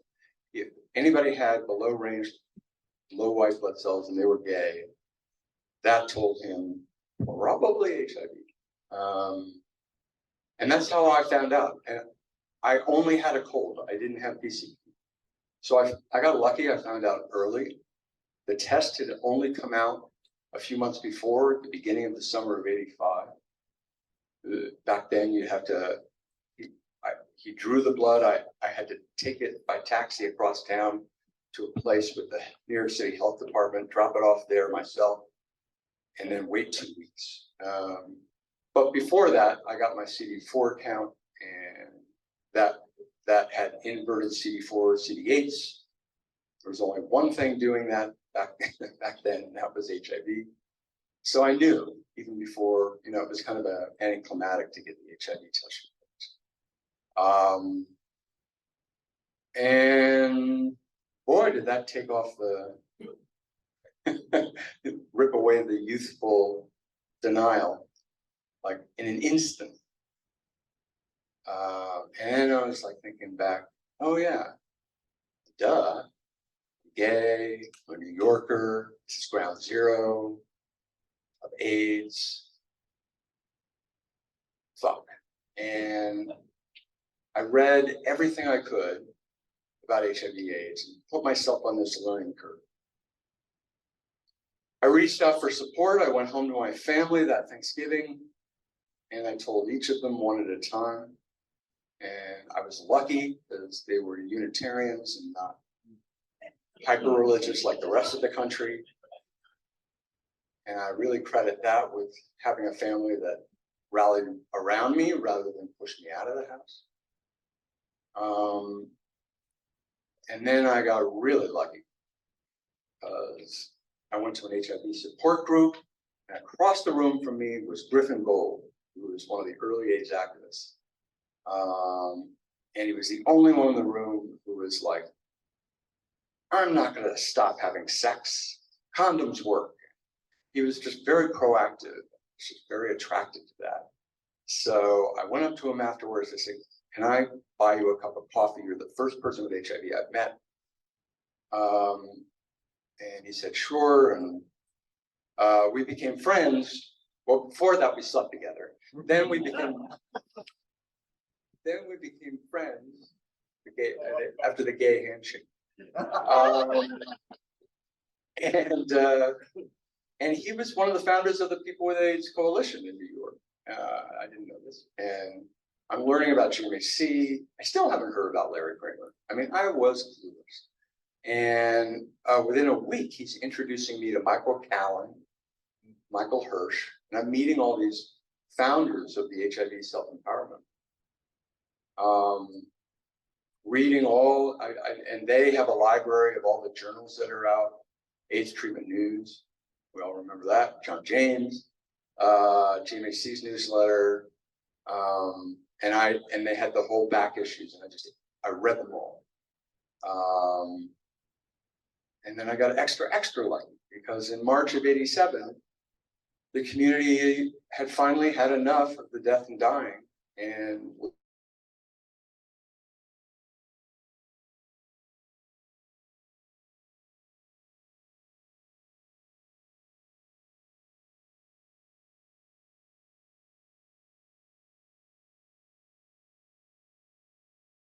to the meetings after their first demonstration, which was right outside my building where I was working.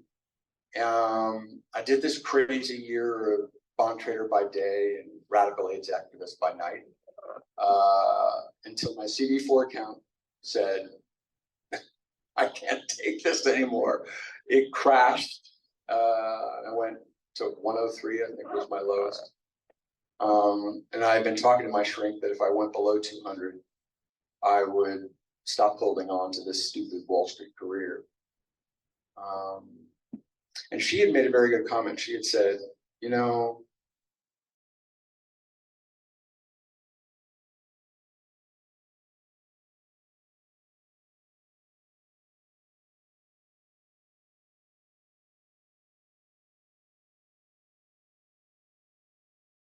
I decided whatever time I had left, I'm going to throw it in to act up. I'm going to come out of the closet to the whole world. And I started planning actions and getting arrested, and became part of treatment and data committee. started getting a reputation. I became one of the movement spokespeople. They threw me on live TV. My first ever live TV was up against Pat Buchanan on CNN. The day of the FDA demo. So I was on the overhang, hanging that banner, when Michael Signorelli, some of you might know that name. He was head of our media committee, and he ran up to me and said, "Peter, don't get arrested. I just booked you on Crossfire with Pat Buchanan." What?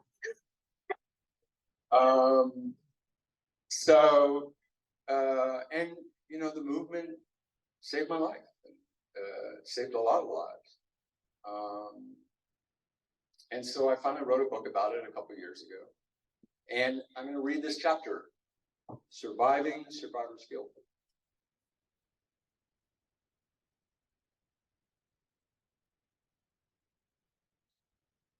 Once we returned from Vancouver, almost every HIV comrade I knew added a protease inhibitor to their 2-drug regimens, hoping the same miracle they saw on those slides at the conference would happen to them. I did the same. One by one, all of us became undetectable within 1 to 3 months, meaning our virus was under control for the first time since being diagnosed. I found out I was undetectable on my 11th diagnosis anniversary, November 15, 1996. Though it was wonderful news, not one of us celebrated. How could we? So many had died just months earlier, cruelly missing the second chances we'd been given. The death toll in the previous few years had been unrelenting. Bradley Ball, ACT-UP's first administrator, who single-handedly and meticulously managed our inner workings, budgets, elections, note-taking, contact lists, etc., died in 1995. He was only 34. Bob Rafsky, who had famously heckled presidential candidate Bill Clinton, prompting his "I feel your pain" reply, died in 1993. He had joined many of my actions with a passion and eloquence that few in ACT-UP could match. Lee Arsenal died while we were planning the Helms condom action. He was a founding member of the Power Tools, invading Burroughs Welcome and shutting down trading on the New York Stock Exchange. Personally, my most heartbreaking loss was Griffin Gold, who died in 1989 at the age of 33.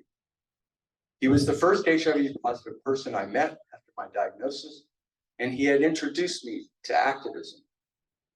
These names and so many more were excluded any possibility of victory laps in 1996. I've often compared it to coming home from a horrifying, unpopular war, like returning from Vietnam in 1975. It was a time of unprocessed grief, unrecognized accomplishment, and unfinished business. Mainstream LGBT rights groups pivoted from AIDS to gays in the military and gay marriage so quickly and thoroughly, it felt like the surviving activists, our history, indeed AIDS itself, had been purged. There were plenty of logical reasons, like the falling death rate, a shriveling fundraising landscape, mental burnout from all the previous trauma, and more. But it still felt like the community turned its back on those of us who survived. They also abandoned unfinished work, since HIV infections were still rising in people of color. AIDS organizations like the National Minority AIDS Council and the Black AIDS Institute tried to pick up the slack, but often with little support from an exhausted LGBT community and its mostly white leadership and donors. Instead, the community moved on to other battles, using all its newfound power that AIDS activism had awakened. I wish it had done so with balance and grace, with more balance and grace. I've often wondered how many of us who got infected in the early 80s made it to 1997. The longest running AIDS trial offers a clue. The multi-center AIDS cohort study, MAX, enrolled nearly 5,000 gay men from Baltimore, Chicago, Pittsburgh, and Los Angeles in 1984 and early 85, and has been following them ever since. I'm just wondering, are there any max enrollees? Very good.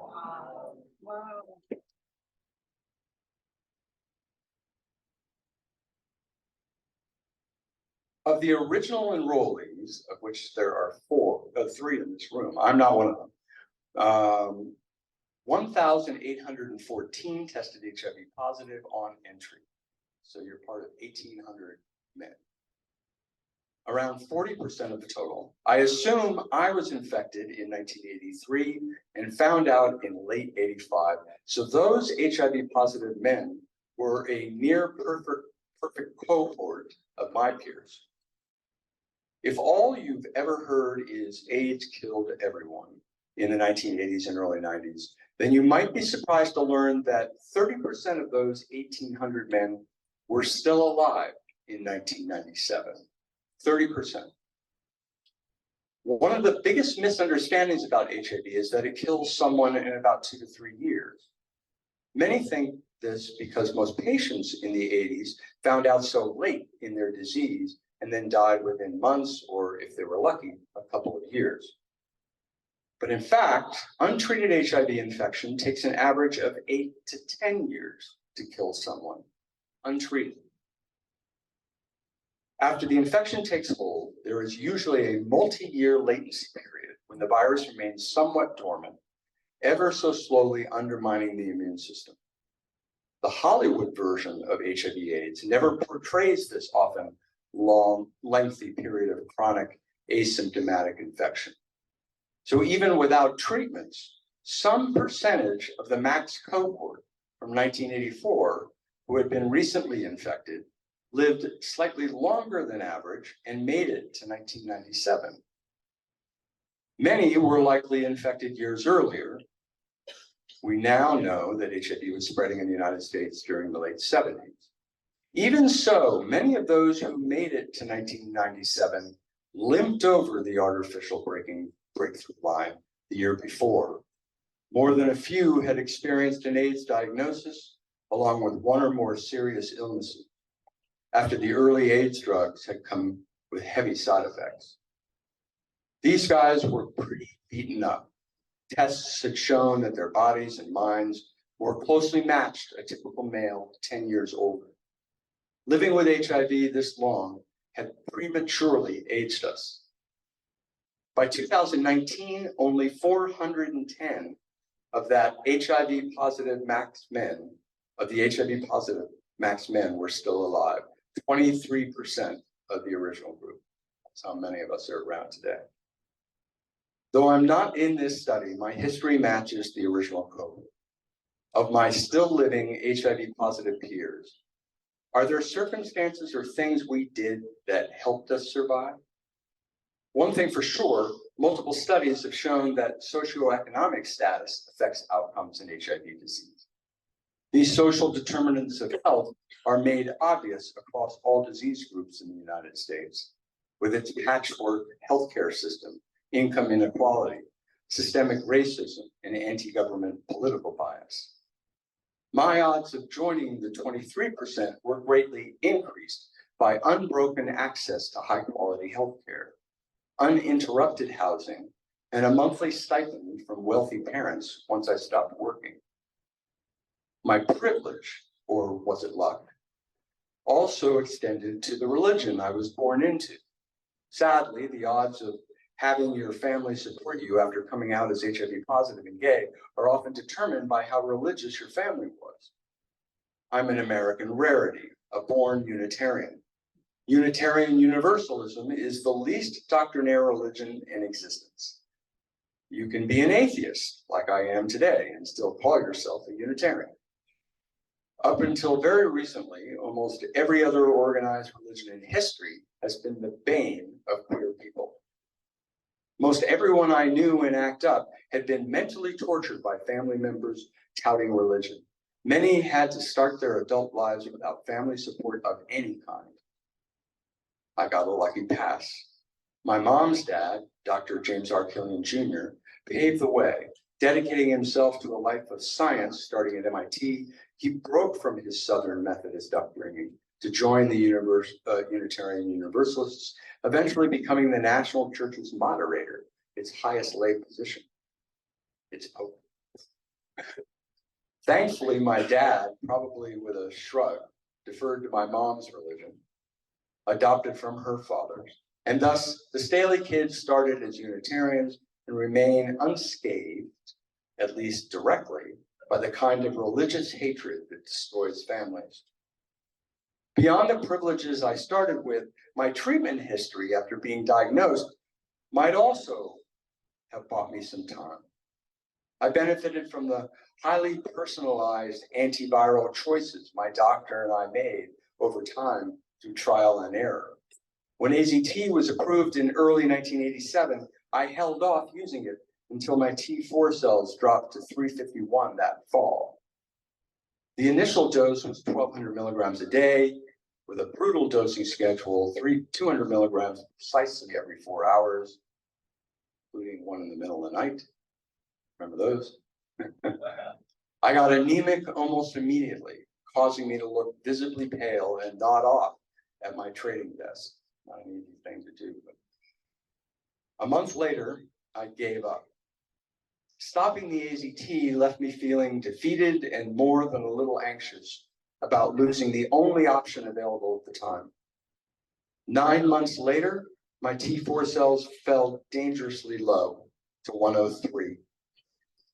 Dr. Williams started me on Bactrim, a strong antibiotic that can prevent PCP and toxoplasmosis, which the lower T4 count put me at real risk of getting. But I also pitched him a desperate idea. What if I tried taking just a little bit of AZT, like 300 milligrams a day, to see if I could tolerate it? There was no data showing that taking a quarter of the recommended dose would have any effectiveness. But I was out of options. At that point, William was losing so many patients that he likely shared our sense of desperation.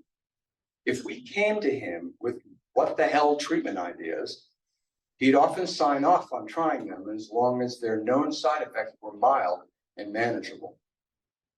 I had no issues at all with the lower dose. It was like a different drug compared to 1,200 milligrams. So I stuck with it. We both marveled as my T4 counts rose to 216, then 305, then 514, and finally, a year later, peaked at 702. Most patients on AZT monotherapy only get a few months of improved health, including increased T4 counts and weight gain. Luckily, less medication proved to be more for me, and I got a year's worth of gains. The effectiveness of any therapy can always be plotted on a graph with a bell curve.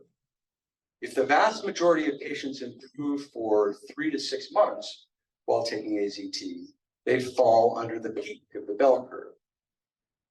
But a smaller number of folks got no benefit at all, falling on the left edge of the curve. By pure luck, I fell on the right edge, with the small percentage of patients who did extremely well. Shortly after I topped 700 T4 cells, the FDA cut the recommended dose of AZT in half to 600 milligrams a day. The label eventually said that an even lower dose of 400 milligrams could be used for patients weighing less than 60 kilograms. I weigh about 62 kilograms. My wild guess of 300 milligrams a day wasn't far off the mark. In late 1990, a year after my T4s peaked, they had fallen back to the mid to low 300s.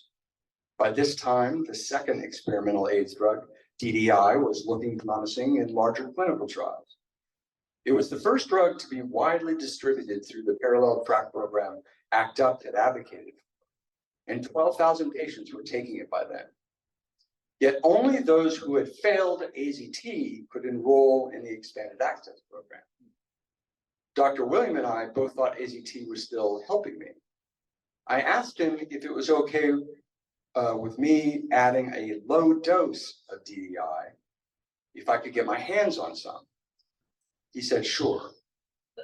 Getting some DDI turned out to be quite easy, thanks to the buyers clubs the community had set up to find and distribute experimental AIDS drugs. Some of the sickest patients who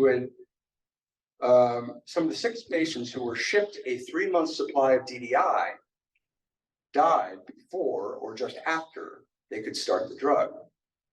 Their friends or loved ones would then donate the unused drug to their local buyers club. I was getting my DDI from the recently deceased. And though it sounds creepy, I viewed it as a collective strength, life-saving, caring, and efficient. Once every few months, I'd visit the offices of the People with AIDS Health Group, New York City's Buyers Club, and pick up 3 boxes of the drug. Based solely on my low-dose success with AZT, I decided to add just a half dose of DDI. It had its own toxicity, and I hope to avoid them as well. Sure enough, I had few issues and my T4s started climbing again. By March 1991, they hit 606.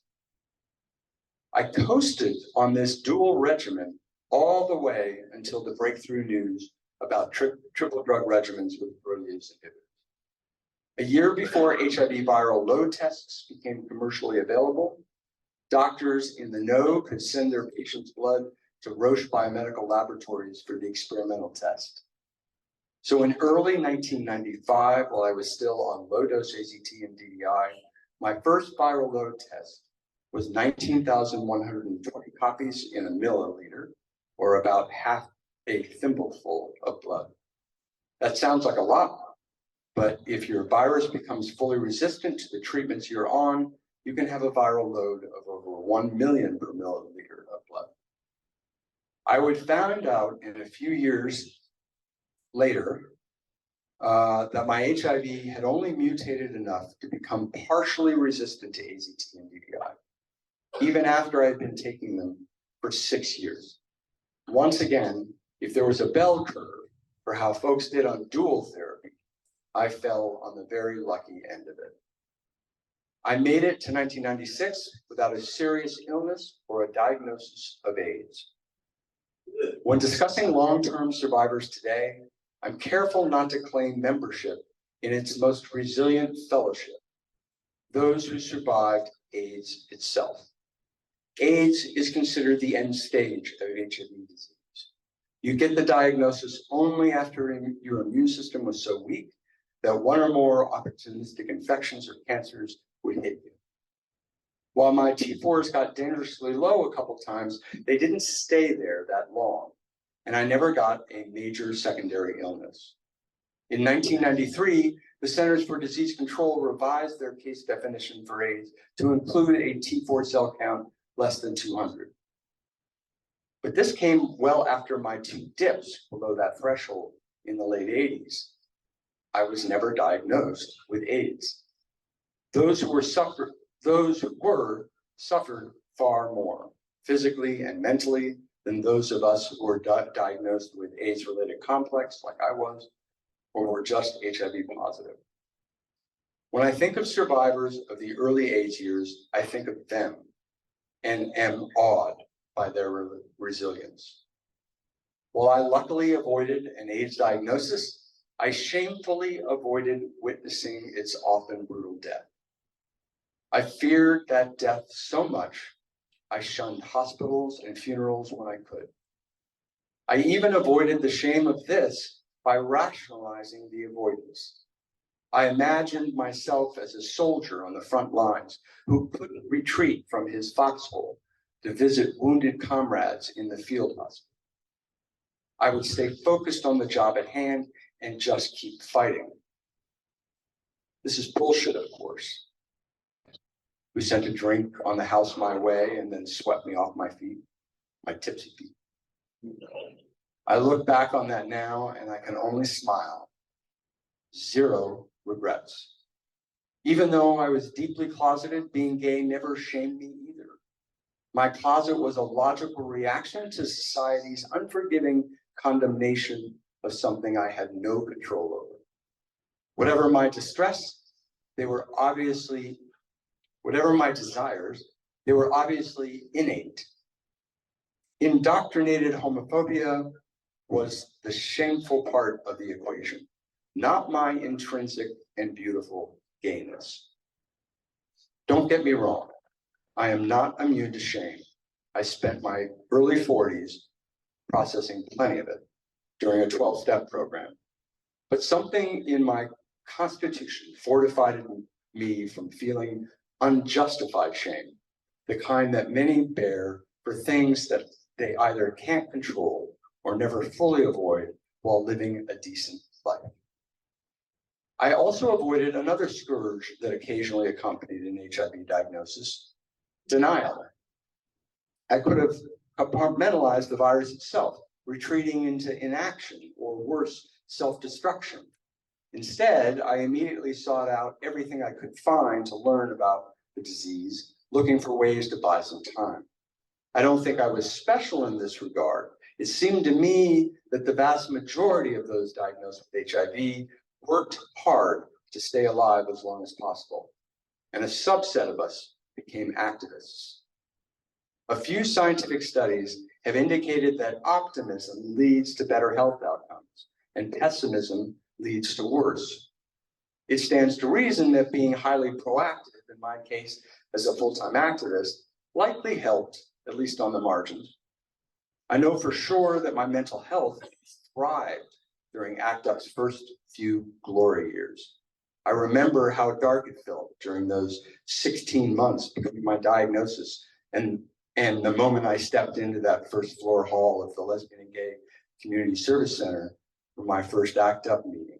Everything changed in an instant, like a dark stage suddenly bathed in warm hues. I entered a surreal protective bubble that became my entire life for the next few crucial years.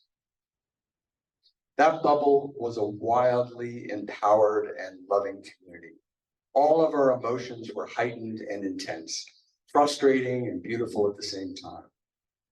It was a bubble filled with demonstrations, endless meetings, nights of ecstasy and dancing, nights of wheat pasting, hospitals and memorials, boyfriends, new friends, breakups, phone zaps, phone trees, shame-free sex, sex between proud sluts, sex that was political, that said, fuck you to the haters. More endless meetings, kiss-ins, kissing hello in the lips, kissing lesbians, selling t-shirts and buttons, covering an entire city in silence equal death stickers, heckling presidents, getting arrested with your best friends, chanting, laughing, crying, hugging, lots of hugs to fight off fear and tears, and a beautiful surge of creativity, artistry, and genius that synergized among us. I have never felt more alive and protected. I do not believe in God, but I witnessed something profoundly spiritual in those years, the power of collective empathy. Each of us is capable of it, possibly instilled by evolution. When members of a support group tap empathy together, wounds can be healed and lives can be saved. When a community taps it while under siege, history itself can be bent toward righteous victories. So yes, I lean toward believing that the emotional payoffs of fighting back within a glorious movement helped save my life, but only on the margins. The ACT UP bubble was still no match for the virus. During the darkest years of the crisis in the early 90s, ACT UP was losing about 20 members a year to AIDS, more than one funeral a month. The thing I tried and any advantages I may have had were not unique. Many others took the same meds but didn't make it. More than a few had the same or greater privileges but still died. We don't know why some lived and may never know, so we call it luck. There were no magic strategies or circumstances that consistently saved any of us. My friend and comrade Greg Bordowitz, who helped me disrupt trading on the floor of the New York Stock Exchange, was recently asked during an interview about those years.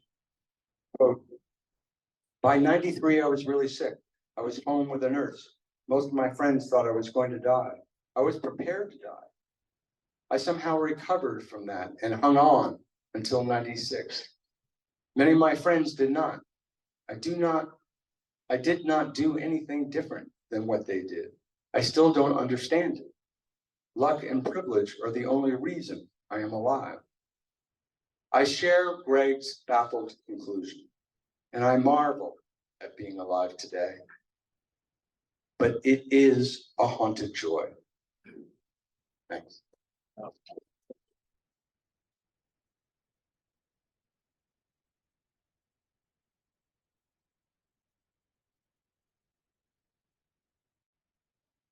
Do we have time for? Absolutely. Oh, great. And let's wait for the microphone to come up. Here it comes.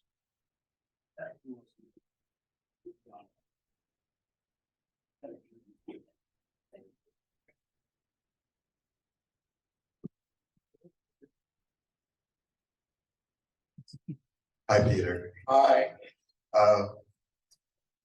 It's great to meet you. I lived in New York during those eras. I moved to New York in '79 and lived there until 2011 when I moved out here to Palm Springs. And I was part of the hepatitis study, and so was brought back in the early days of HIV. And they tested our blood, as you know. And I also can go back to my awareness, and I can say I was positive since early '82. And I also went to Dan William initially. And he was working at the STI clinic down in the village, and that's how I first met him. And he referred me to the hepatitis study, but I did go to him. I later transferred to Paul Bellman, and I did not go on any medications until '95, when I started on low dose AZT and later with 3TC, and then got the protease inhibitors when they came out in April of '96. And you know, your story parallels some of mine, but I was fascinated that you came up with the idea of the low dose AZT early on, and to my mind, it relates to how you became such a scientific analyst on things. So it was an early stage of your learning stuff. So that's great.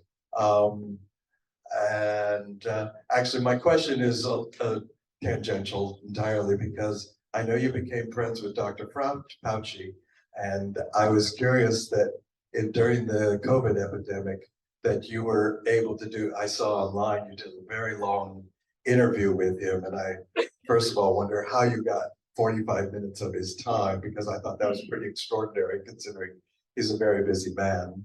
And I also wonder if you ever were able to ask him how he was able to maintain a straight or calm face in the presence of the former guy saying such outlandish things. He did manage that quite extraordinarily. He had that one face bomb moment. Yeah. I don't know how he did. It's one of the blessings of those years. I got to know him through the fire of the ACT UP years. And quite a few of the members of ACT UP's Treatment and Data Committee developed friendships with him over time. And when COVID hit, we were all worried about him when we saw him in the White House standing next to you-know-who. And I had talked to him before COVID, and he was already quite frustrated because he said, Peter, I don't get it. This is the first president I haven't met. This was like 3 years into his first term. He would be brought in usually the first year for some advice. And so he was a little worried, and then COVID hit, and so he was right in the mix of it. And we all, initially it was just like sending him text, how are you holding up? Are you sleeping? And to my great shock and joy, because I've always wanted to be, if not the president, I wanted to be a president's advisor. And here I was advising the president's nemesis. And he asked for my advice constantly during COVID. He started this phone relationship that deepened and deepened. And, a month into it, Larry Kramer died. I broke the news to him. We cried on the phone together. And we were still, we're going through, he's still got a lot of shit he's dealing with, obviously, especially with this campaign. He's being used as a target by DeSantis and Trump against each other, which heightens the death threats and personal risks against Tony and his family. But he's an amazingly strong guy. He's weathering it well. He's at Georgetown now. They hired him to be a professor there. He doesn't have to teach for a year because he's finishing his memoir. And he's working like 5 hours a day on that now. And we should see that next year. It should be quite a book. But and he's still got to do those House hearings. They're going to try to Benghazi him at that terrible, ridiculous, totally insane subcommittee on the COVID epidemic that they have in the House. Thinks that it was that Fauci himself created COVID. I mean, they're nuts.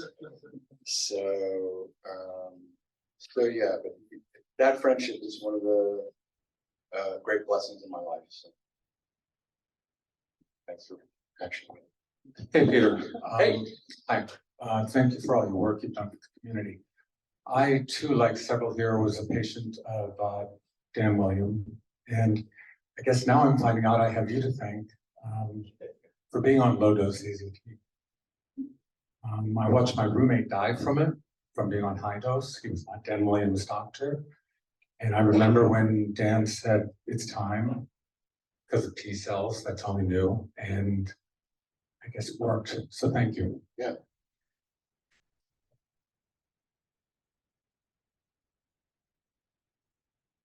One more. Hello. I want to say thank you for your service, and I think that implies what it's supposed to. I just feel like what you did for somebody my age who's been HIV positive since 2011, I just really appreciate all the sacrifices you made. As somebody that is an activist at heart, and as our times are changing, I'm curious, what do you see as the major issues that face our community, and what you feel like are the important issues moving forward as we continue to address HIV and look towards some of the other members of our LGBTQ plus non-binary communities? I was just hoping you could comment on that a little bit. Thanks for that question. Well, as we all know, we're in the middle of a backlash. Very almost worse than 2004 when the Republican Party, starting with the President Bush on down, decided to use us as a means to regain power in the 2004 election. They used gay marriage as a major plank, and we saw about a third of the states in this country actually add to state constitutions discrimination against us by saying we weren't allowed to marry ever. These were constitutional amendments. This one, this one's worse because it's trying to wipe out members of our community off the map. And it is fucking with their medical care. So if they or their family decide they need it. And so the good news is that it is a pendulum. The good news is that they don't even believe this bullshit. They're using us to get reelected. And the good news is they've already started dropping it because it's not working. It's not even, they even haven't even had a primary yet. And DeSantis is barely talking about it. So I think the pendulum has swung at the worst it's going to get. It will start slowly coming back. And we as a community, one of the major things we have to do is I'm begging you, because I know there are a lot of white gay men like me in this room. Do not separate us from the trans fight.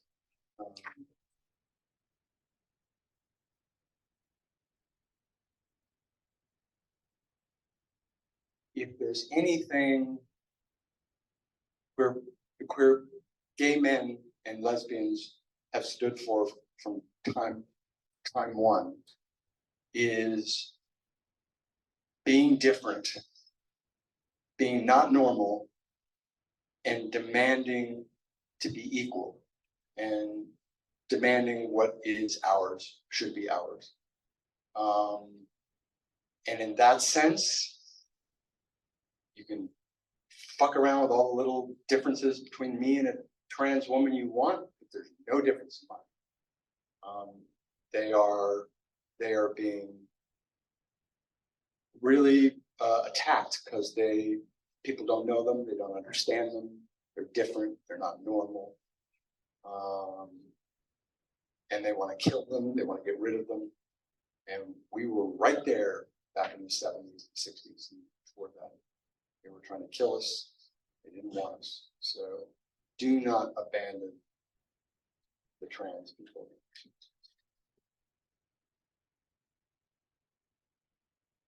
But we will get through this, and we have to remain politically engaged and get every single Republican out of every office, every state. All right, last question, John.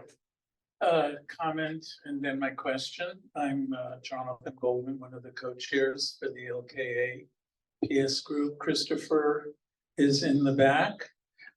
You may have already seen Christmas displays in the stores. We have a potluck on Thanksgiving. So for those of you that are around and have no place to go, please check in. Something else we're doing in 3 weeks, on October 14th, there is a 80% solar eclipse. And one of our members is an amateur astronomer. And there will be an event over at the observatory in Rancho Mirage. For you early risers, it starts at 8. The 80% total is at 9:30. We do lots of different things. We have had ceramics class. We've done improv. So please take a look at our calendar. Having been on the West Coast now for 30 plus years and having been involved with Project Inform, what interactions might you have had with Martin Delaney? The great Marty. We had lots. He was long before ACT UP San Francisco. It was all Marty. He was like, and before ACT UP New York, it was all Marty. He was probably the initial most influential contacts that the gay community had with the FDA, with Fauci, prior to the spark of the street activism that ACT UP launched. So he was a force unto himself, and Project Conform was extraordinary. I wish it was still around. I wish he was still around. And no, we sometimes butted heads, but most of the time we worked together and got along quite well. So thank you for mentioning Marty. Peter, thank you so much. It's a pleasure to see you and a pleasure to have you with us today. And thank you for the keynote. And tomorrow we will be at the best foot tour of Palm Springs. That will be at 4:30 tomorrow. Just a couple of things. Please be sure to fill out your survey, put your name and email address on there. Candace from the center wanted me to remind you there is a course starting next Friday, the 29th, a 10-week course based on the Artist's Way for people living with HIV. That's on the center's website if you'd like that. I'd like to also just thank all of our sponsors today, our presenting sponsor, Bruce Purdy and Mr. Barrett Shepard, DAP Health, and our host sponsor, Eisenhower Health, as well as our hosts here at Mizell Center. And thank you so much. Jeff, last words? Yeah, thank you, Brad. Again, thank you, Peter, and everyone for coming. Just a reminder that today is a day with HIV. So please take some photos here and post them either to hashtag a day with HIV or go to adaywithhiv.com and post them there. And to commemorate what we've done here and then the inspiration that we've gotten from this event from Peter's talk. So thank you all again. We appreciate your turning out, and we'll see you at our next event.